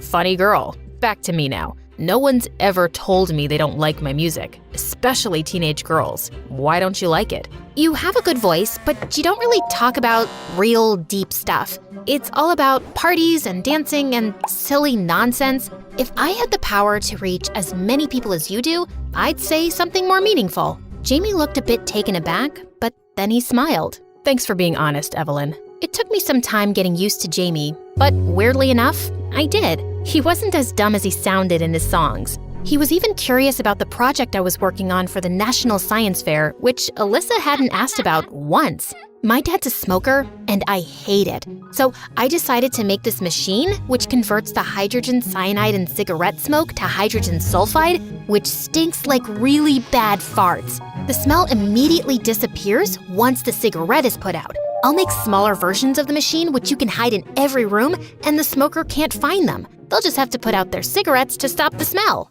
I never thought I'd find a girl talking about farts so fascinating. That's a clever invention. And you're pretty cool, Evelyn. I couldn't help feeling pleased. No one ever called me cool before. But Lyle was a pain in the butt. Whenever he hung out with us, he made robot impressions while talking to me, which he found hilarious. And he was so bossy with Jamie and dismissed all his ideas about their songs or videos. Once when the 4 of us were getting smoothies, Jamie gave Lyle a song he wrote that was different from their usual style. Lyle read it, crumpled the paper, and threw it away. Save this lame saving the world poetry for your philosophy class, Jamie. We sell pop music and no one will listen to this trash. I hated seeing Jamie look so hurt. Jamie, I think you should release a solo album. You're a much more talented songwriter than Lyle, and even your voice is 100 times better. He's just holding you back. Excuse me? You have no idea what you're talking about, so butt out. Evelyn, I'm sure Jamie doesn't need career advice from you, and you were super rude to Lyle. Jamie wouldn't look up from the ground, and I felt angry. Alyssa grabbed my hand and we left. When we were far enough, she turned to me. You don't always have to say exactly what you're thinking. What are you trying to do, break up their band? Jamie and Lyle are famous. Their music is popular, and being friends with them makes us popular. Also, I'm kinda dating Lyle, so can't you just be normal for once? You always made me feel like I was normal, but you've changed now, Alyssa. Well, I've always been different, and that's okay with me, especially if it means I don't have to like stupid pop music just because everyone else does. I was so angry I wanted to scream, but I took deep breaths and counted to 10. By the time I got home, I felt a bit better, but when Mom asked me how my day was, I told her everything. Oh, honey, I'm so sorry, but you guys will make it up, I'm sure of it. Except that we didn't. It stung that neither Jamie and Alyssa tried talking to me, and I didn't either. I kept myself busy with my project, and a month later, Jamie and Lyle released their new single. It hurt my ears listening to it, but all the girls at school went crazy for them, and they'd even perform the song in the cafeteria at lunch. One afternoon, I was putting the finishing touches to my machine in the science lab when I felt tired and took a short nap. Suddenly, I heard something next to my ear and woke up startled, knocking my head straight into someone's face. Ow! Gosh, I'm so sorry. Oh, it's just you. It's all right then. I think you broke my nose. Why was your nose so close to my head? I was just checking if you were alive. Well, I'm alive. Thank you very much. You can leave now. My nose is bleeding. Can you help me here? I gave Jamie some tissues and held an ice pack on his nose. So, what do you think of the new song? I already told you. Your music stinks. You sound like an auto-tuned robot, and your words are still shallow. Well, the whole world disagrees with you. We're #1 on the charts, and we're going on tour in a few months. Then why do you care what I think? I don't know. I just care. Look, I'm really sorry that I've been ignoring you because of Lyle, but the truth is, I've missed you, and the things you say matter to me, and your eyes are really green up close. I had no idea why, but my stomach was doing something really weird. Then why don't you just take my advice and become a solo artist? It's not that easy. I know I'm more talented, but recording songs takes money, which Lyle has. That's why he makes all the decisions. But I have been thinking about quitting the band. Just then Lyle barged in with Alyssa behind him.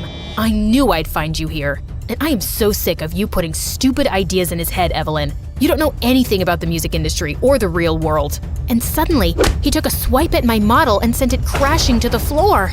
No! What the heck, man? Are you crazy? Why don't you just worry about fixing your dumb machine and leave the music to us, Wally? I felt rage bubbling inside, and I just leapt forward and punched Lyle's face. Then I ran off as fast as I could. I cried for hours over my project. The science fair was next week. My parents were fuming at Lyle and trying to console me when the doorbell rang. It was Alyssa and Jamie with my broken machine. Evelyn, I am so sorry. I knew Lyle wasn't nice to you, and I should have stood up for you earlier. I got so caught up with being popular, and I've been a horrible friend. Please, forgive me. I was just so glad to have her back that I hugged her tight. She and Jamie promised to work day and night by my side to help me fix my machine, and I felt together we could really do it. The next morning, my parents and I were called into the principal's office. Lyle's parents kicked up a huge fuss and wanted me to apologize, which made my parents even madder. He broke our daughter's project. Do you have any idea how important that is? She broke our son's face. That's the source of his livelihood. We want this girl expelled. You know who we are, right? Why don't both parties apologize and we end this? I can't apologize to Lyle because I'm not sorry at all. My entire life, people have mocked me one way or the other. They think I don't understand their jokes or the looks and whispers they exchange, and I always act like I don't. But punching Lyle was the first time I really stood up for myself, and I'm never gonna take that back. The principal checked the CCTV footage in the science lab, and it was clear that Lyle had wrecked my project first for no reason, and he was expelled. And a week later, Jamie and Alyssa were cheering for me the loudest when I won first prize at the science fair. I'm so proud of you, Evelyn, and you were not kidding about how bad that fart smell is. It definitely got my dad to quit smoking. That's amazing. Also, I quit the band, obviously. I can't work with that jerk anymore. Time to go solo. But you'll help me with my songs, right? Of course. What are you gonna write about first? A girl who's gonna save the world. One crazy idea at a time. You're talking about me, right?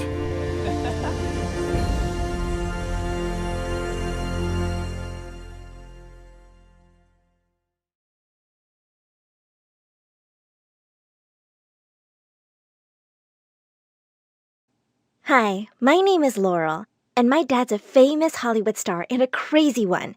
Even though he gave me everything a little girl could dream of, there was something I wanted more than anything else in the world. But be careful what you wish for, because I got what I wanted, and things got really crazy. But before all that, I have good news for you. My Story Animated will give $1,000 to one lucky person who subscribes in the next 7 days. Tell your friends, your sister, brother, and mom to subscribe now. On my 5th birthday, when Dad asked me what I wanted for a present, I said I wanted a mommy. What? Who taught you the M word? Dad, I'm 5, not stupid. Everyone has a mommy. All I have is this stupid necklace. But I'm your mom. I've looked after you ever since you were a baby. Why do you want a mom when I'm your dad? How about I take you to Disneyland instead? I want a mommy. You're being ridiculous. Besides, I don't even know who your mommy is. What do you mean, Daddy? I dated a bunch of women at the same time. I really don't know who the mother is. I just found you at my door one day. But I had the DNA test, and you are for sure my own daughter. I didn't really understand what he was saying, but after that day, he started distracting me with the craziest trips and presents so that I'd forget all about the M word. As if. On Mother's Day, the kindergarten teacher told everyone to make cards for their moms. Well, hello? How rude. I don't have one. But I didn't let it bother me and decided to make a poster instead. Mom wanted for cute daughter a famous actor. My teacher thought it was really funny, so when I went home, I told my social media manager to post a picture of it on my Insta account. The next day, I woke up to Dad yelling, Laurel! Why are there women outside with CVs to be my wife? I ran to the window, and sure enough, there was a whole crowd of women outside the house. Dad had to call in security to get rid of them. He was really mad about my little stunt. But the next day, when I came home from school, Dad was sitting with a very pretty woman. As soon as she saw me, she threw her arms around me and started to cry. Who are you? I'm your mom, of course. I'm so sorry I left you. You don't even recognize your own mother now. I suddenly felt overwhelmed with emotions and hugged her back. Are you really my mommy? Where were you? I missed you so much. Even wear your necklace every day. Oh, darling. I saw your ad and I just couldn't stay away from you anymore. Dad told me Mom was his girlfriend when he started acting right after college. She'd been too poor to keep me, so she left me with him. But now she was back. Over the next few months, I was busy making up for all the time I'd lost with Mom. Since Mom was a struggling actress, we spent a lot of time watching movies and playing dress-up. But then things started to change. Dad helped Mom get a movie, and then another, and soon enough, she was too busy for me. But then one day when I was in the 4th grade, she forgot to pick me up. Again. And I felt really mad. I was about to walk back home in the rain when someone stopped me. Where's your mom, sweetie? I looked up. It was Miss Maisel. She had started teaching here just recently and was the prettiest teacher in the world. I don't know. She forgot to pick me up. Again. When we called Mom, her secretary said, We're on our way to the Bahamas for an important shoot. Ask your teacher to drop you. When Miss Maisel dropped me at my door, I told her to wait and meet my dad. He'll give you his autograph. And if you're lucky, maybe a kiss too. But when I came back with Dad, she was gone. That night, I stayed up making a thank you card for her. But when I went to school the next day, the other teacher said she had moved. I was bummed the whole day at school. But when I got home, I had the craziest surprise waiting for me. I could hear yelling and screaming from inside the house. No, you witch! You're a liar! Takes one to know one. I rushed in to find Mom and Dad fighting while a woman sat in the corner crying. The minute she saw me, she jumped up and hugged me. My baby! Look at her, all grown up now! I tried to push her away, but she just clung to me and started bawling. I'm your mama. Believe me, she's lying. You remember me, don't you? Both my moms started fighting, and I ran up to Dad. What's going on? Who's that? And why is she calling herself my mom? Dad said this was his college girlfriend and first true love, but they'd broken up just before he started dating my actress mom. Darling, tell her to get out. You know I'm Laurel's mom. Oh, please, it's me. Remember the love we had? Dad turned red and looked dazed and threw up his hands. I don't care. You both stay. Let Laurel pick her mom. I already have a girlfriend. With that, he barged out of the room and both the women turned to me with blazing eyes. I gulped and stepped back. Uh-oh. For the next few days, I was super confused. I had not one, but 2 mothers, and they were both determined to show me who loved me more. I suggested to take the DNA test, but Dad refused and said, Well, your mom is the one who loves you more. I started to feel that my dad was crazy and he was enjoying this, and things got really crazier. Every morning, I'd wake up to not 1, but 2 amazing breakfasts. My new mom owned a salon and whisked me off to manicures and makeovers, which made my old mom feel really insecure. So she was now taking me out to fancy cafes and shopping sprees. I was loving all this mom-daughter time. One day, when I was in the 7th grade, my old mom came to me and asked if I wanted to play dress-up with her. Mom, I'm not 4 anymore. I'm 13. Yeah, you're right. How about we go to one of my parties? Are you for real? Yes. Abso-freaking-lutely not. My daughter is not going to go to some adult party. What? No, I'm going with my mom. I am your mom. No, you're not. I am. Before I knew it, they were at each other's throats again. Gosh, will you two just stop? I'm getting really tired of this. I stormed off to my room and slammed the door. But on my very first day of high school, I saw someone I thought I'd never see again. Miss Maisel. I ran up to her, almost afraid she'd have forgotten me. But the minute she saw me, she hugged me tight. You just left. I thought I'd never see you again. Well, I'm back. And now you'll see me every day because I'm your principal. I don't know who says high school sucks, but mine had just started out pretty great. I was friends with the principal already. Everybody in class seemed to be really friendly too, especially the boys. By the end of the day, I'd been asked out by the captain of the swim team, Brad, and I wasn't complaining. I started spending a lot of my free time with Miss Maisel in her office, and she would sometimes help me with schoolwork. She was rather appalled when she saw just how bad my grades were. Don't your mom and dad say anything? No, my mom's and dad says I don't need to study a word. We'll see about that, Missy. You need to work harder and spend less time with that Brad. What was she, my mom? On the day of the prom, Dad asked me why I looked so excited. I'm going to prom with the captain of the swim team, Dad. What? No, you can't date any boy. No daughter of mine is dating a jock and coming home pregnant. But Dad, it's just a dance. I said no. I'll be watching you. And he wasn't kidding. He practically set up camp at the front door. As I was thinking about how to escape that evening, suddenly both my moms came into my room. Your dad's being stupid. Every girl deserves to go to her prom.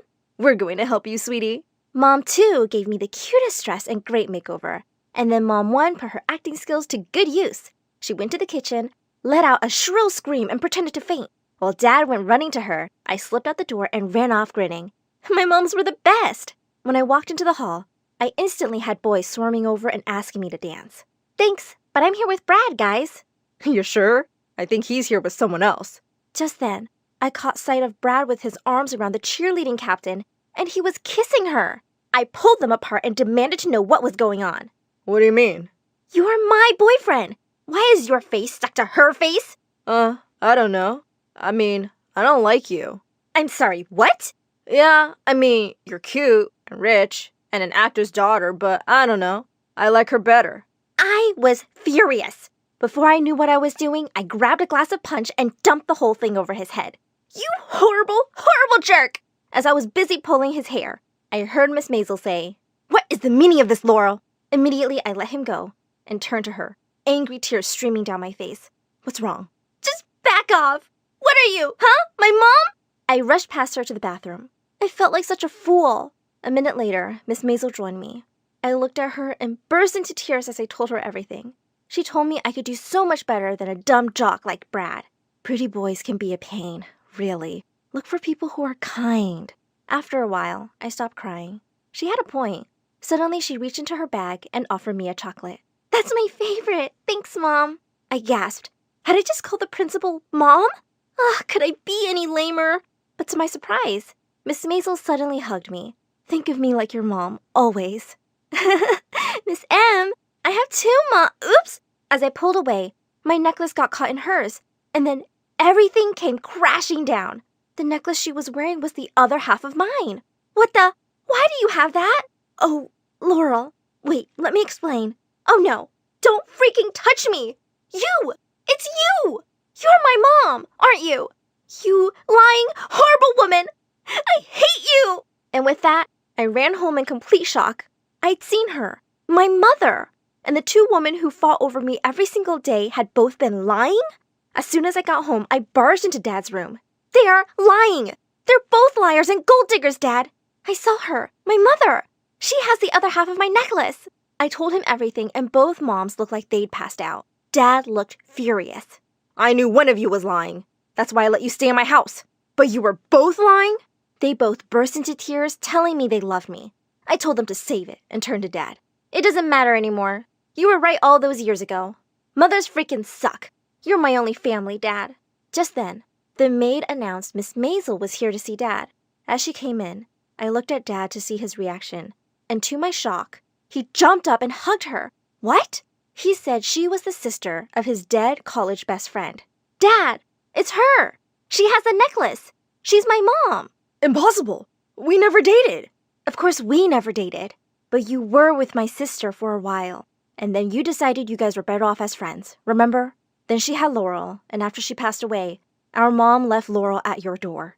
Miss Maisel said after a while she'd come looking for me because she promised my real mom she'd look after me. But I thought telling Laurel would upset her, so I just kept a look from afar. That necklace was something I gifted your mom. That's why I had the second half. For a minute, Dad and I were stunned, unable to believe what we were hearing. My real mom was gone! I burst into tears. Suddenly, Dad, my two moms, and Miss Maisel hugged me, promising to be there for me forever. What was her name? Your mom's name was Sandra. I asked for her picture. When I saw her face, I could see how much we looked alike, and it made me miss her even more. Years passed. I moved forward from the loss of never knowing my birth mother, and forgave all the people who had lied to me. And today is my wedding. And even though my own mom won't be here to give me away, I have one crazy dad and 3 wonderful women who love me very much to do just that.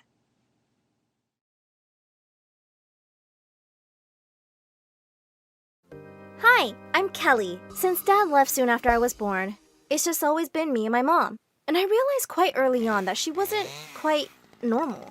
On my 3rd birthday, Mom suddenly started running around like crazy and pulling the curtains shut. Then she blew out the candles on my cake and pulled me under the table. They're coming, Kelly. Who's coming, Mommy? Aliens, of course. We giggled quietly as we ate cake in our hiding spot. I thought she was pretty cool to make up funny games for me. Once when I was 5, we were at the park when suddenly she pointed excitedly at a man on a bench. Oh my God! See that guy, Kelly? He's your dad! Go hug him! I was so happy that I ran and threw myself at him, but he freaked out when I called him Daddy and quickly left. Just then, Mom came running after me, screaming, "How many times have I told you not to talk to strangers? And you're hugging one? Are you stupid?" But, Mom, you just told me to. She dragged me home and I was so confused. What kind of a game was this? Well, things just got worse. Mom was getting crazier. When I was 14, I had a high fever once and she took me to the hospital. The doctor was about to give me an injection when suddenly, Mom went bonkers. Oh my God, are you trying to drug my daughter? I'm calling the cops right now, you kidnapper! And then she attacked him.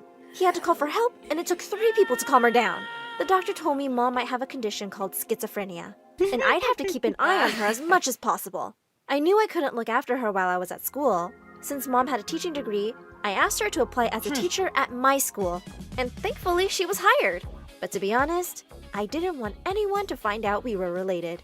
The next day at school, I was running off for a big baseball match when I bumped into Mom. "You're gonna be great, honey. I love you." "Thanks, Mom." And I ran off before anyone saw us. But 5 minutes later on the field, I heard someone on the megaphone, and I turned around in horror. "I said I love you, and you said thanks? That's all I get? I was in labor for 20 hours with you, you ungrateful jerk!" Who's that crazy lady talking to? No idea. Come on, let's start the game. "I need to hear those words, Kelly!" Everyone stared at me, and I wanted to disappear. "Fine! I love you too, Mom!" As everyone laughed, I felt really flustered, and I played my worst game ever. Later at home, I was so mad at Mom. How could you embarrass me like that in front of the whole school? And now everyone hates me for losing the game. Kelly, I don't know what you're saying. What did I even do? Are you embarrassed of me? Do you want me to quit? Fine, I'll quit. And she burst into tears. I sighed. No, Mom, I don't want you to quit. I'm sorry, okay? Sometimes I felt like my mom's mom, and it was exhausting. The next day, as I was having lunch alone, the meanest girl in class, Linda, came over. Wow, your mom's quite the freak show. My uncle runs a circus. Want me to ask him if he's got a spot for her? Shut up, Linda. Don't test me. Jeez, can't you take a joke? Looks like crazy runs in the family. I pushed aside my tray and attacked her. But suddenly, someone literally picked me up and took me outside. It was a boy from my class, Jake. You should have let me break her teeth. Kelly, she's the principal's niece. She'd just get you and your mom in trouble. I just need a break from everything. Well, how about we get out of here and do something fun? I looked at his kind eyes and my heart raced a little. How had I not noticed he was so cute before? After that, we were hanging out together all the time, and soon enough, we started dating. One day, Jake and I were making out in the science lab when suddenly, Mom walked in on us. I was so sure she'd kill me, but instead, she smiled broadly. Oh, my baby girl has found such a cutie. I'm so happy for you. But anyone can walk in here, guys. The janitor's closet is a much better place. Wow, your mom's so cool. Let's go to the closet then. We'd only been there 5 minutes when Mom barged in with the principal. See, I told you they were up to something. Didn't your parents teach you any morals? Mom, what are you doing? Thanks to her, Jake and I were scolded by the principal in front of everyone and given a week-long suspension. But Jake had a party planned at his place the next night, and nothing was stopping me from going there. I sneaked out, and my jaw dropped at the size of his mansion. It also looked like he'd invited the whole school. But as I walked through the crowd looking for him, I saw something even more shocking. Jake was dancing with Linda, and they were looking deep into each other's eyes. What's going on here, Jake? He suddenly pushed Linda away. Kelly, you're here, babe. I didn't know if you'd be able to come. So what? You thought you'd just have some fun behind my back? What a jerk move. Keep it down, Kelly. You're embarrassing me. And we were just dancing. Why are you acting crazy like your mom? I can't believe you said that. We're done, Jake. Kelly, I didn't mean... But I didn't let him finish his sentence. As I walked out the gate, suddenly my shoe's heel broke. As I flung it aside angrily, I heard someone behind me. Whoa, are you okay? Can I help you? I turned to see a boy who was my senior at school. I'm Ron, Jake's older brother. I've seen you two around. You're his girlfriend, right? Not anymore! Ron listened quietly as I told him everything and offered to drop me home. On the way, we stopped for ice cream and sat on the car's bonnet, talking and laughing. He was really easy to be around. When he walked me to my door, he suddenly took my hand. I had a good time, Kelly. And this may seem fast, but I've been really wanting to do this all evening. And he suddenly pulled me close and kissed me. It felt amazing, and I kissed him back. Later that night, I suddenly sat up in bed when I heard someone tap on my window, and I was shocked to see Jake outside. What are you doing here? Go away! I'm not leaving till you listen to me. I was afraid he might wake Mom, so I let him in.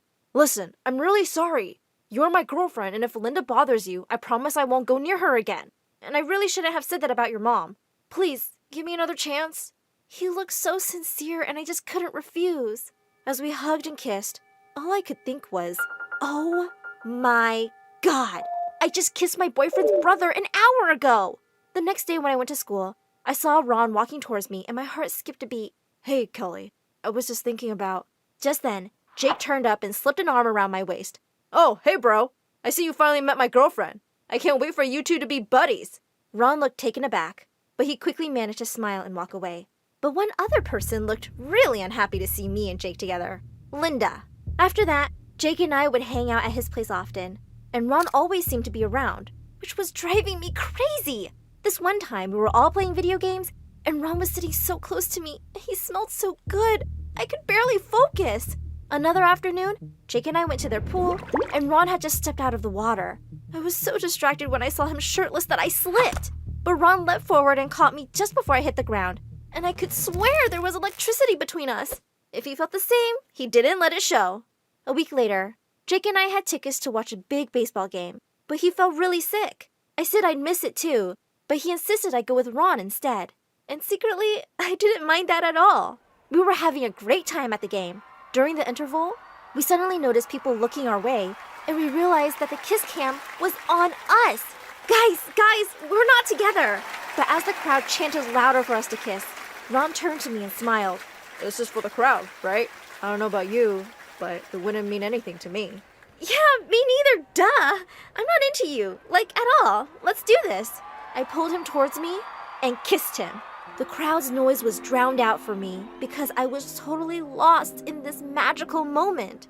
All night, I kept feeling guilty about these feelings for Ron, but it was about to get a lot worse. As I walked to my locker the next day, I saw posters of me and Ron kissing stuck all over the walls with cheater written over my face.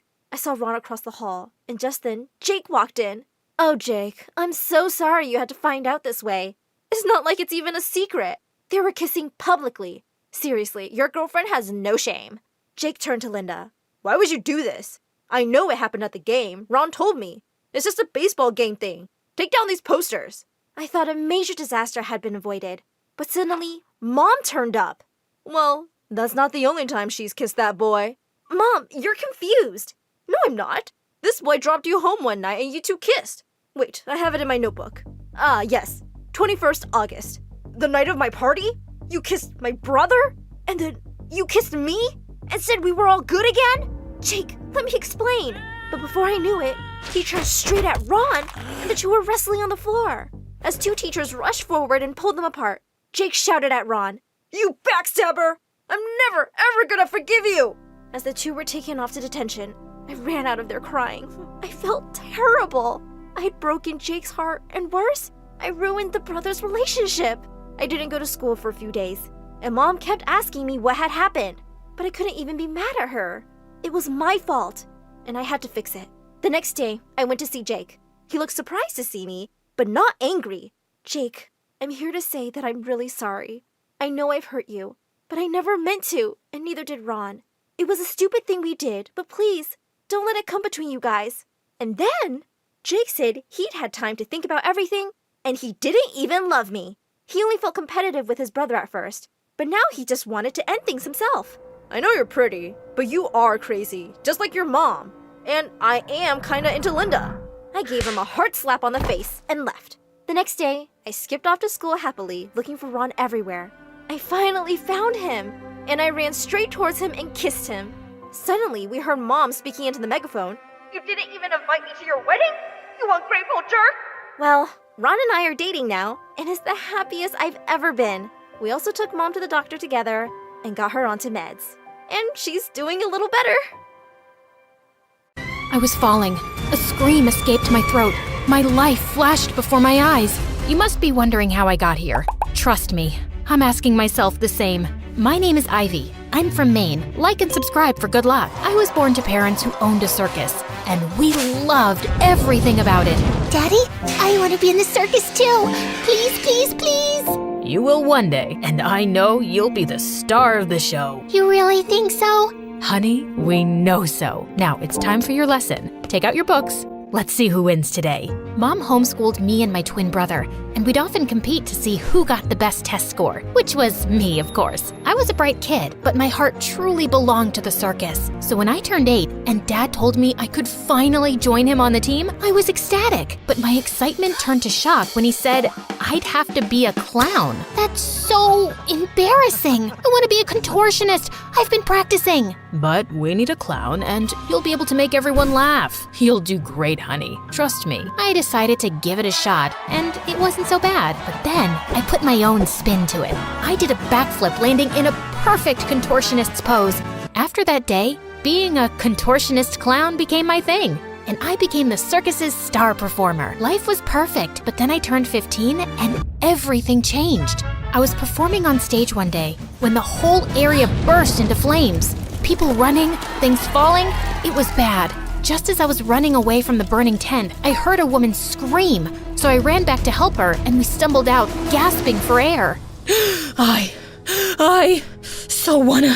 Thank me? It's no problem. I'm happy you're safe. Huh? I wanna sue this circus. I'll make sure you never get to perform again. You have no safety measures at all. The woman was true to her word, and my parents ended up losing the lawsuit. They had to work and didn't have time to homeschool us anymore. When I stepped foot in school for the first time, I instantly knew I was a misfit. People stared at me for the way I dressed, and in class, they were blown away by how intelligent I was. Years of being in competition with my brother in studies had paid off. The answer can be found using a Diophantine equation, sometimes known as the sum of cubes problem. Actually, it's Eastern Antarctica that's the coldest, not the whole of Antarctica. Every time the teacher would say I was right, the kids would have a problem with it, but I didn't care. I was having too much fun studying. I became the top student in no time. Life was fine, except Mom and Dad were always short on cash. So during the 11th grade summer break, my brother and I picked up part-time jobs at the hotel. With our first salaries, we took Mom and Dad to a carnival, and I could see how much they missed their old life.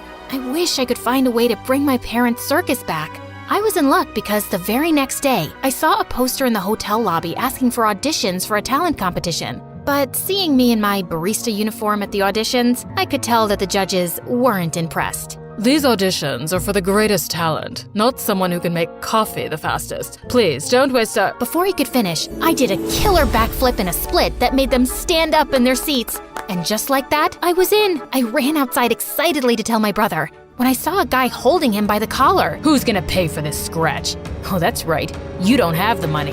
I'm gonna ruin you. He was about to punch my brother when I stepped in between and pushed the jerk hard. Let my brother go, you moron. Sorry to scratch your precious little junk, but I'm sure you can afford to get that fixed. Feisty, are we? Do you have any idea who I am? Does it look like I care? Now, do as I say or I'll call the cops. Oh, I'm shaking in my boots. I mean it. Let him go. I stared right into his eyes as the guy smirked before letting my brother go. I guess he was powerful because that evening, both me and my brother got fired. I was sad, but soon the summer break was over and we were back in school. But something had changed. It was like people had started hating me more than before. What had I done to grind their gears now? I found out soon enough that one of the girls in my class showed me a video of me pushing that rich guy outside the hotel. How could you be dumb enough to push Tristan? Yeah, he deserved it. And what's the big deal about him anyway? Don't you use social media? Not really. I like to read books instead. It teaches you a lot, like minding your own business and learning some manners. Now, if you can step aside, I have a class to get to. The rest of the day, I ignored all the angry stares. Later, I found out that he was some kind of social media influencer with over 10 million followers. Good for him. I thought this whole video thing would die down in a few days, but to my horror, it was worse than I could imagine. I was a public figure now, with all eyes on me, especially because Tristan followed me everywhere. I picked up a new job at a cafe nearby, and Tristan would drop in every day. I'd had it with his stupid face, so I decided to teach him a lesson and poured a bottle full of salt in his food. His face went red as he took one bite. Do you like it, sir? Anything to go with it, like water or maybe some more salt? This is perfect. Can you tell me who the chef is? I'd love to kiss their hands. She's busy. Anyway, if you're done for the day, kindly leave. You're catching too much attention and it's a little annoying. I'm guessing you're talking about all those ladies by the window. I can tell them to leave, if you agree to go out on a date with me. Are you bored or simply crazy? What makes you think I'll ever go on a date with a moron like you? Ouch, that hurt. But I deserve it. I was a jerk. It's just that I had a big argument with my mom and I took all the anger out on you, which was totally not cool. Yeah, it wasn't. And you're really not helping your case by stalking me. I know, but I can't get you off my mind after I saw how you stood up for your brother. That takes courage. All I'm asking for is one chance. If you feel like you don't want to see me after that, I won't bother you again. Tristan, I don't care. Just leave. But the guy just didn't back down. He'd show up every day at my workplace to ask me out, and every day, I refused. And one evening after my shift ended, I found him outside my workplace with my brother. Later, he told me how Tristan was there to apologize and even offered to get him his job back. That was kind of nice of him. I guess he wasn't all that bad. So when he asked me out again, I decided to give it a shot. I was expecting him to show off and take me to some fancy restaurant in the city, but instead, he took me to my favorite taco place. Wow, you're cheap for someone so rich. And you're too pretty for someone that tough.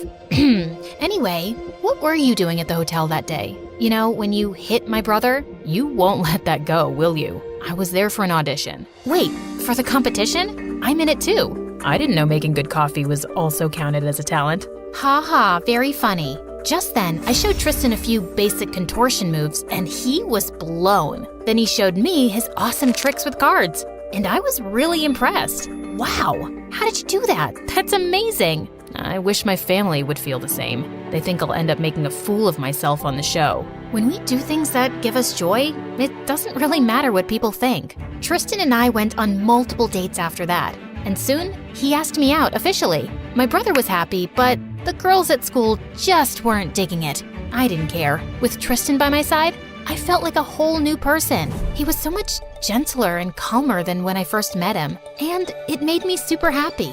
And then one day on his birthday, he invited me to his home for a party. I'd just stepped one foot inside when suddenly my whole world came crashing down. Ivy, that's my mom, and Mom, that's the clown?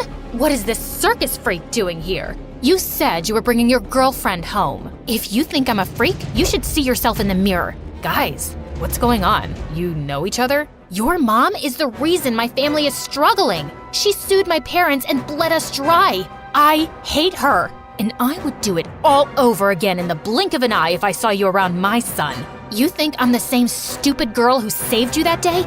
If you come close to my family, I'll be your worst nightmare. I wanted to say more, but I was too shocked and upset, so I just turned around and left. Tristan tried his best to reach out to me, but I just didn't want to talk to him. If he was her son, then there was no chance of us ever being together. Soon, it was time for the competition, so I forgot about my issues and started practicing. The competition lasted for days, and I was able to reach the finals. People rooted for me, and I was confident I'd win it too. But on the last day, I twisted my ankle and lost to a really amazing musician. I was devastated and locked myself up at home. I just didn't have the strength to talk to anyone. Then one day, Mom and Dad sat down next to me. A dumb competition can't dampen your spirits, Ivy. You're too good for that. But I wanted the money. I needed it to get the circus back. I know you guys miss it. I just wanted to make you happy. That's not your job. And we're happy as long as you are. Now come on, we need you to get out of the house. How about some ice cream? Or a trip to the petting zoo? Anything you say.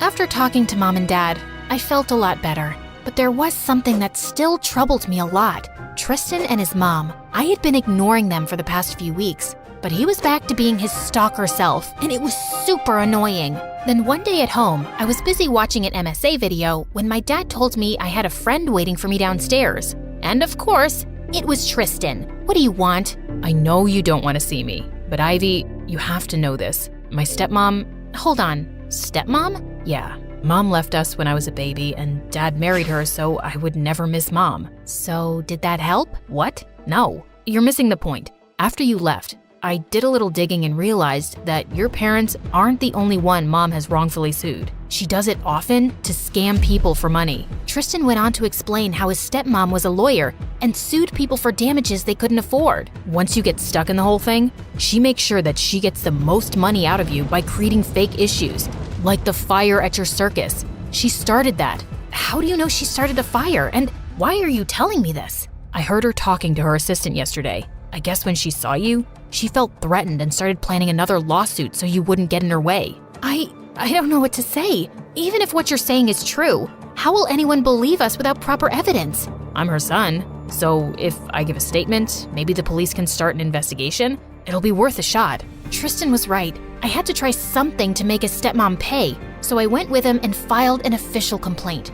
It took some weeks, but finally the police were able to gather all the evidence against Tristan's stepmom. They froze her account, but before they could arrest her, she simply vanished. My parents won huge compensation from the court and used that to build the circus. I was so happy, and I only had Tristan to thank for everything. I always liked him, but this only made me fall for him more. We were walking over the bridge one day when suddenly Tristan turned to face me. Ivy, I love you. I'm sorry, I tried to let you go, but I can't. I wanted to tell you, but before I could complete my sentence, someone pulled me hard. Tristan's stepmom. You witch! You ruined everything I had built. You'll pay for this. Saying that, the woman pushed me. As I backed up, I tripped and ended up falling.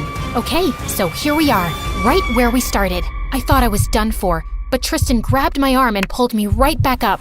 Are you crazy? She could have gotten hurt. Oh, yeah, whatever. She's fine, right? And that was a mistake. Was it? You know, I can imagine you being a witch to everyone, but this is unacceptable. Leave, or I'll have you arrested. Dad knows what you've been up to. Oh, come on.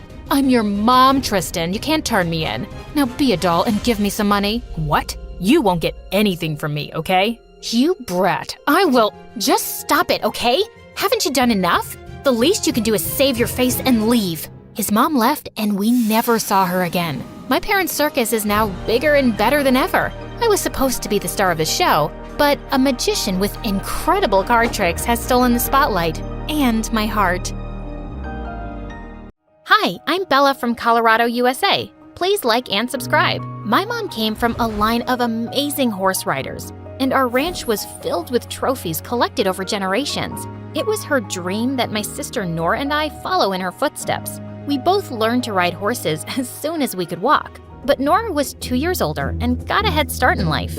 and well, I could never seem to catch up. She always had straight A's in school, she was naturally athletic, and with her auburn hair and blue eyes, she was beautiful. Even though Mom loved us both, it wasn't hard to guess who her favorite child was. When I was in the 3rd grade, Mom threw a big birthday party for me and invited all our relatives. But everyone's focus the whole time was on freaking Nora. Such a pretty girl. You already look like a celebrity, darling. I'd been so excited about my new dress, but now I was just feeling angrier by the second. It's like I was invisible with Nora in the same room. Suddenly, I let out an ear-splitting scream and fell to the ground. Oh my god, I'm in so much pain. My tummy hurts so bad. Everyone came running to me and Mom rushed me to the hospital. I was happy I'd ruined the party for everyone, and they would have all just left. But hours later, we got back home to find a mess.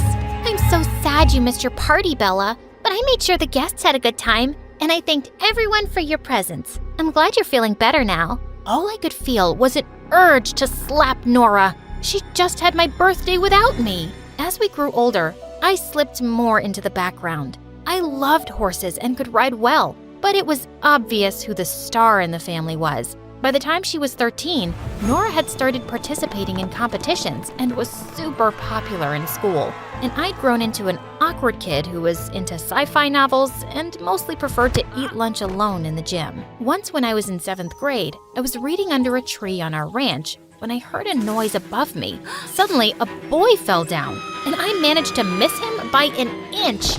Gosh, you nearly killed me. Who are you and where'd you come from? Fell down straight from heaven. I'm gonna punch you in your face if you don't tell me. Okay. I'm Jeremy and I just moved in next door.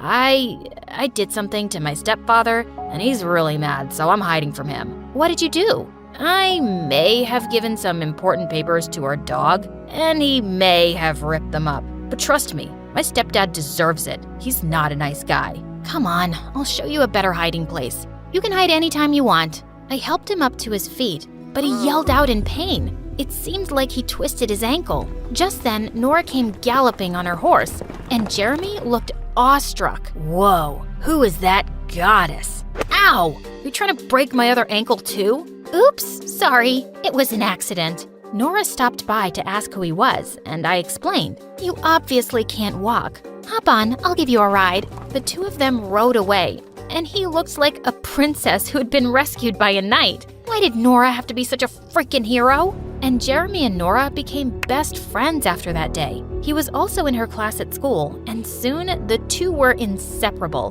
which meant that he was always at our place. And over time, I couldn't help having a crush on him. He was smart and funny, and we had so much in common. And he loved science fiction too, and we could talk about it for hours, if Nora would let us. One day, Nora showed me an expensive bracelet. Isn't it beautiful? Jeremy gave it to me yesterday. You mean on Valentine's Day? Yeah, but just as a friend, of course. Nora, are you dumb? It's so obvious Jeremy's in love with you. What? No, he's not. You wouldn't know because you don't have any guy friends. Or any friends, actually. And you are so self-absorbed. You're completely blind to everyone's feelings. You're giving him the wrong idea by accepting that present. You don't know what you're talking about, geek, so stay out of it. I knew I was right, but there wasn't much I could do. Soon after in 8th grade, I was so excited when I found out about a huge sci-fi convention happening in town. But as I was telling Jeremy about it, Nora spoke up and said they'd already bought the tickets. Oh, that's amazing! I can't wait! I meant I just got the tickets for me and Jeremy. We're going with our friends. So I can buy my own and come with you guys, right? I can't go alone, it's too far. No, you can't come with us. Why don't you have friends of your own, Bella? Come on, Nora, what's the big deal? I'm not gonna be the only loser with my baby sister tagging along, Jeremy. We're not taking her. You don't even like sci-fi. Why are you being a witch? Jeremy, please take me along. I'm sorry, Bella. Maybe next time? I couldn't believe he was being such a coward, and my heart burned when I saw them leaving for the convention a few days later. I just wanted to hurt Nora. and I had a brilliant idea for something I could do. A week later, I was having breakfast when I heard Nora scream. She came running downstairs and waved a calendar at Mom. "How could you mess up my schedule, Mom? I had a match this morning and I missed it." What are you talking about? I woke up to see 20 missed calls from my coach, and he just told me that the first match of the tournament was today. But you've written it here that it's next week. That's because I got a call from the organizers saying it was postponed. I don't understand. How could this have happened? Bella, did you have something to do with this? I don't know what you're talking about. Why don't I believe you? Oh, wait. Yes, I remember something now. Maybe I did pretend to be one of the organizers and called up Mom to tell her the wrong date. It doesn't feel good to miss out on something important, does it? The two stared at me in shock, and then Nora pounced on me. "You horrible brat! How could you do this? You made me miss the convention. Who cares about that stupid thing? I'm disqualified for the whole season now. I cared. You shouldn't have been so awful to me. I hate you, Bella. I won't forgive you. Ever." Mom managed to pull Nora away, and she stormed off crying, and I was grounded for a month. For the next few days, Nora acted like I didn't exist. I hadn't realized she'd be disqualified for the entire season. Maybe I'd gone too far. I decided to apologize, but I found out that she'd left for a training camp for 2 weeks. But just 3 days later, we got some bad news. Nora had been in a riding accident. Mom immediately rushed off to camp, and when she returned with Nora, I was shocked to see her on a wheelchair. What happened? I don't want to talk to anyone, least of all you. Nora had badly injured her leg, and the doctor said that her recovery would take months. Mom was devastated, and Nora kept herself shut in her room. I didn't dare go in because I knew she wouldn't see me. One evening, I just couldn't help crying in my room when suddenly I felt someone's arm around me. Hey, why are you crying? Because Nora hates me and she'll never forgive me. I wanted to hurt her, but I never wished for something bad to happen. Of course you didn't. No one thinks that. Nora's just upset about her injury, and once she's better, she'll be fine with you, I promise. But he was wrong. Just a few days later, Mom called me into Nora's room for a talk. Nora's recovery could take up to a year. We cannot miss all the tournaments during this time. She has some modeling contracts too, and we can't lose this money. Someone from our family has to represent us, and that can only be you, Bella. But Mom, I'm not half as good as Nora. She's right about that. You've been riding a horse since you were a child, Bella. We have 3 months to train before the next match, and I believe you can do it. You have to do it. Before I could protest more, Mom left the room. Good luck trying to be me. It's not as easy as it looks, and you don't have what it takes. Nora wasn't wrong about it being hard. The training was tough, and I had a sore butt for weeks. But 3 months later, when I competed in the tournament, I actually came in third. And suddenly, I was the newcomer everyone was noticing. Sure, people just called me Nora's sister at first, but as I kept doing well in matches, more of them knew my name. But I really wasn't looking forward to Nora's modeling contracts. I was awkward, and I didn't have star quality like Nora. After her styling team worked on me, though, I was stunned at the results. I'd never felt so beautiful, and clearly others thought so too. I was receiving a lot of attention on social media, and at school, I was being treated like a completely different person. This is how people saw Nora, and I had to admit, it felt good. Wow, I'm gonna need an appointment soon to talk to you. Yeah, but I'll always make time for you. What do you think of my new look? There wasn't anything wrong with it before, but you do look lovely. For the first time, I felt like he wasn't seeing me as Nora's little sister, and it sent my heart racing. Bella, I've been meaning to ask you something. Yeah? Do you think it's a good time to tell Nora I'm in love with her? I have been for years, but she's never been clear about her feelings, and I just need to know now. My heart suddenly sank. What was I thinking? Of course, you should tell her how you feel. She'd be a moron for not loving you back. Jeremy grinned and kissed me on the cheek and then walked off happily. A few days later, I came home to see Jeremy rushing out of our house, wiping tears on his sleeve. I was a fool to think Nora ever liked me. She said she's never seen me as more than a friend, and she never will. He stormed off, and I felt so mad at Nora for leading him on all this time.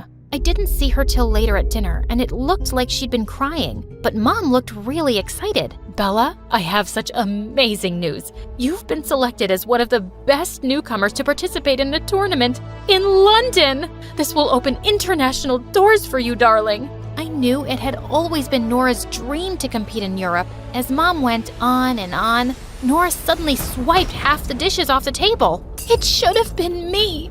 But you've stolen everything from me. Nora, I only started competing because of you and Mom. Oh, shut up. You've always wanted everything I've had. Congratulations. Now you have it. That's not true. Oh, you wanted Jeremy too? I've seen how you look at him with your puppy eyes.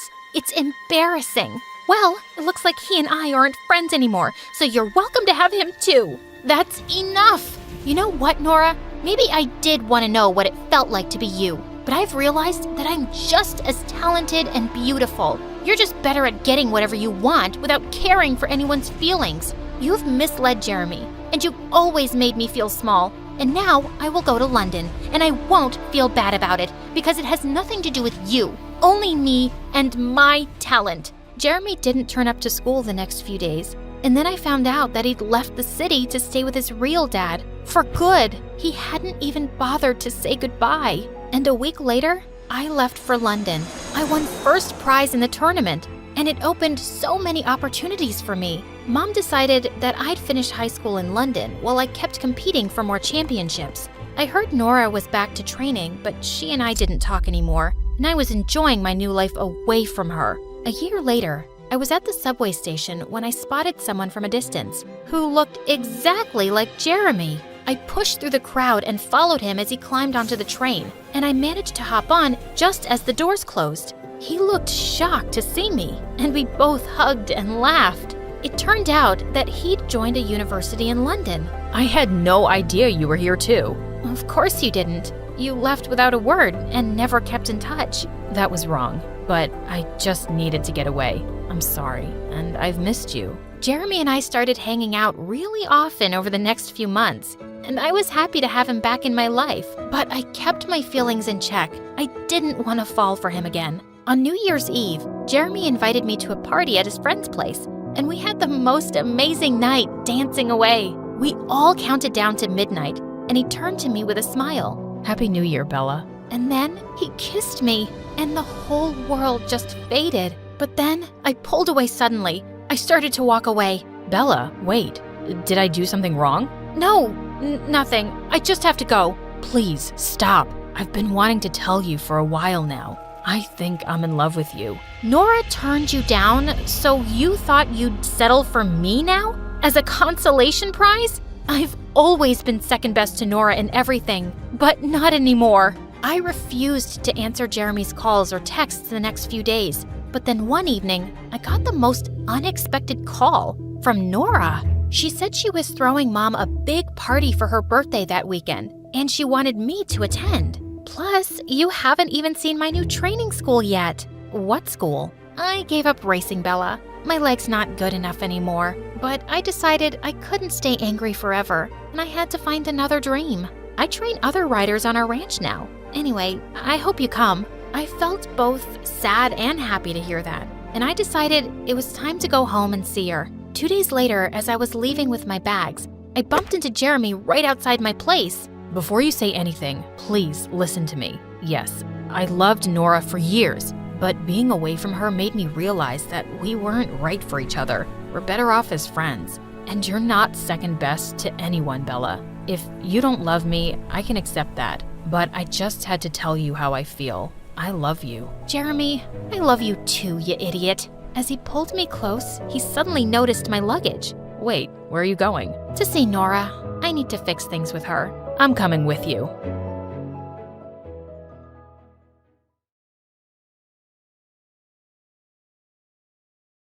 You may think your parents are cheap, but believe me, you've got it good. My mom takes saving to the next level. My mom saved up everything, literally everything. Our house had different stations where we recycled plastic, fabric, paper, and so on. But worst of all was the compost bin in the kitchen for recycling food and leftovers, and I can't even describe the horrible smell that came out of it. My mom, of course, refused to put it outside. The squirrels would ruin the compost we've been saving up, is what she claimed. Because of that, every time my friends would come over, they'd complain about the terrible smell. Until the day I was known in school as the girl whose house smells like a pig stable. When I was 7 years old, Mom stopped driving her car and designed her own special rickshaw with 2 seats in the back for my brother Mark and I. She drove us to school in this rickshaw for years. Back then, we thought we were cool. People waved at us and smiled. It was actually like we were the head of a special parade. I thought my mom was very creative. We always have to be prepared for the worst. Your grandpa has taught me well. He said, "Trisha, this is the best way to take care of your family," she said proudly. When we were very young, Mom bought toys from secondhand stores and then stitched them up for us. We were too young to care where the toys came from. The funny thing is that we didn't know how cheap my mom was until Tracy, one of my friends, came to visit when we were younger. She came over to my house for a sleepover when we were 10. "Why does your mom take ketchup, sugar, and serviettes from restaurants?" asked Tracy after we'd eaten. I didn't have an answer. The next day, we went to the movies together. "Why does your mom sneak her own popcorn and drinks into the movies?" Tracy asked me as the movie started. "Your mom is cheap," she said. I was angry with Tracy. I thought she was being mean. I didn't want to believe her, but as I cooled down, what she said opened up my eyes to what was actually happening. From then on, things started to make sense. I realized that people were actually laughing at us in my mom's rickshaw. That was when I told my mom that she didn't need to take us to school anymore. "I'll walk Mark to school, Mom. It's good exercise for us." My mom quickly agreed. "It gives me more time to turn our recycling into usable things in the house. Besides, we're going to save lots of money on gas." I got shivers when she said that. Now I had a very different feeling about Mom's creativity. A week later, Mom took out all the showers. She replaced them with a bucket outside in the garden. "You know how much water we're going to save now?" she said, smiling. Luckily, when my dad saw that the neighbors were spying on him showering, he put an end to this. My dad had a lot of patience for my mom. He loved her despite her crazy cheapness. My dad had a great job, and we had money to spend, but my mom didn't want to hear any of that. "We have enough money until the government freezes our accounts," said my mom. "That's when you'll thank me for all that I do for you and your brother." The older we got, the less we saw our dad. His business trips went from being a few days long to a few weeks at a time. Soon it was months before we would see him. I should have known that something was up, but I'll admit that I was too wrapped up in my own problems. When I first got my period, I faced a problem I never expected. I knew at the time that I should start using pads and tampons, but instead, I was shocked to see my mom holding a period cup and saying, "Here you go, sweetie. You will be using this every time you get your period from now on." Not only that, but she also gave me a weird piece of fabric and said, "Spoiled teen girls start wearing a bra as they grow up, but a special girl like you will wear this." She handed me the piece of fabric. I didn't understand what it was supposed to be for. You see, you only need to wrap it around your chest, and there you go, a comfy bra for free. I knew at that point that my mom had gone way too far. My brother Mark hated my mom's cheapness even more than I did. Because he was younger than me, Mark got all my hand-me-downs. From jeans to t-shirts and even jerseys, Mark grew up wearing my clothes. He was creative in how he reshaped them to look like something that a boy would wear. But by the time he was 13, his classmates wouldn't let him get away with this. They left lipstick and makeup on his desk. They stuck fashion articles to his locker. They even started calling him Marcy. "Leave my brother alone," I said to them. But they just laughed. "What are you gonna do? Will your mother chase us in her rickshaw?" I had no reply to this. I was furious, and so was Mark. He went home and told Mom that he needed clothes for boys. My mother almost lost it. "We don't have money for new clothes," she screamed. "If you want new clothes, I'll make them for you." Mom knitted Mark the most awful, trendy clothes we'd ever seen. Mark took one look at the new clothes Mom had made and said, "It's fine, I'll wear the hand-me-downs." Mark and I were tired of Mom's cheapness. That afternoon in my room, we had a secret meeting about what we could do to stop Mom from embarrassing us in the future. We needed help, so we called our dad. Dad didn't like to fight with Mom. He was a calm man who didn't like complications and fights. So whenever Mom went into one of her raging cheap spins, we made an arrangement with Dad. He sent us the money we needed, and in return, all he wanted us to do was keep these transactions from our mom. We agreed. Now we were able to buy all the clothes and items that we needed. The next part of our plan was pretty simple. My best friend Tracy lived down the road from us. We kept our secret stash of clothes at Tracy's house. Every morning we left home in Mom's clothes. Then we stopped at Tracy's house, changed, and then went to school in our new clothes. We did this for years, and there was peace in the house. But nothing lasts forever, especially when you've got a mom that has a PhD in cheapology. Summer vacation arrived, and I was excited. I'd just started dating a boy that I really liked. His name was Devin. He didn't judge me like the other kids did. I was looking forward to spending time with him and getting away from my bizarre life. That idea didn't last long. A week into the vacation, Mom arrived home with shovels, pickaxes, and other digging equipment. "Mom, what's going on?" I asked. Mom smiled. "We're going to build a bunker. I've borrowed all this equipment from our neighbors so that we can get it done quickly." "We're going to build a bunker? As in, not just you?" "Correct. My hands make light work, and we'd better get this done before your grandpa comes to visit. He's always said that every house must have a bunker." I was surprised to hear about this visit. Grandpa hadn't left his home in 20 years. My grandfather was in the Second World War. It left him paranoid about the future. He turned his home into a doomsday bunker and taught his family to save everything they could. Nothing useful was ever thrown away, and it had to be used at least 3 or 4 times before it was thrown out. Grandpa was the reason Mom was the way she was. Mark and I didn't have a choice in the matter. We were going to build a bunker. I had to cancel plans with Devin. I made as many excuses as I could, but he wouldn't believe any of them. "I'm coming over to see you," he said. Before I could stop him, he hung up. A few minutes later, he arrived at my house. Up until then, I'd managed to keep him outside. I greeted him at the front door, covered in dirt. "What's going on?" he asked. I knew that no excuses were going to make any sense now, so I told him the truth. To my surprise, he didn't run away or even laugh. "Cool, I've never seen a bunker before. Can I check it out?" I let Devin in. I introduced him to my mom. He held out his hand to greet her. She put a shovel in his hand. "If you're going to be here, then you're going to work," she said. At that moment, I could have died, but Devin just smiled and said, "Thank you." We spent the rest of the day digging. How romantic, right? We dug for hours and hours, only resting to have breakfast, lunch, and dinner. Dad was away on yet another business trip and was basically unreachable. We worked like this for a week, with Devin coming over every day. We dug until our hands ached. When our neighbors started seeing what Mom was doing, they became suspicious. They called the police on us. A squad car came around and asked Mom what she was doing. She told them about the bunker. They nodded while she spoke, but we could tell that they wanted to laugh at her. The police left soon enough, asking Mom to make sure that the structure was safe. Mom told them that it would be, but knowing Mom, she'd never hire an architect to design this bunker. "It's a waste of money," she said. Anyway, my father taught me how to make a bunker when I was 9 years old. 9? I couldn't believe it. I felt sorry for Mom. She'd had a pretty tough life. Mark and I got back to work. It was becoming easier now, and it would have been fine if the news reporters hadn't arrived. Someone must have contacted the newspapers telling them about what was going on in our backyard. A day later, we had reporters outside the house. Cameras popped over our wall. Some of our classmates came to watch and laugh, too. We live in a town where not much news happens, so when someone starts building a bunker, it gets onto the front page of the newspaper. Mark and I were totally embarrassed the following week when we saw Mom smiling on the front page of the paper. The headline read, "Doomsday Lady Builds a Bunker." I was so grateful that we were on vacation. I was so grateful for Devin. He stayed through the whole ordeal and held me when it became too much. I knew then that he loved me. I also knew that I couldn't live this way much longer. A few weeks later, the bunker was finished. Mom called Grandpa to tell him that she was ready for his visit. He canceled on her, saying that it wasn't safe to leave the house. Mom was upset, but I was furious. I couldn't do this anymore. The day I turned 18, I left home. Mom wasn't happy and neither was Mark, but I wouldn't let them stop me. Devin and I found jobs and made enough to rent a small apartment. A few years later,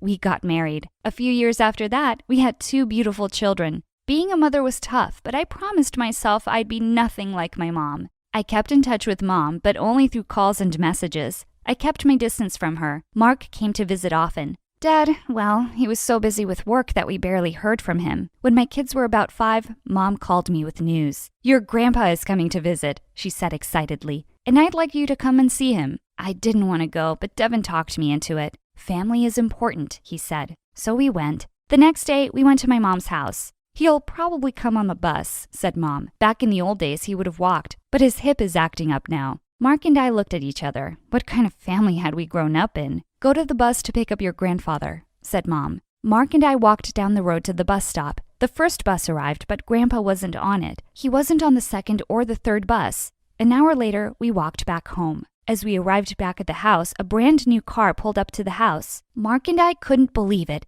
It was Grandpa. He looked nothing like we remembered him. The Grandpa we remembered wore old clothes, cut his own hair, and had a beard longer than Santa's. This Grandpa stepped out of the car looking different. He was dressed in sick clothes and looked like $1,000,000. Kiddos, so good to see you both. Come give Grandpa a hug. We hugged him and smelled his cologne. It was definitely something expensive. Then we helped him with his bags. If we were shocked by what we saw, Mom's reaction was even worse. She just about fell over when she saw Grandpa. He was different, calmer, friendlier, laid back, and full of jokes. Mom showed him around the house. She went through each room and explained how she had used everything that he had taught her when she was a girl. Grandpa smiled politely, but we could see that he was surprised and a little shocked by Mom's efforts. Finally, Mom showed Grandpa the bunker. We could tell how proud she was of her design. And we put it together in just over a month, she said, filled with everything we'll need for 10 years. Grandpa's face went white. That's great news. Why don't we get some fresh air? And I could use a glass of water. Mom said she'd get it for him. While Mom was away, Grandpa pulled us aside. What's happened to her? He asked. What do you mean? I said. She's always been like this? Always? Asked Grandpa. He paused a moment and then dropped his head. It's my fault. I raised her believing that the end of the world was always just around the corner, although I was rich. But after my wife was gone, I realized I was a lonely man and that I missed out on a lot in my life. I decided to change. I'm sorry, kiddos, but don't worry. I'm going to talk some sense into her. Mark and I could have cried at that point. We were so relieved. We hugged Grandpa and thanked him. That evening after a tinned food dinner, Grandpa sat Mom down and had a heart-to-heart with her. I sent Devin home with the kids. Mark and I listened from another room. You've done a great job of preparing for the end of the world, Trisha, but it's not going to happen anytime soon. Mom looked shocked. What do you mean? Grandpa stopped her. I know. When you were growing up, I thought that the world was in serious trouble. I filled your head with a lot of ideas that I now see are a bit extreme. After your mother was gone, I started to think about life differently. Trisha, it's important to save and be sensible with what we have, but it's also important to enjoy life. It was the toughest conversation that Mom had ever had. Everything that she had ever believed in had just been pulled out from under her. She was quiet for a long time. Dad, it's okay. I'm going to keep doing what you taught me. We need to be prepared for every disaster. Grandpa tried to reason with her, but she didn't want to hear it. Mark and I tried to. Enough of this, Mom, I said. This is the reason why I left. And it's the reason why Dad left too, said Mark. Mom shook her head. She looked completely confused. No, he's away on business. He's been away on business for 10 years now, Mom, said Mark. He told me that he's not coming back, and it's because of you, because of all of this. My mom burst into tears. So I just let go? Give up? My mom said quietly. You have this skill and it's so great, but you can't always be sacrificing the present for the future. The world is not going to end anytime soon. Grandpa chuckled. A long pause followed. Then her eyes became wet with tears. She began to speak, but only tears fell. It's okay, Mom. We're all here to help you. Mom took a deep breath before she spoke. Okay, how do you guys do it? Do we have to go out for dinner as regular people do? I can do that now for a start. I smiled widely. Things wouldn't change all at once, but, well, she was finally trying to bust out of her bubble, and that's all that mattered to us.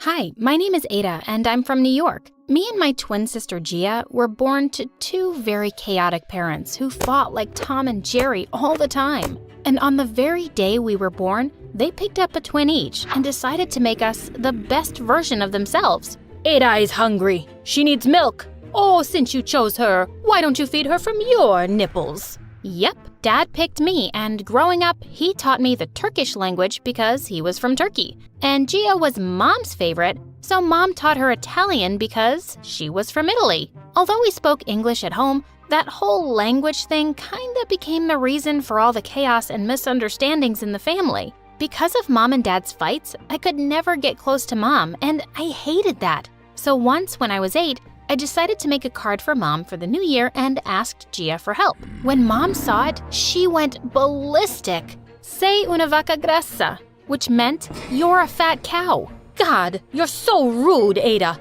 Just like your jerk dad. I always knew I made the right choice by picking Gia. I was furious. That witch made me do this. I ran to Gia and pulled her by her hair. Why did you do that to me? 'Cause Dad loves you more than me, and I hate it. So what? Mom loves you more than me. Just then, Mom came and separated us and said something to Gia in Italian. What did you say? Not your freaking business. Go to your daddy and hug him. But Gia glared at me and spit at my face, and another fight broke out.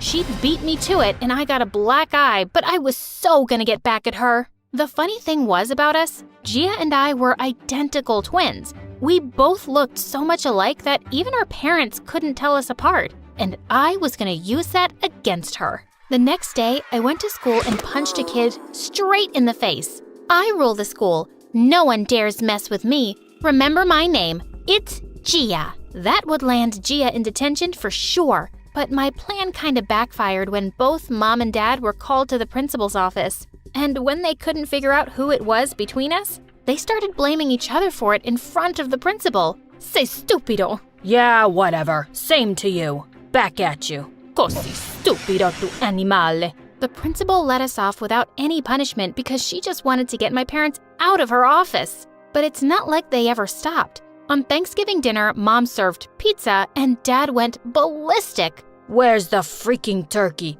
Who even makes pizza on Thanksgiving? You stupid woman. Turkey, turkey. Go ask your mother to make you a turkey. And saying that, Mom threw a plate at Dad, which he avoided. But then Dad grabbed the ketchup bottle and pointed it at Mom. Don't you dare. This is a designer top. Watch me. And he squeezed out all of the ketchup onto Mom's top. Mom shrieked, and soon our dinner table turned into a war zone. Gia and I felt terrible. Mom and Dad didn't even care about any happy occasion or us anymore. They just fought all the time. Then one day in the 7th grade, when Gia and I got back home after school, Mom and Dad finally dropped the bomb on us. We are getting a divorce. Ada is going to live with her dad in Turkey, and Gia is going to live with me in Italy. What? No way! You can't do that! No, Mom, no, Dad, I can't live without you guys. I want all of us together. Please, don't do this. But they didn't listen to us and said it was final. Later that night, I went to talk to Gia in her room. I thought she might not listen to me, but she hugged me as soon as she saw me. Oh, Ada, I'm so glad you're here. Even though we fight all the time, I can't live without you and Dad, sis. We have to do something. What can we do? Our parents just hate us. They're selfish and only think about themselves. Then let's just run away. They'll get busy looking for us, and then they'll forget all about this stupid divorce thing. They'll understand how much we need them. I won't let this happen. I won't let them ruin our lives. We have to stay together no matter what. But Mom and Dad had already filed for the divorce, and within a week, they even signed the final papers. But then, I had a brilliant idea. I could switch places with Gia and go with Mom to Italy. We would tell them about the swap after 6 months. And when they'd meet again to exchange us, maybe they'd be less angry and realize that they still loved each other. Yes, this was perfect. I immediately told Gia about it, and she happily agreed. Soon after, Mom and I flew off to Italy, and there, Mom had a huge place of her own. As soon as we got there, a maid came running and grabbed all our luggage. Benvenuta, signorina. And that's when it hit me. I could not understand a word of Italian. And this reminded me of Gia. She was also stuck in Turkey and didn't know a word of Turkish. God knows what kind of trouble she was going through. Marhaba birkaç erkek alabilir miyim?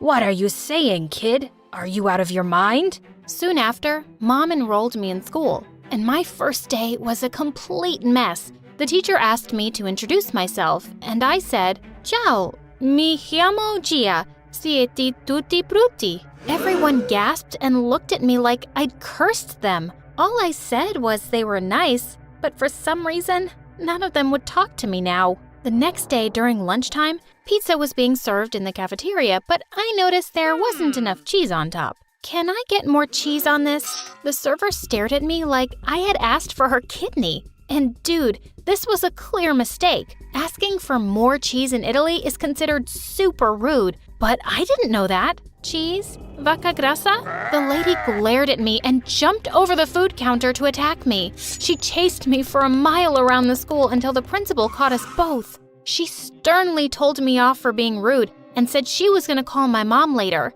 And I felt like a terrible kid. Mom was already dealing with the divorce, and now I was adding more to her troubles. I thought I'd apologize to her as soon as I got home, but what I saw next shocked me. Mom was having a pool party with her friends, and they were all having the time of their lives. What the crap? Mom, what's going on here? Oh, honey, I'm having so much fun. You should join us. If I knew life without your father would be so amazing, I'd have divorced him before the wedding. I feel like I'm 20 again. Woohoo! What? I thought she'd be missing Dad and me, but she was having a blast. This was so weird and not what I expected. I quickly went to my room and called Gia to tell her how Mom was going completely crazy. But what she told me shocked me even more. Dad was gonna get engaged within a week.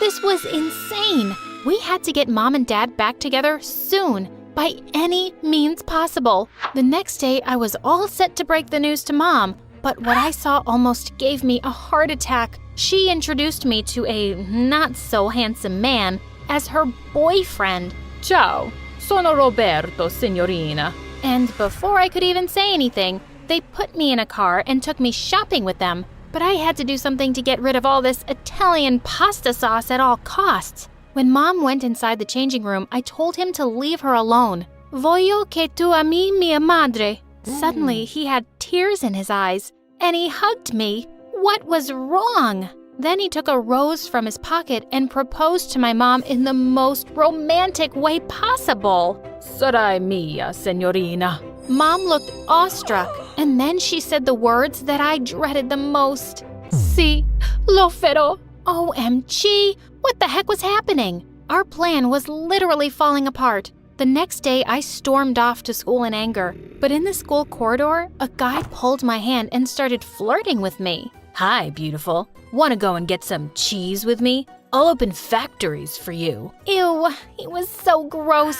And I was so done with kids making fun of me for not knowing the language. I knew a little Italian by now, so I told him to leave me alone. But he didn't, so I slapped him hard. He left and he went to tell the principal some lies, that I forced him to kiss me. An hour later, Mom barged into the principal's office and she looked raging mad. Your kid has been misbehaving with our staff and been doing inappropriate things to boys. Mom, I didn't. Oh, I know my daughter very well. It's the school that's stupid, and I'm putting her into a better one. We are done here. Oh my God, she was so unpredictable. While driving me back home, I thought Mom would scold me, but instead, she said something that completely shocked me. It's okay, honey. If you're ever in a place where you're unhappy, then you can always move away. Just like I did, Ada. What? Did she just call me by my real name? Mom, you know? Of course I know. You're my child. Really? Well, no. This morning after you left for school, I went to your room and I saw your pink-colored undies, which Gia hates. But why did you do this, honey? Imagine everything Gia has been going through there. She doesn't even know the language. We want you guys to get back together. But Mom didn't say a word to that. And as soon as we reached home, she called Dad and told him everything. But Dad, like always, wouldn't believe her. I'm not going to fall for your pranks, woman. Do you think I'm a fool? Of course I know it's my daughter. It's Ada. But minutes later, he called her back saying he knew from the beginning it wasn't me. Mom immediately got on a plane with me. When we landed at the airport, I saw Gia and Dad waiting for us outside. I ran towards her and she hugged me as soon as she saw me. I missed you so much, sister. Minutes later, Mom asked Gia to follow her and Dad asked me to come with him, but I had to try one last time. Enough, you guys. We are not going anywhere. We want to live together like a family. Please, can't you do this for us? Yes, I want to live with Ada and Mom. Not like this, where I feel so empty and alone and unloved. I want to be happy. Mom and Dad looked at us in complete surprise. Oh, honey, why would you ever think you're alone? No matter what happens between me and Mom, nothing could ever change the fact that we're your parents, and we love you so much. You'll always have both of us. Then why can't we all live together? Because that won't make any of us happy. We wanted to raise you in a happy home with great memories, but living together, we could never give you any of that. And now look at us. We are happy, and we can give you the best of the world only if you choose to accept it. Suddenly, I had tears in my eyes. Maybe Mom was right. She looked a lot happier and healthier than she ever used to be with Dad. And Dad He looked like he was gonna explode with joy. And now, the only people fighting against this happiness was me and Gia. This had to stop. I looked at her, and she looked at me, and we knew what the right thing to do was. We agreed to Mom and Dad's plan, but we decided we weren't going to sacrifice our happiness either. So Gia and I decided to live with Mom, and both of us moved back to Italy with her. But we often visited Dad and his new family, and we were the happiest.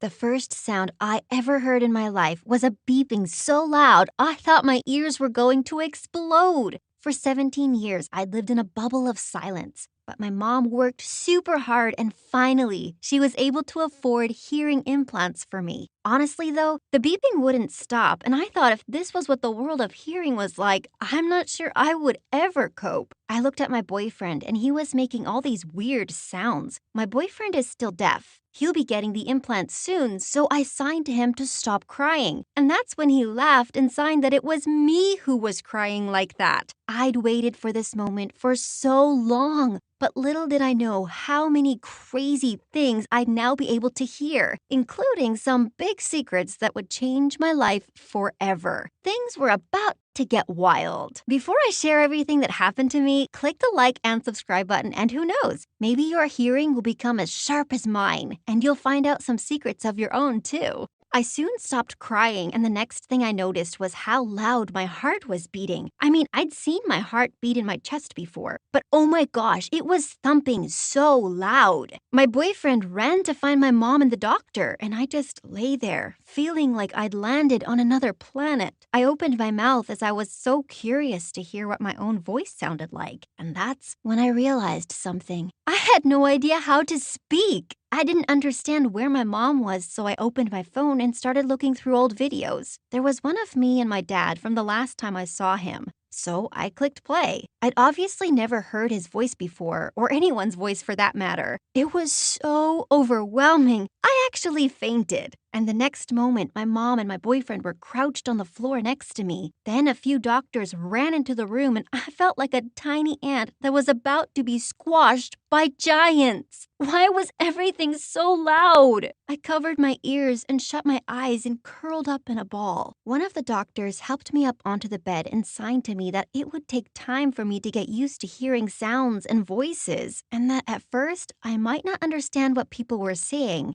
that it may sound like gibberish. Well, no kidding. My brain was fried. I couldn't keep up with anything going on around me. When the doctor finally told me I could go home, I practically leaped out of the bed. On the way out, I went to use the bathroom first. Obviously, I'd never heard someone pee before, so I got the fright of my life. It was so loud, and suddenly I felt so embarrassed. Had my friends at school heard me pee before? I ran out of the toilet so fast and bumped right into a woman who was waiting to go in. She looked disgusted and started shouting, but I had no idea what she was saying. I just walked off. But I was not ready for how overwhelming the outside world was going to be. I just froze. Cars were beeping, sirens were blaring, birds were flying everywhere and were making noises. Every time one flew near me, I ducked. They sounded so angry. I must have looked like an insane person. Then I heard something that sounded like a gunshot, and I just bolted across the road without even looking. I had no idea cars beeped, and I noticed just in time before a car almost crashed into me. The guy driving wound the window down and started shouting at me, and that made me think, was everyone always this angry? I ran straight into the park that I used to come to with my dad, and two of my friends from school were there. I felt so self-conscious about my new implants, and I didn't want them to see me. I hadn't told anyone at school about it, so I quickly ducked behind a tree. From there, I could still read their lips, and I couldn't believe what they were saying. How my boyfriend was only with me because it was easier to be with someone like him. But as soon as he gets his implants, he could get any girl he wanted, and that he was way too good for me. These girls were my so-called friends. How could they talk behind my back like this? A second later, my mom and boyfriend appeared in the park, and my mom looked angry. She was calling my name, and then the most awkward thing ever happened. She spotted my so-called friends and ran over to them asking if they'd seen me. She even told them I just had my implants done. They both went bright red and shook their heads, and suddenly I felt like they didn't deserve to get away with this.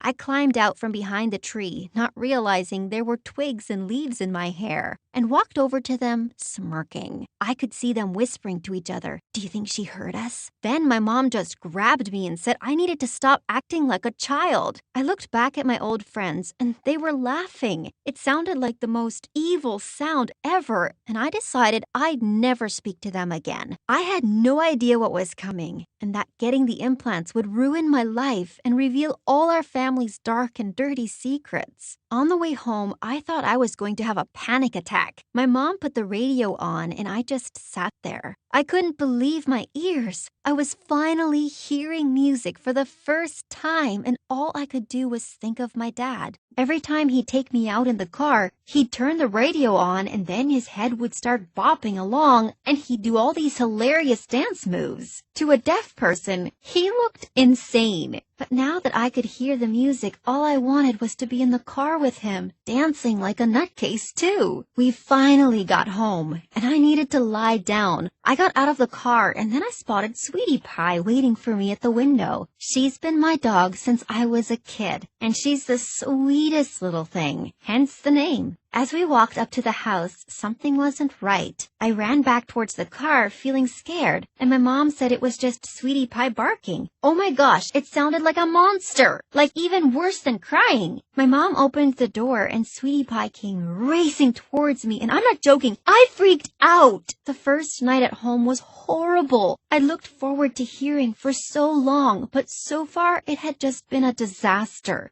I couldn't sleep because everything was so loud. And then late at night, I heard voices. They were coming from my mom's room, and I figured she was on the phone. I wanted to go tell her to be quiet, but when I tried to get into her room, her door was locked. I knocked, and suddenly I heard my mom say, "Shh." Then she poked her head out of the door and told me to go back to bed because she was on a work call. I didn't believe her for a second. Over the next few days, I felt more alone than ever before. My boyfriend came over to watch movies one night, and we always watched with the subtitles on. I know I should have kept the volume up to get used to hearing voices, but I couldn't stand it. It was giving me a migraine. Anyway, my mom came home in the middle of it and asked why I turned the sound off. Then she started shouting that she'd worked her butt off to afford these implants and that I was nothing but an ungrateful little girl. Then she stormed upstairs. I was so shocked. My mom was acting so different. And come to think of it, so was my boyfriend. He seemed quiet somehow, like something was wrong. He asked if we could talk, and I made a joke that only I could talk. After that, he got up and left, saying he was tired.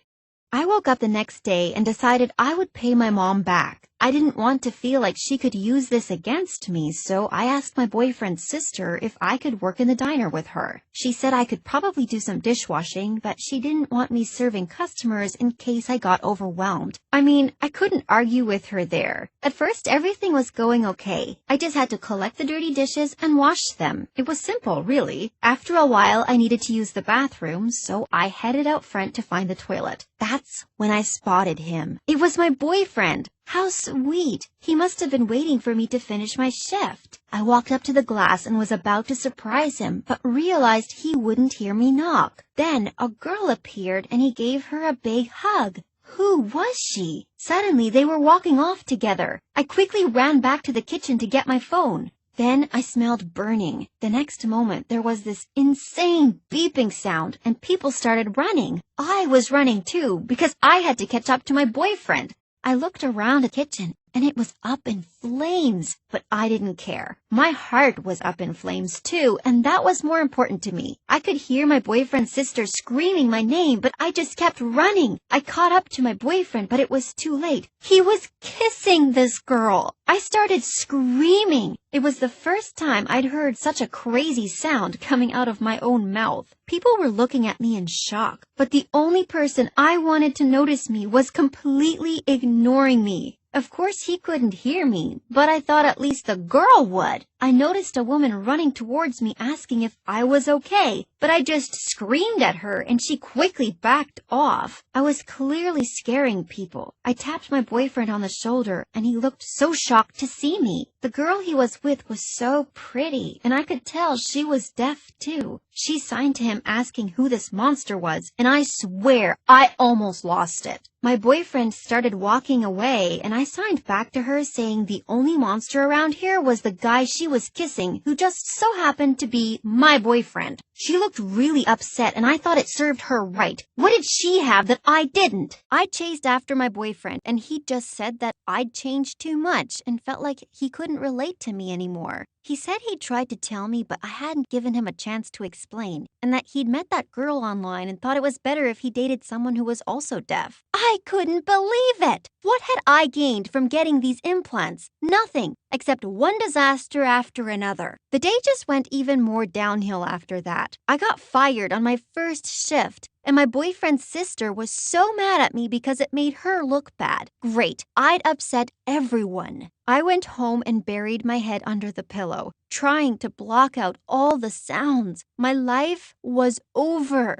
I'd been dumped because I could hear. I mean, how ridiculous is that? I must have fallen asleep because I woke up later that afternoon to a car pulling up outside. I looked out my window and saw it was a man, but I'd never seen him before. He knocked on the door, but I didn't want to answer. I crept downstairs, and then I heard him speaking. He was on the phone, and he was speaking to my mom. I heard him saying he was the house and that he thought it was time he finally met me. What? Who was this man? I thought about opening the door, but by then he'd got back in his car and driven off. Finally, my mom came home and she could tell straight away that I'd seen the man. She told me she could explain and that he was just a friend. Then she said my dad had left so long ago and that surely it was okay for her to date again. Okay, so he wasn't just a friend then. Had they been creeping around behind my back? I felt sick thinking about it. All I wanted was to see my dad. I missed him so much. I didn't want some other guy moving into our house. My mom asked if I could just give him a chance, saying I would really like him. Yeah, right. But what choice did I have? So that night, he came over for dinner. He acted like he knew everything about me. It was so weird. And then, when my mom was getting dessert, he said I was a lucky girl to have gotten these implants. I didn't like this guy one bit. My mom came back in and kept telling me to try practicing my speech, but I refused. At least if I used sign language, her boyfriend wouldn't know what I was saying. I signed to my mom that he was a loser. And then she screamed at me to go to my room. I couldn't wait to get out of there. As soon as I did, her boyfriend asked my mom if they could finally kiss now. And my mom told him to stop because now I could hear them. Ew! I sat on the stairs and wanted to text someone, but I realized I had no one. No one cared about me. I was about to go upstairs when I heard my mom's boyfriend start talking. I could see him through the crack in the door. What he said changed everything. I crept closer to the door so I could see and hear properly. He sounded annoyed and said, "Come on, you have to tell her we've been together for years. You can't hide this from her. And does she seriously believe you paid for her implants? Just tell her it was her dad. Maybe she could even go stay with him for a bit and we could get some alone time." I was stunned. My dad had paid for them, but my dad didn't even speak to me. He left to go live with some woman he'd met, at least that's what my mom had told me. But now I wasn't so sure. I waited for my mom to reply, but she was just quiet. For a second I thought my implants had stopped working, but then I heard a banging on my door. I opened the door and saw her boyfriend standing there, and then he said, "Nova, you have to know the truth. Me and your mom have been together for years. Your dad left when he found out about us, and he's been so desperate to get back into your life that he paid for your implants. There, that's the truth. Now excuse me, I need a smoke." I wanted this man to go away. Who did he think he was? But more than that, what was my mom playing at? She lied to me about everything. Here I was thinking she'd worked so hard to get me implants. But the whole time she'd been out on dates with her boyfriend, and it was my dad who'd been working hard. My mom told her boyfriend to go home, shouting that he'd ruined everything. Then she tried to apologize, but I didn't want to hear it. I didn't want to hear anything. All that had happened to me since getting these implants was that my life had been turned upside down. Sure, I could hear music and the sound of rain, and and Sweetie Pie's bark, but now I'd heard my friends talking about me behind my back. I'd lost my boyfriend, and now, worst of all, my mom was a liar and my dad was actually the good guy. All these years, I'd been made to believe that my dad had run off with another woman when it had actually been my mom. I told my mom to give me my dad's number. All I wanted was to hear his voice. She'd done enough damage so she couldn't fight with me on this. She gave me his number and I called him. I was completely shaking. When he answered, I just started crying. And then he was crying and saying, "Nova, is that you? Oh, Nova, I miss you so much." I tried to speak, but nothing came out. My dad just kept crying, saying, "My baby can hear." It is so good to have my dad back in my life. As for my mom, things are still a bit weird between us, but we'll figure it out. I guess I am glad I finally got to hear, otherwise I might never have found out any of these secrets. But seriously, the world is loud. It's gonna take time to get used to it all, and as for speaking, well, one word at a time for now. Hey, I'm Celine, but my dad calls me Cece. My parents were always super rich. They had it all. Huge mansions, fancy cars, even their own helicopter. Mom really believed in keeping away bad luck, so she did all the crazy, superstitious stuff, like avoiding the number 13 and hating black cats. The day I was born, though, Mom almost dropped me when the nurse handed me to her. What is that? Look at her eyes. She's Satan. Get this devil away from me. Well, yeah, my eyes were a little different than others. One was blue and the other was green. But for some reason, my stupid mom thought it was the devil and meant bad luck. Growing up, Mom never really cared about me. Once, when I was 4, I gave my mom an invitation to the party that our teacher was having to celebrate Mother's Day. And Mom said, "To celebrate what? Giving birth to the devil? My life was way better before you. Your teacher is stupid and doesn't know what it's like to raise an enemy. Yes, you're my enemy. Just get lost." I went crying and Dad hugged me and said he would attend the party himself, and we had a great time. When I was in the 3rd grade, Dad got me a puppy and I was super happy. But the moment Mom saw her, she took her immediately. "This puppy is mine. I need someone to make me feel like a mom since I don't see you as a daughter." She kept the puppy for herself, but a week later, the puppy died. Mom went ballistic and said it was my fault. I got mad and threw my ball at her, but it hit the TV and broke it. Oh God, I told you, this girl is trouble for me. She's cursed. When I was in the 7th grade, she started taking me to shamans to have my curse lifted. I was sick of her nonsense, so I decided to get back at Mom. Before the shaman could start her chants, I climbed on her table and went all Tarzan, screaming something in Latin. Mom got super scared and the shaman ran out of her own freaking house. It was hilarious. But Mom was more convinced than ever that I was evil. She even told my teachers at a parent-teacher meeting, and my classmates' parents told them not to sit with me. I was alone there. When I was in the 10th grade, my parents had set up a new office in LA, so they decided to move there for a couple of years. I was super excited because I wanted a fresh start at school where no one would call me a freak. So the first thing I did was get myself some cool blue contact lenses. LA was so big and lively. I loved it there. On my first day of school, I received a warm welcome and even compliments on my eyes. A couple of days later, I saw the poster for cheerleading auditions and I decided to try my luck. And to my amazement, I got in. The captain of the cheerleading team, Tiffany, was super friendly to me. "I want you on the squad, girl." And just like that, I joined the group of the most popular girls in the school. I couldn't believe it. My life was getting better and better over the weeks. That is, until Tiffany offered to drive me home one day, and I happily said yes. But when we got home, we saw Mom outside, and she looked scary. She started calling out to me nonstop. I turned to Tiffany. "That's our maid, but Mom fired her because she's a thief. She keeps coming here like a crazy person. Ew." "It's okay, Tiffany. You can go now. I'll deal with her." Mwah, mwah. When Tiffany drove off, I walked to Mom. "What now, Mom? Did you say to your dad that you liked my new car? You did? That's why it got burned today. You useless, bad luck girl." "Mom, that's the stupidest thing I've ever heard. Just leave me alone." I left her screaming and walked away. Just then, I bumped straight into a boy who was also running like crazy. He held my hand and said, "Run!" So I ran, as fast as I could. After a few minutes, I stopped him and I said, "Why are we running?" Oh, from my crazy dad. He thinks I brought him bad luck, and he's furious now, and I just ran away. Oh, by the way, I'm your neighbor. Oh, that's a lot of things we have in common. A crazy parent and the same neighborhood. Oh, yeah, I know your mom. She is… Oh, wow, your eyes. They're so beautiful. I've never met someone with odd eyes before. And then it hit me. My lens must have fallen out. Oh, geez.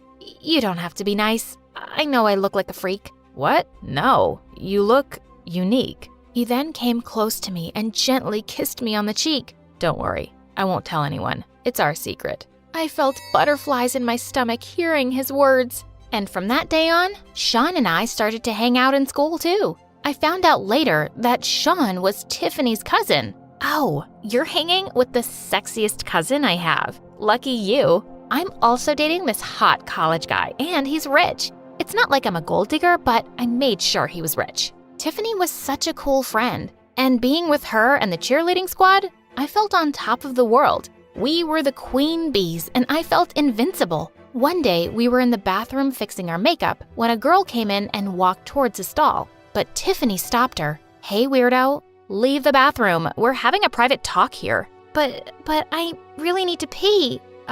Didn't you hear what I said? Go away. Hey, Cece, was I clear enough? Yes. She said leave. Why are you still here? Because I need to go to the bathroom? No, she said leave. I tried to drag her away, but I forgot that I was still holding the eyeliner in my hand, and I accidentally poked her shoulder with it. She pushed me away, and I pushed her back hard, and she fell on the ground. She held her arm and screamed in pain. Tiffany and I freaked out and ran away. The girl later complained about us, and Tiffany and I were called into the principal's office. To make matters worse, Dad was there. He was so disappointed. You weren't letting that poor girl go to the bathroom? This isn't how I raised you, Cece. A bully? Who are you? His words made me realize what I'd done. I had tears in my eyes, and the way Dad looked at me broke my heart. I didn't mean to. I shouldn't have. Oh, cut it out, Cece. I tried to stop her, but she wouldn't listen. What? Oh my God, you started it, you lying jerk. All of a sudden, Tiffany pounced on me and pulled hard at my hair. She was suspended for a week and then removed from the cheerleading squad. I felt guilty and went to the girl to apologize. Luckily, she forgave me. A few days later, we were invited to the school quarterback Ashton's birthday party, and Sean and I danced like crazy. Feeling sweaty, I went to the bathroom to wash my face, and just as I looked up in the mirror, Tiffany came and shoved my face in the sink. "You two-faced witch." I screamed and pushed her away, making her fall on her butt. Are you crazy or what? But when I turned, I noticed she was looking at me like I had a pair of horns on my head. OMG, so this is what they were talking about. You hit it well. While I was suspended, I dug up information on your previous school and talked to some people. Turns out you were quite popular for being bad luck. OMG, my lens, they must have fallen out in the sink. Okay, so here's the deal. Leave Sean and I'll keep your secret. He already knows which, and you have a boyfriend. Why can't a girl have two? He's your cousin. So what? And he knows about the weird eyes, but the rest don't. I talked to your old classmates and they all think you're a freak. It won't be much different here, trust me. I had no choice but to agree. I didn't want things to be like they were at my old school. After that, I quietly left the party. Sean kept calling me on my cell phone, but I didn't pick up. The next couple of weeks were awkward. Sean tried everything to talk to me. He was constantly following me and asking if he'd done anything wrong. I told him to just leave me alone. To convince him that I wasn't into him, I kissed Ashton one day when I knew Sean was watching us. Sean looked defeated. I knew his heart was broken, but so was I.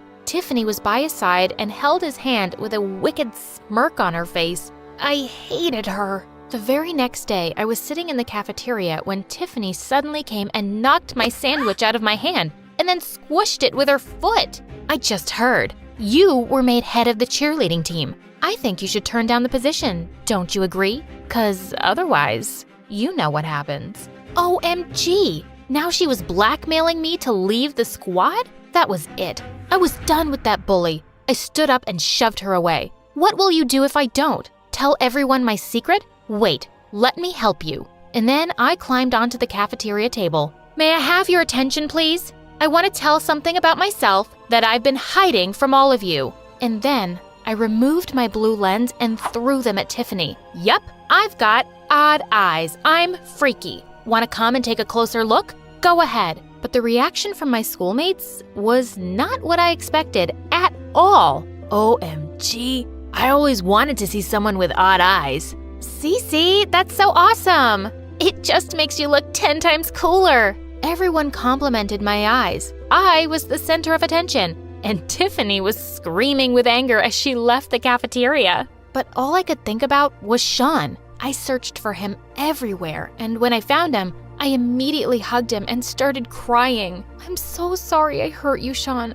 I was so stupid and foolish that I let Tiffany blackmail me into driving you away. But it's only because all my life, my mom and other people have made me feel like a freak. Hey, don't cry. It's all right. I told you before, you're not a freak. Cece, you're the most amazing girl I've ever met. And then it happened. I looked up at him and he kissed me. I was back to going around with Sean now, and Tiffany looked crazier than ever. A few days later, we had a soccer match in school. Right at the end of our cheerleading routine, we were in the pyramid position and I was on top when I felt something hit my head. I lost my balance and was about to hit the ground, but the other cheerleaders caught me just in time, and they started screaming. OMG, it was Tiffany! Yeah, I saw her throwing a stone. She's a psycho! I knew Tiffany hated me, but this was next level psycho. Like a raging bull, I charged towards Tiffany and we both fell on the ground. You witch, why can't you just leave me alone?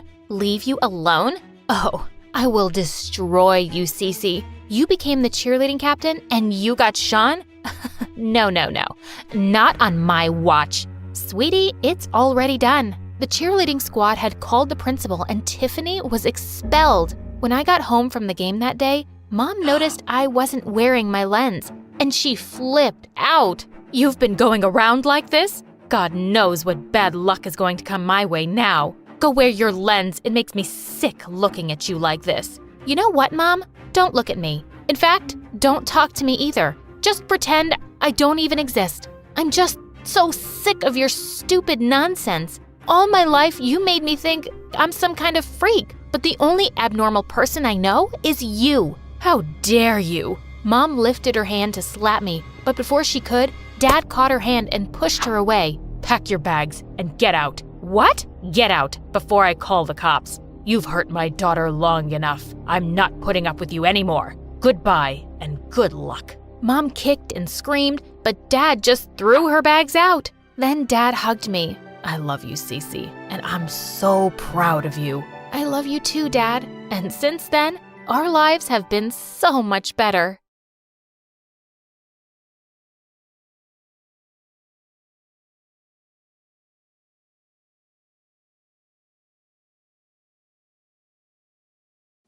On my 7th birthday, I climbed onto the chair to blow the candles on my cake when suddenly I felt someone pull a hair out of my head.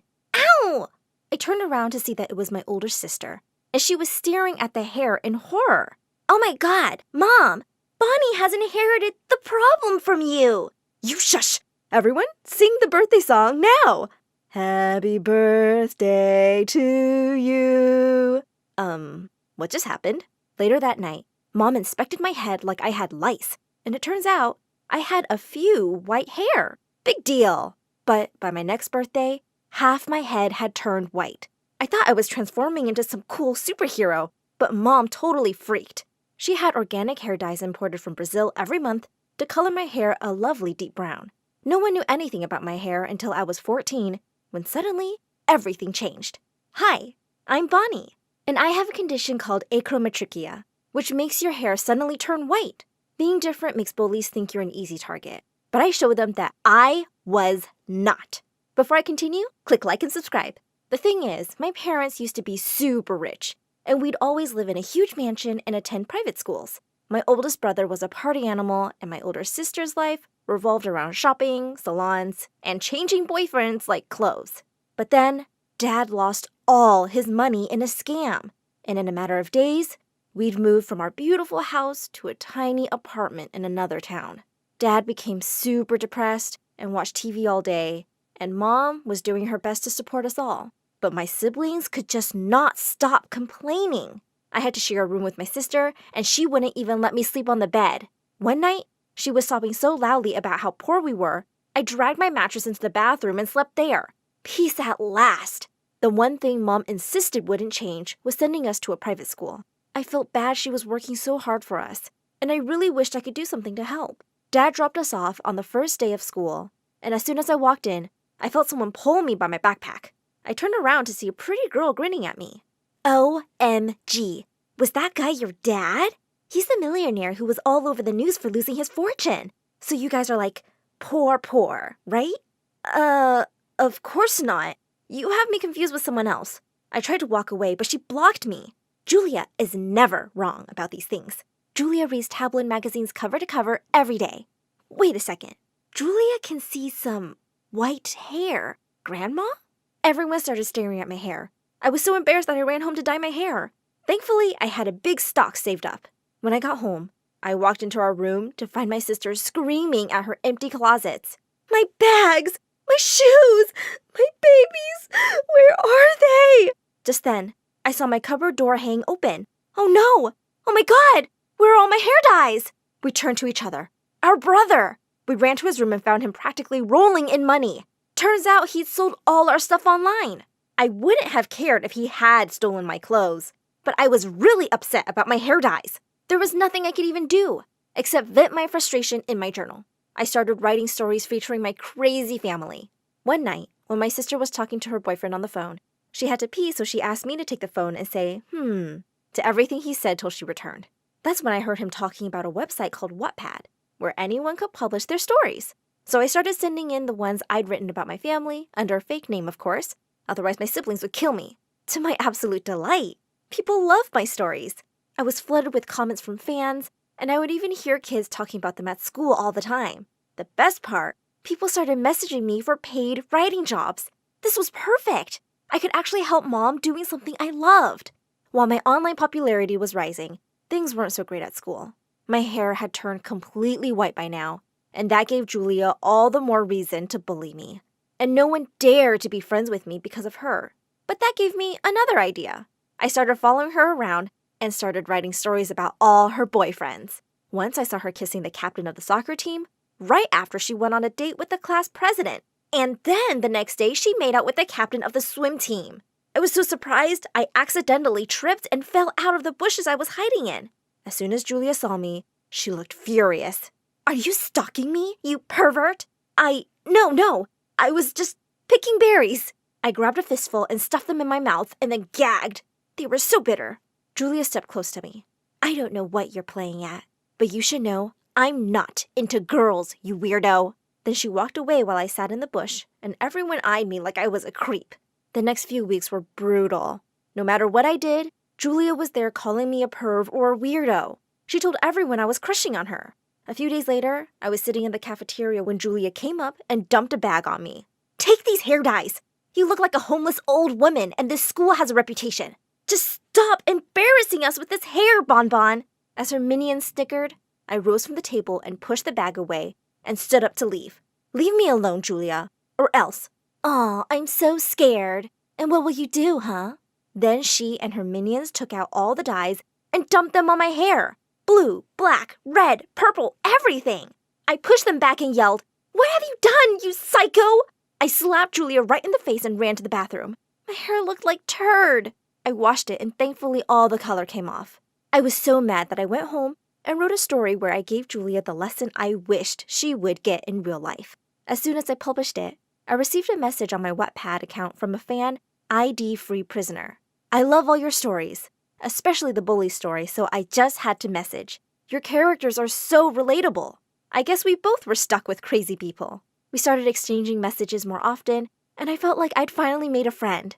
One day at the school cafeteria, I was writing crazy fast to meet my deadline, and I didn't even realize it when someone came and sat next to me, pushing a can of juice towards me. "Can I get you something to eat? You look like you're on a mission to save the world." I looked up, and for a few seconds, I was so lost in his dreamy blue eyes, I'm pretty sure I looked like a dumb puppy. "Hi, I'm Eric. Do I know you?" "No, but I know you. You're kinda hard to miss with that hair." "I know you think my hair is weird." "No, I think it's amazing. You look really cool." I stared at him in shock. Who was this boy? I wanted to talk to him more, but just then, I got a message from Free Prisoner. "I think I'm falling for you. You're just so incredible." Oh my god, he had a crush on me?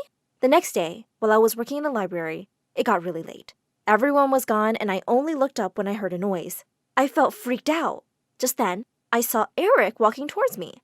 "I'm beginning to think you're stalking me." Eric laughed and said, "Yeah, maybe. But also, I work here, and I was about to lock up. Want me to walk you home?" "Yes, please." Eric was so funny and adorable. He insisted on walking me home every time.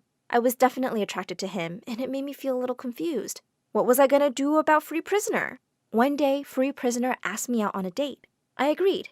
I needed to see who he really was. When I arrived at the address, my jaw dropped. It was a mansion bigger than ours used to be. I was greeted at the front door by a butler, who then led me to a large drawing room.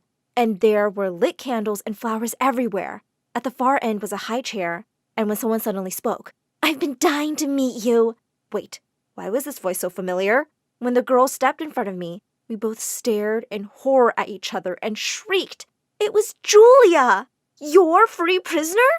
You're the freaking writer I have a crush on? You have a crush on me? Julia looked insane. Of course not. How could I have a crush on you? You're gonna pay for this, Bonnie. Now get out of my house. I was only too glad to. I couldn't believe the person I'd been friends with for months was crazy Julia.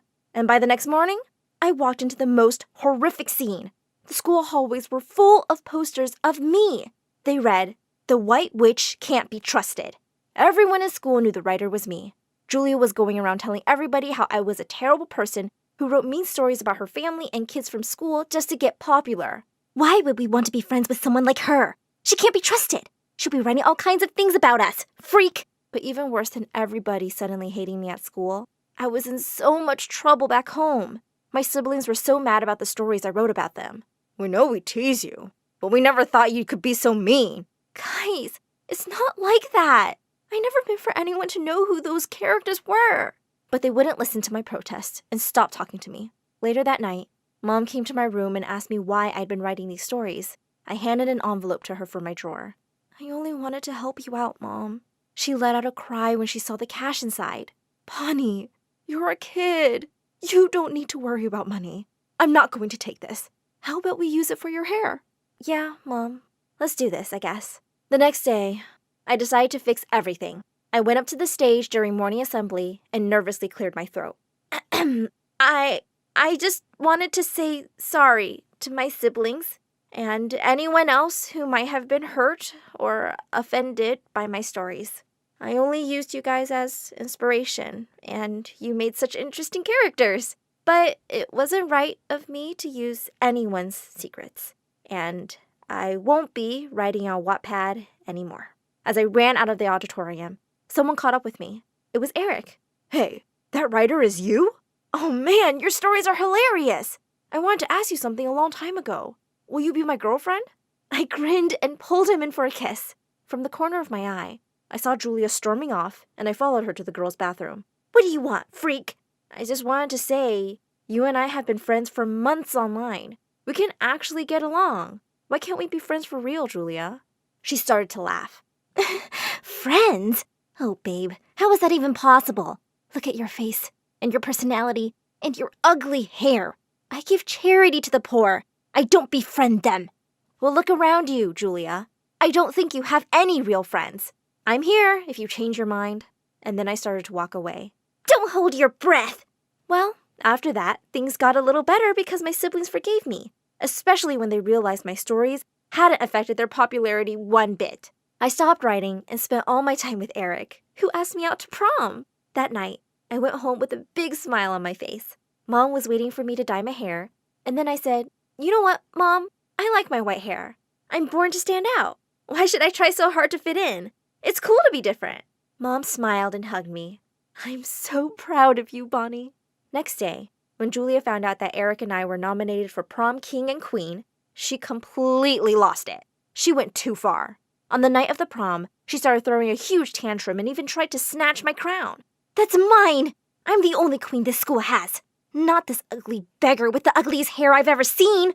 When the principal intervened, Julia called her an old hag and dumped the whole bowl of punch on her. An hour later, she was expelled. Even though so many of the others laughed, I felt sorry for her because I knew there was a nice person inside her. But all her insecurities just made her a big bully. After that, high school was not so crazy.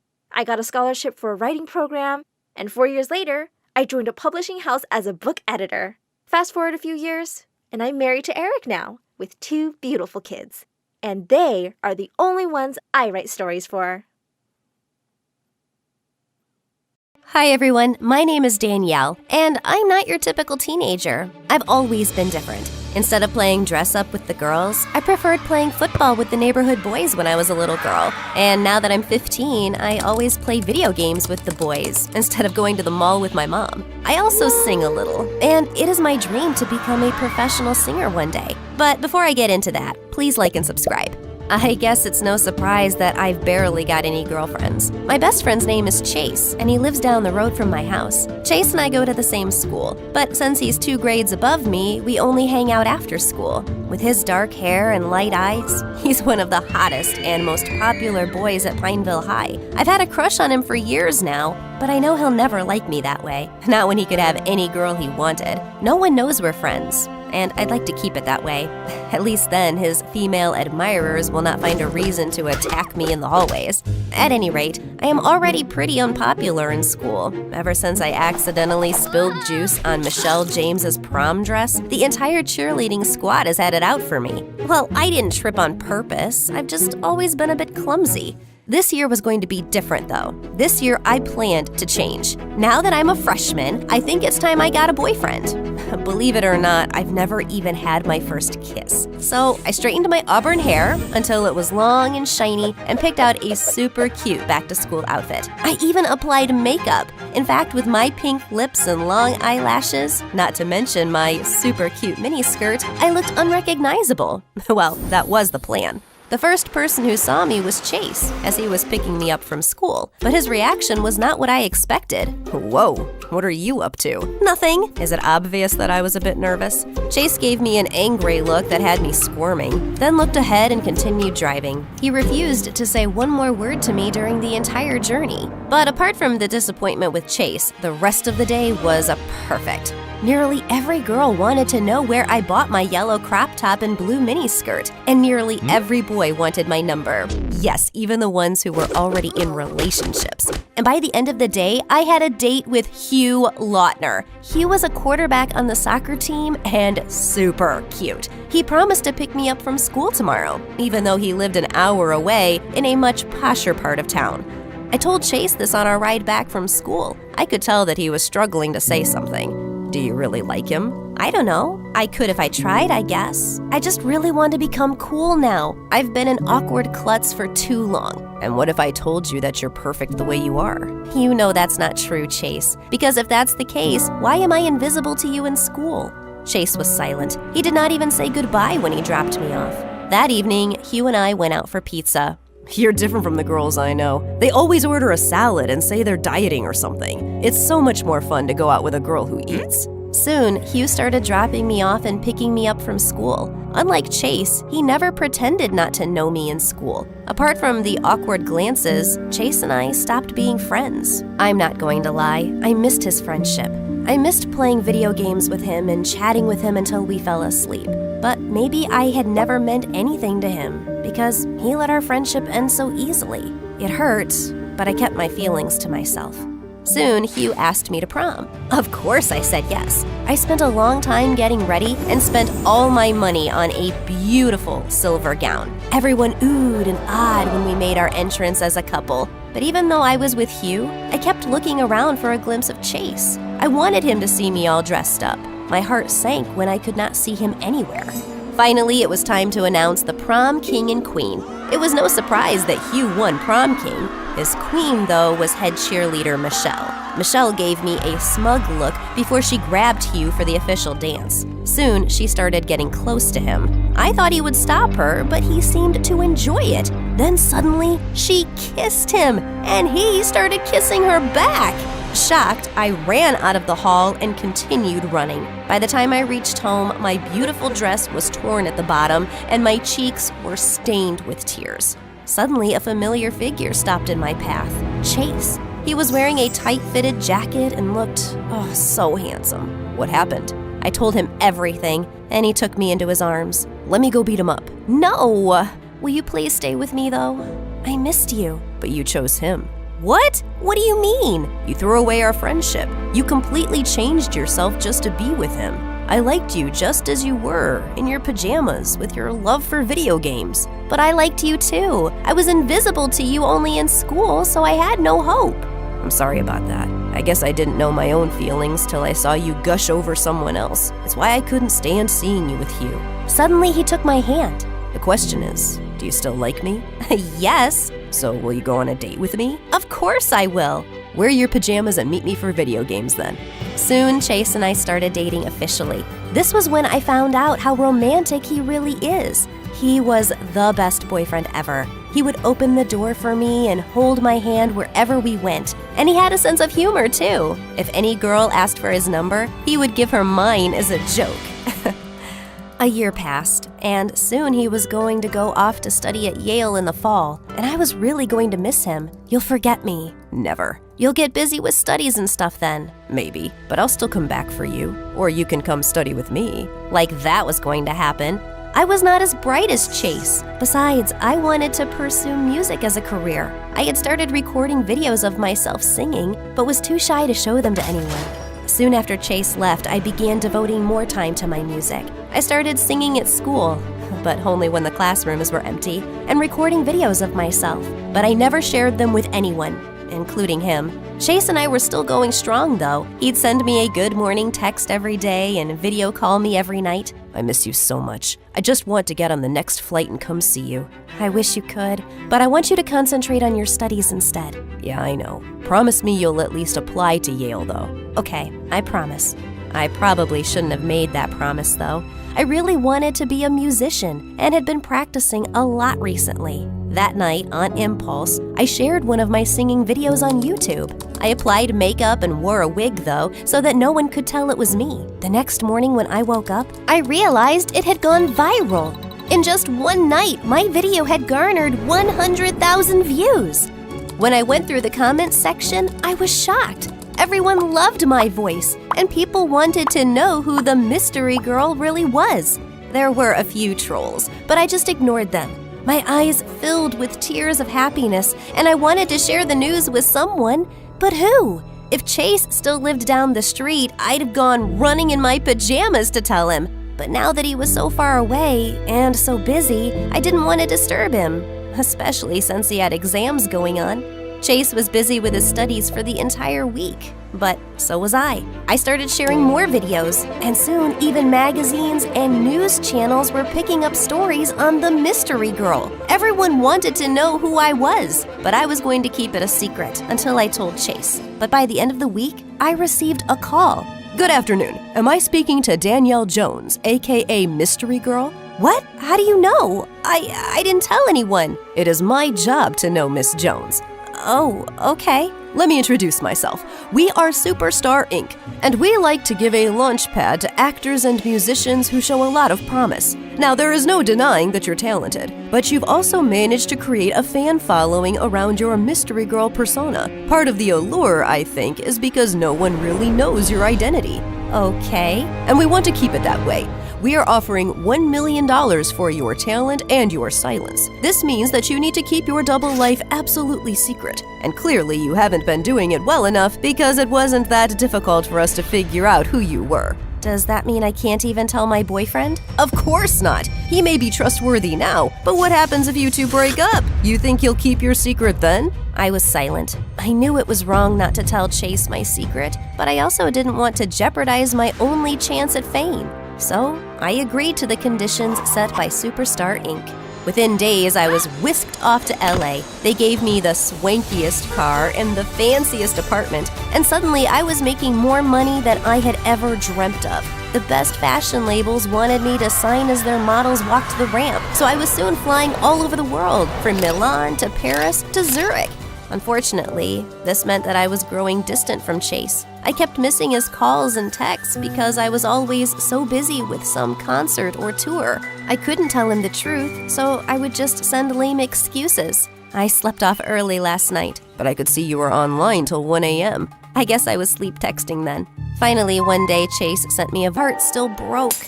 I spent many nights crying and poured all my pain into my music. The audience still loved my songs, even though they were sadder now. Male singers and actors would keep asking me out on dates, but I was still nursing a broken heart. I no longer had any ties to my old life, though. Mom and Dad had stopped trying to call me home for a visit, and we only exchanged the occasional text. I guess they still wanted to know that their daughter was doing all right. As time passed by, my heart began to mend. I began dating Hollywood stars, but I could never forget Chase. Even 3 years after he ended things with me, I was still not completely over him. One day, I was doing a live show with Aaron, an up-and-coming Hollywood actor. Everyone told me that you're a cutie, but I had no idea you were this cute. Thanks, I guess. I could marry you right now. On live TV? Yes. Will you marry me? Aaron got on one knee and pulled out a ring. Oh my God! No, I'm sorry, I can't. Why not? Because I don't love you. My heart is with someone else. But you're not dating anyone. Trust me, I've been having you followed. That's illegal, I'm sure. And he left me years ago. His name was Chase, and he was the best boyfriend ever. I started crying. Suddenly, I was sick of this job. It may have brought me fame and money, but it cost me my relationship with my parents and boyfriend. It was time to tell the truth about who I was, whether Superstar Inc. allowed it or not. Suddenly, I took off my wig and wiped off my makeup on live TV. My name is Danielle Jones, and I am the mystery girl. Only I don't want to remain a mystery anymore. I am real, and I want to live my truth for myself and my fans. My confession sent Superstar Inc. and the rest of the country into a tizzy. By the next day, I was the top trending topic on all the news sites. Superstar Inc. fired me and took back my apartment, but I didn't care. I had made so much money that I could live anywhere. The only place I wanted to go, though, was home. After 4 long years, I landed on my parents' doorstep to apologize. They had seen the news and cried tears of happiness while hugging me. There was still one more apology I needed to make, though. I texted Chase, "Hey, it's Danielle. I know this comes really late, but I'm sorry for everything." I waited a few hours for a response, but none came. Suddenly, the doorbell rang. It was Chase. Chase, what are you doing here? Answering your text. Can I come in? I'm a bit tired. I just flew in. Of course. Where are my manners? Will you have something to drink? Wait, why are you wearing hospital scrubs? Firstly, I'll have just you. And secondly, I'm a neurosurgeon now. I'm just flying in from my last surgery of the day. I have to go back tomorrow. Wow, that's amazing. And wait, what do you mean you'll have me? Suddenly, he kissed me. I've been waiting to do this for years and years. I blushed as Chase lightly brushed a strand of hair from my face. So what do you think? Huh? About what? About picking up where we left off. I think that's a great idea. But let me just grab my pajamas quickly. We laughed as Chase pulled me in for another perfect kiss.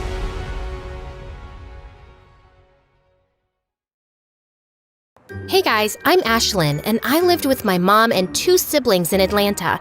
And I have superpowers. Hang on to see why. My mom was a famous businesswoman in the city. She was from a filthy rich family and considered herself royalty. She carried herself like a queen and made sure my siblings and I behaved that way too. From the way we spoke, dressed, or even our posture, everything needed to be perfect. But because of my superpower, I couldn't get anything right. Mom, I'm sorry.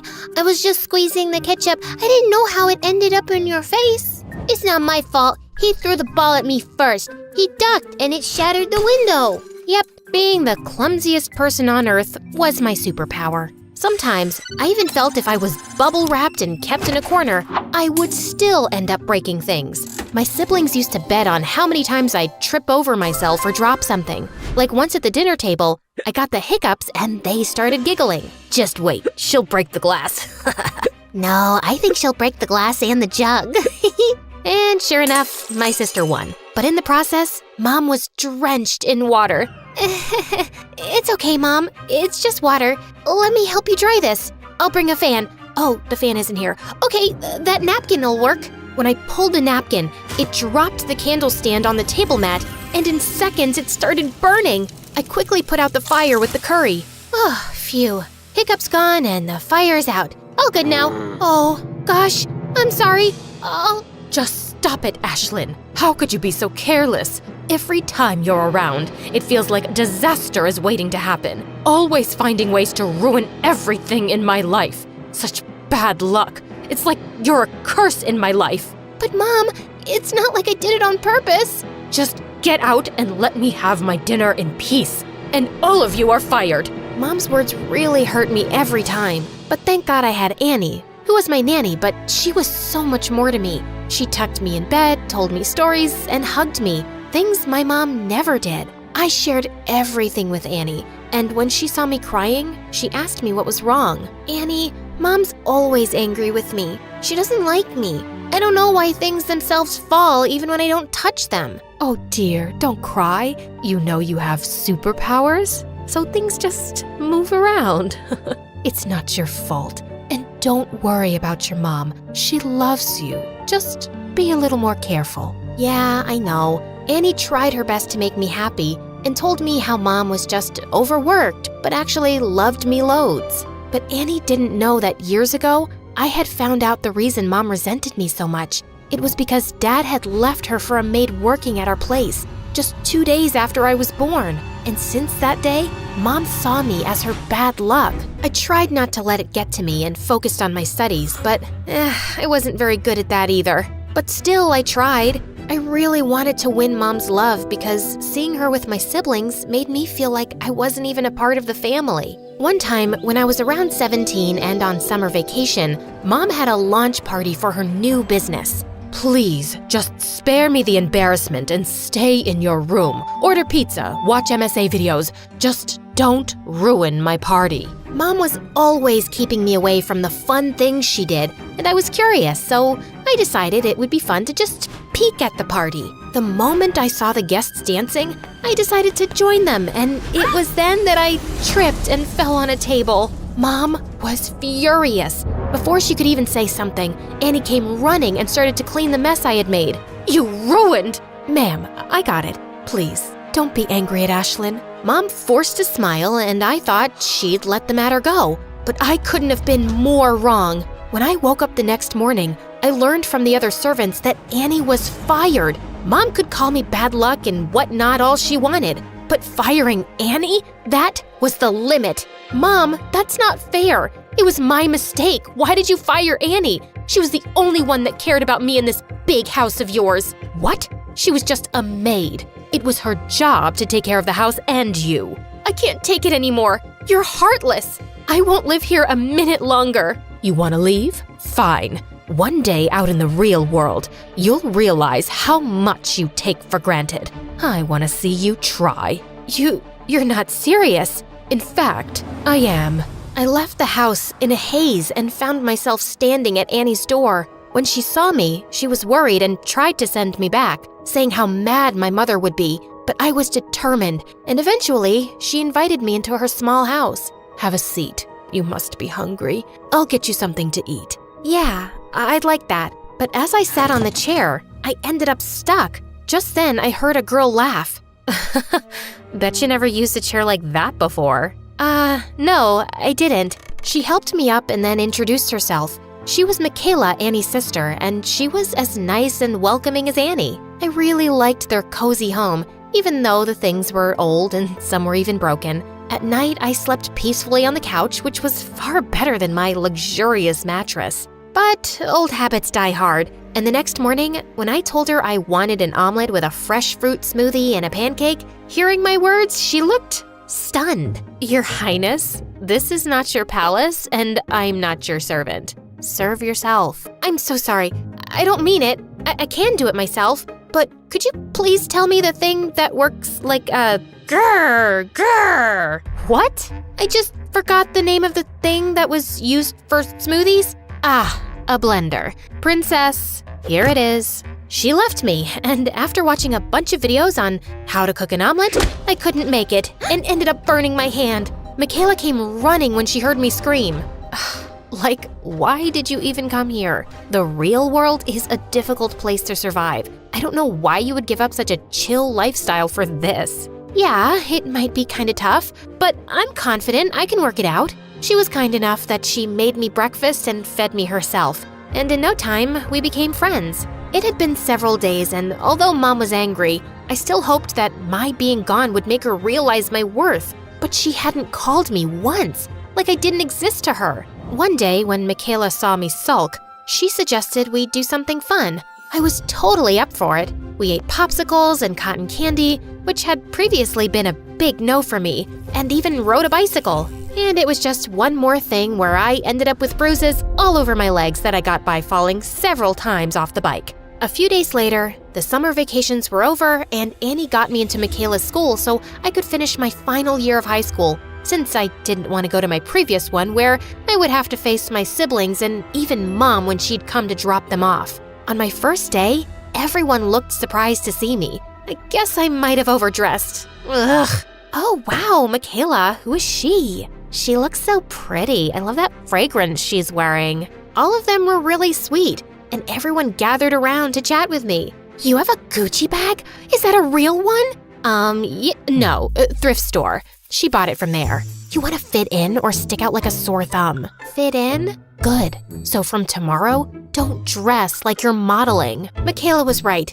I needed to blend in, so I bought new stuff for myself. Things were going well at school, like really well. I even made friends and started to do well in studies. One day, we were walking down the hallway and I noticed a poster for a speech competition with the topic self-esteem. Michaela suggested that I should participate. I decided to give it a shot since it would be the perfect opportunity for me to voice my ideas, something I couldn't do much around Mom. I worked hard for weeks on my speech, practicing in front of my friends. I was still nervous, but I was determined to do my best. On the day of the competition, I kept my eyes on Michaela and Annie as I stepped onto the stage. I was so relieved when I finished my speech, and I knew I had done a good job. The judges were impressed and announced that I was the winner. I was so shocked and excited. To my surprise, the guest of honor was the mayor, and he took a picture of me with the other winners. My picture was in the newspaper the next day. Just a few days later, as I was lost in the pages of my book, Michaela came running and told me how she'd seen my mom go to the principal's office.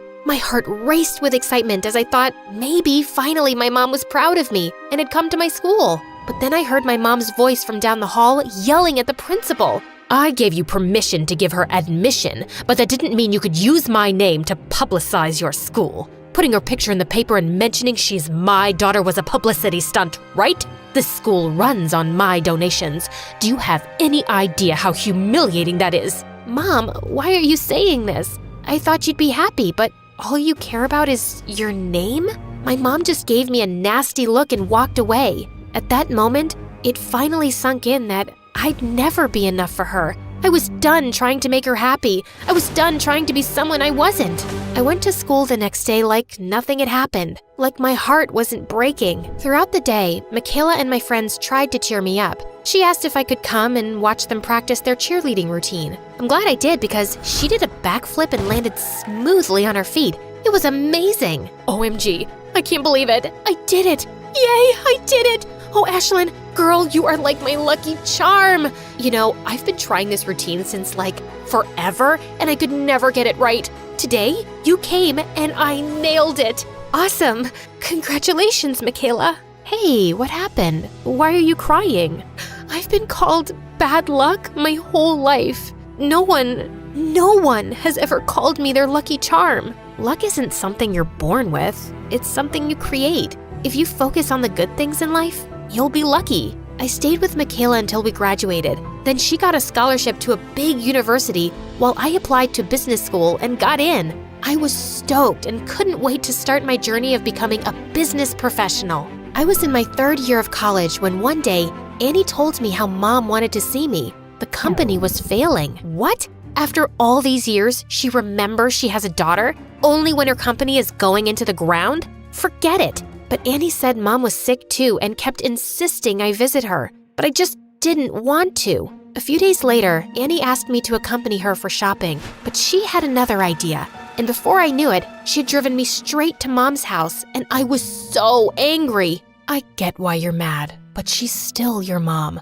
I know she was mean to you, but Ashlyn, don't let the anger take over. You are better than her. Please do this. For me. Fine, I'm doing this just for you. When I stepped in the house, I couldn't believe my eyes. Mom was sitting in a chair and she looked so weak. The moment she saw me, she had tears in her eyes. It turned out that my brother and sister had both taken their shares of the company and left Mom. Ashlyn, is it you? I am so sorry. I was so wrong about you. I always treated you wrong, called you bad luck. Please, forgive me. I was such a bad mother to you. Mom, you don't have to say that. Please, let me. I was so wrong to blame everything on you. Can you forgive me? I don't know if I can right now, but I'll try, Mom. I'll really try. And I'll spend every day of my life trying to make it up for being like I was to you.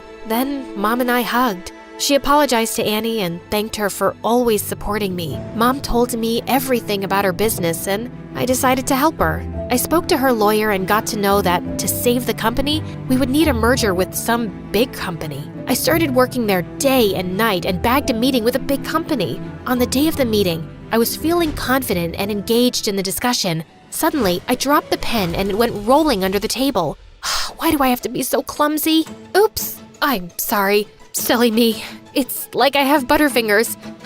You know what? I'm gonna go. Come on. Happens to the best of us. We understand, it's just part of being human. If it had been my mom, she would have screamed at me. After that, the meeting went awesome, and they told me they'd let me know about their decision. At home, I told Mom everything that had happened, including dropping the pen. She looked unhappy, but right when she was about to say something, the phone rang. Oh my God, we got it! We got the merger! I knew it. I knew you could do it. This calls for a party. Mom threw an awesome party by the poolside. Everyone was having fun until Mom got a call, and her face suddenly changed. I followed her inside the house and saw my brother and sister were there. What are you two doing? Get out now or I'll call security. You can't really own this house anymore, can you? It's impossible. You ruined the business. Oh God, did you trick Ashlyn into helping you? We'll tell her the truth. What truth could you possibly tell her? That you were never sick, Mom? That it was all an act to make me save your business? I knew all along. Mom's jaw dropped and my siblings were left speechless. You knew? But why did you still help? Because someone very important to me told me I'm a better person than you. I turned around with a newfound confidence and walked away, leaving Mom behind.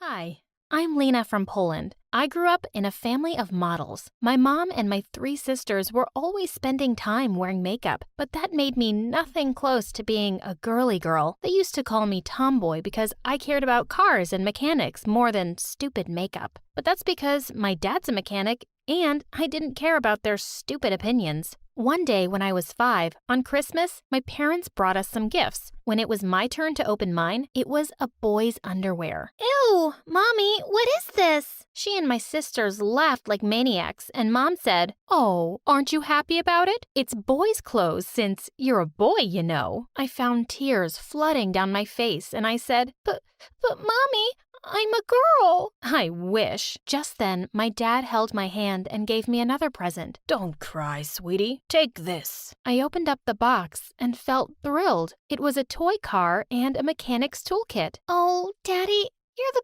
best. But does this make me a boy? No, of course not. You're you. Don't be embarrassed to be yourself. And my sisters laughed even harder. Yeah, that suits you better, tomboy. I looked at my dad to say something, but he simply patted my head and smiled. Well, the truth is my mom and sisters thought they were models, but they only worked as waitresses and kept applying for modeling jobs for as long as I could remember. Mom believed that people were coming to the cafe only to see her and and her daughters. One day, when I was in the 4th grade, Mom barged into my room screaming because her skirt that she used to wear 10 years ago was too tight. We're such beautiful ladies. I was prettier and more attractive, but getting pregnant with you ruined my body. I don't know why I wanted a kid after an 8-year gap.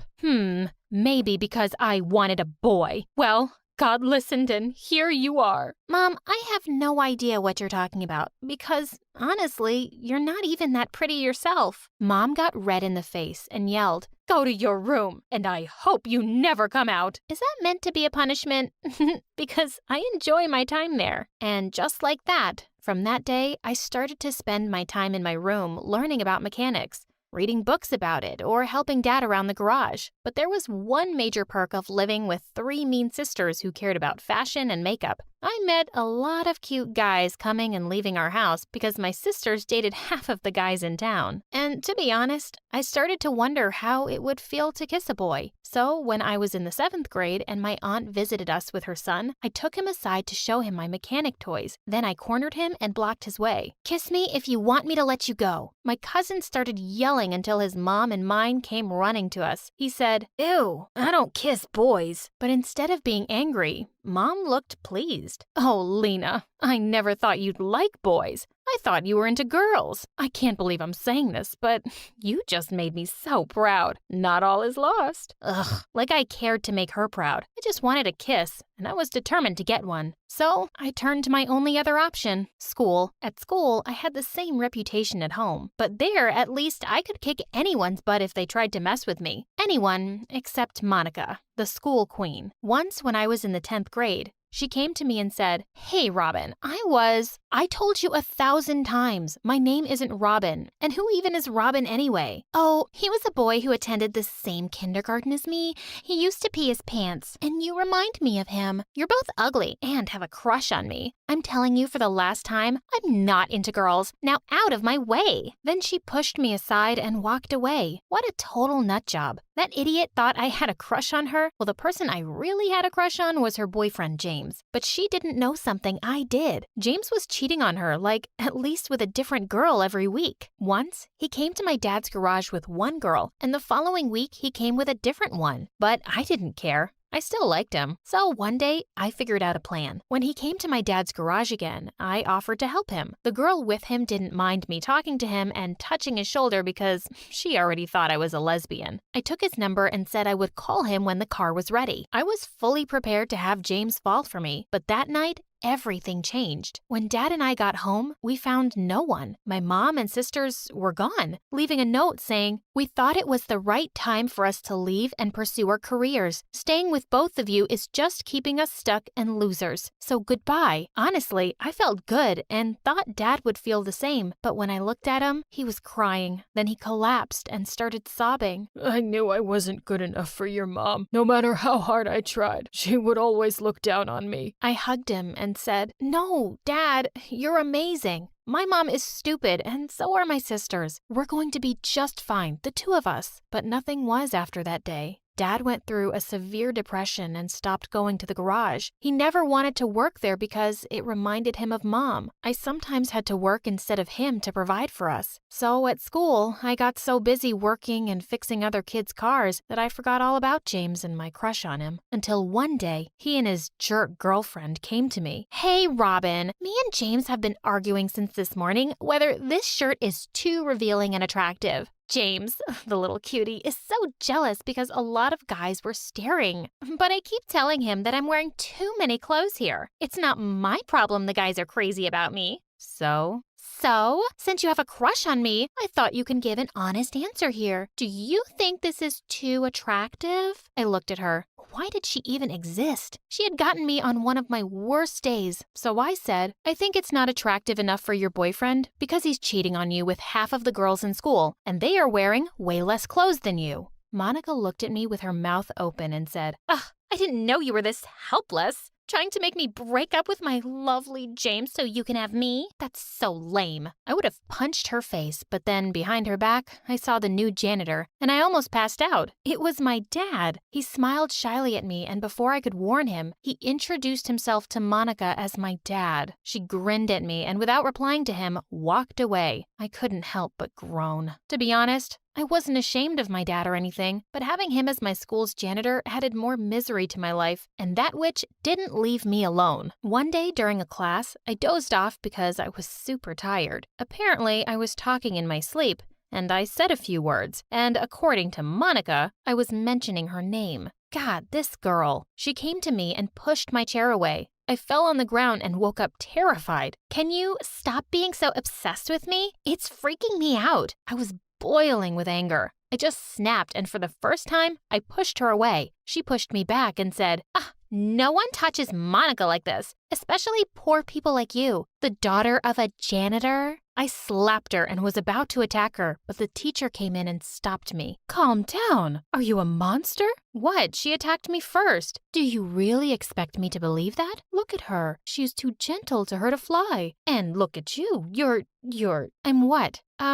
Plus, you were sleeping in my class. Yeah, because you're the most boring teacher in the world. And you're the rudest girl in my class. Nuh-uh. Monica is, and you know that, but you're all afraid of her. But not me. Not anymore. I'm not an idiot coward like you. What did you just say? You heard me. To the principal's office. Right now. I walked out of the room without a backward glance. When I got there, the blonde, rude secretary followed me and pulled me back. Hey, what do you want now? I half expected her to yell something, but she said ever so sweetly, Can I please talk to you, kiddo? I narrowed my eyes. Why?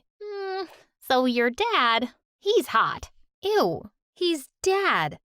Yeah, but he is. And since you're my favorite student in this school, I am your favorite student? Since when?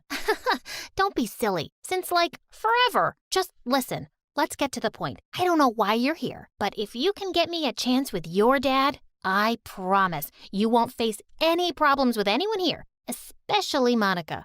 You can forget she even existed. Well, honestly, that did sound like a good deal. Dad needed a new woman in his life, and I could take my revenge. Deal. And she let me go. And I didn't go to the principal's office that day or any other day in my life. Dad agreed to start dating the secretary after I begged him for the entire week. To my delight, though, he was genuinely happy with her. I couldn't be happier for him. One day, I got to school late. And when I entered the class, the teacher glared at me and told me to go to the principal's office. Then Monica said, Oh no, please let her stay. She's been busy all night working in her dad's garage to help her poor, useless janitor dad. I swear, I was going to attack her, but the teacher probably read my mind and dragged me out of the classroom. When I got to the secretary room, she wasn't there. I supposed she was with Dad. I looked at her computer and it was the grade sheet, and I saw Monica's name. So I changed her grades from A's to D's and F's, and also James, and left. They threw the worst tantrums after their grades were posted, but the secretary stood firm, and before long, everyone in the school knew about my power. Of course, some students tried to tell the principal, but since he liked and trusted his rude, suck-up secretary, he didn't do anything. And she didn't have an idea I was behind all of this, and I really felt like the godfather. Suddenly, boys were into me and wanted to hang out with me, and honestly, I enjoyed the attention and hung out with a couple of boys, but my eyes were only on one boy, James. I mean, the heart wants what it wants. So one day, while he and Monica were having lunch together,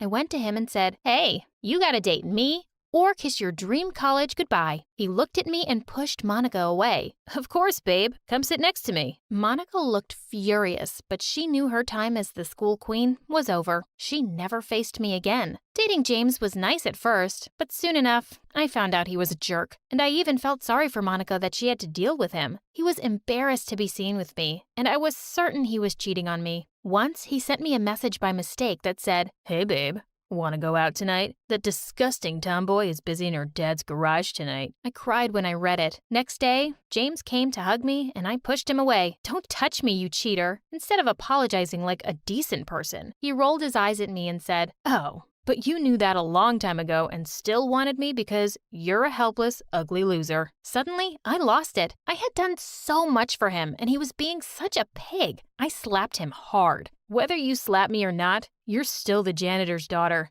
Nothing more. Before I could reply, I heard a voice behind me. It was my dad. Don't you dare talk to my daughter like that, you little mutt. Dad, don't worry about him. He's a jerk. Then my dad put his arm on my shoulder and said, I'm sorry I'm embarrassing you, Lena. No, Dad, you're not. I'm so proud of you. Don't mind these empty-headed ignorants. They know nothing about hard work, about dignity, about being yourself without feeling embarrassed. Dad, we aren't like them. We are free. Dad looked at me with teary eyes and smiled. Come here, sweetie. Give your old man a hug. We hugged. That night, I had the loveliest dinner with my dad and his girlfriend and felt like the luckiest girl in the world. I couldn't wait for tomorrow to become a better person and to love myself more.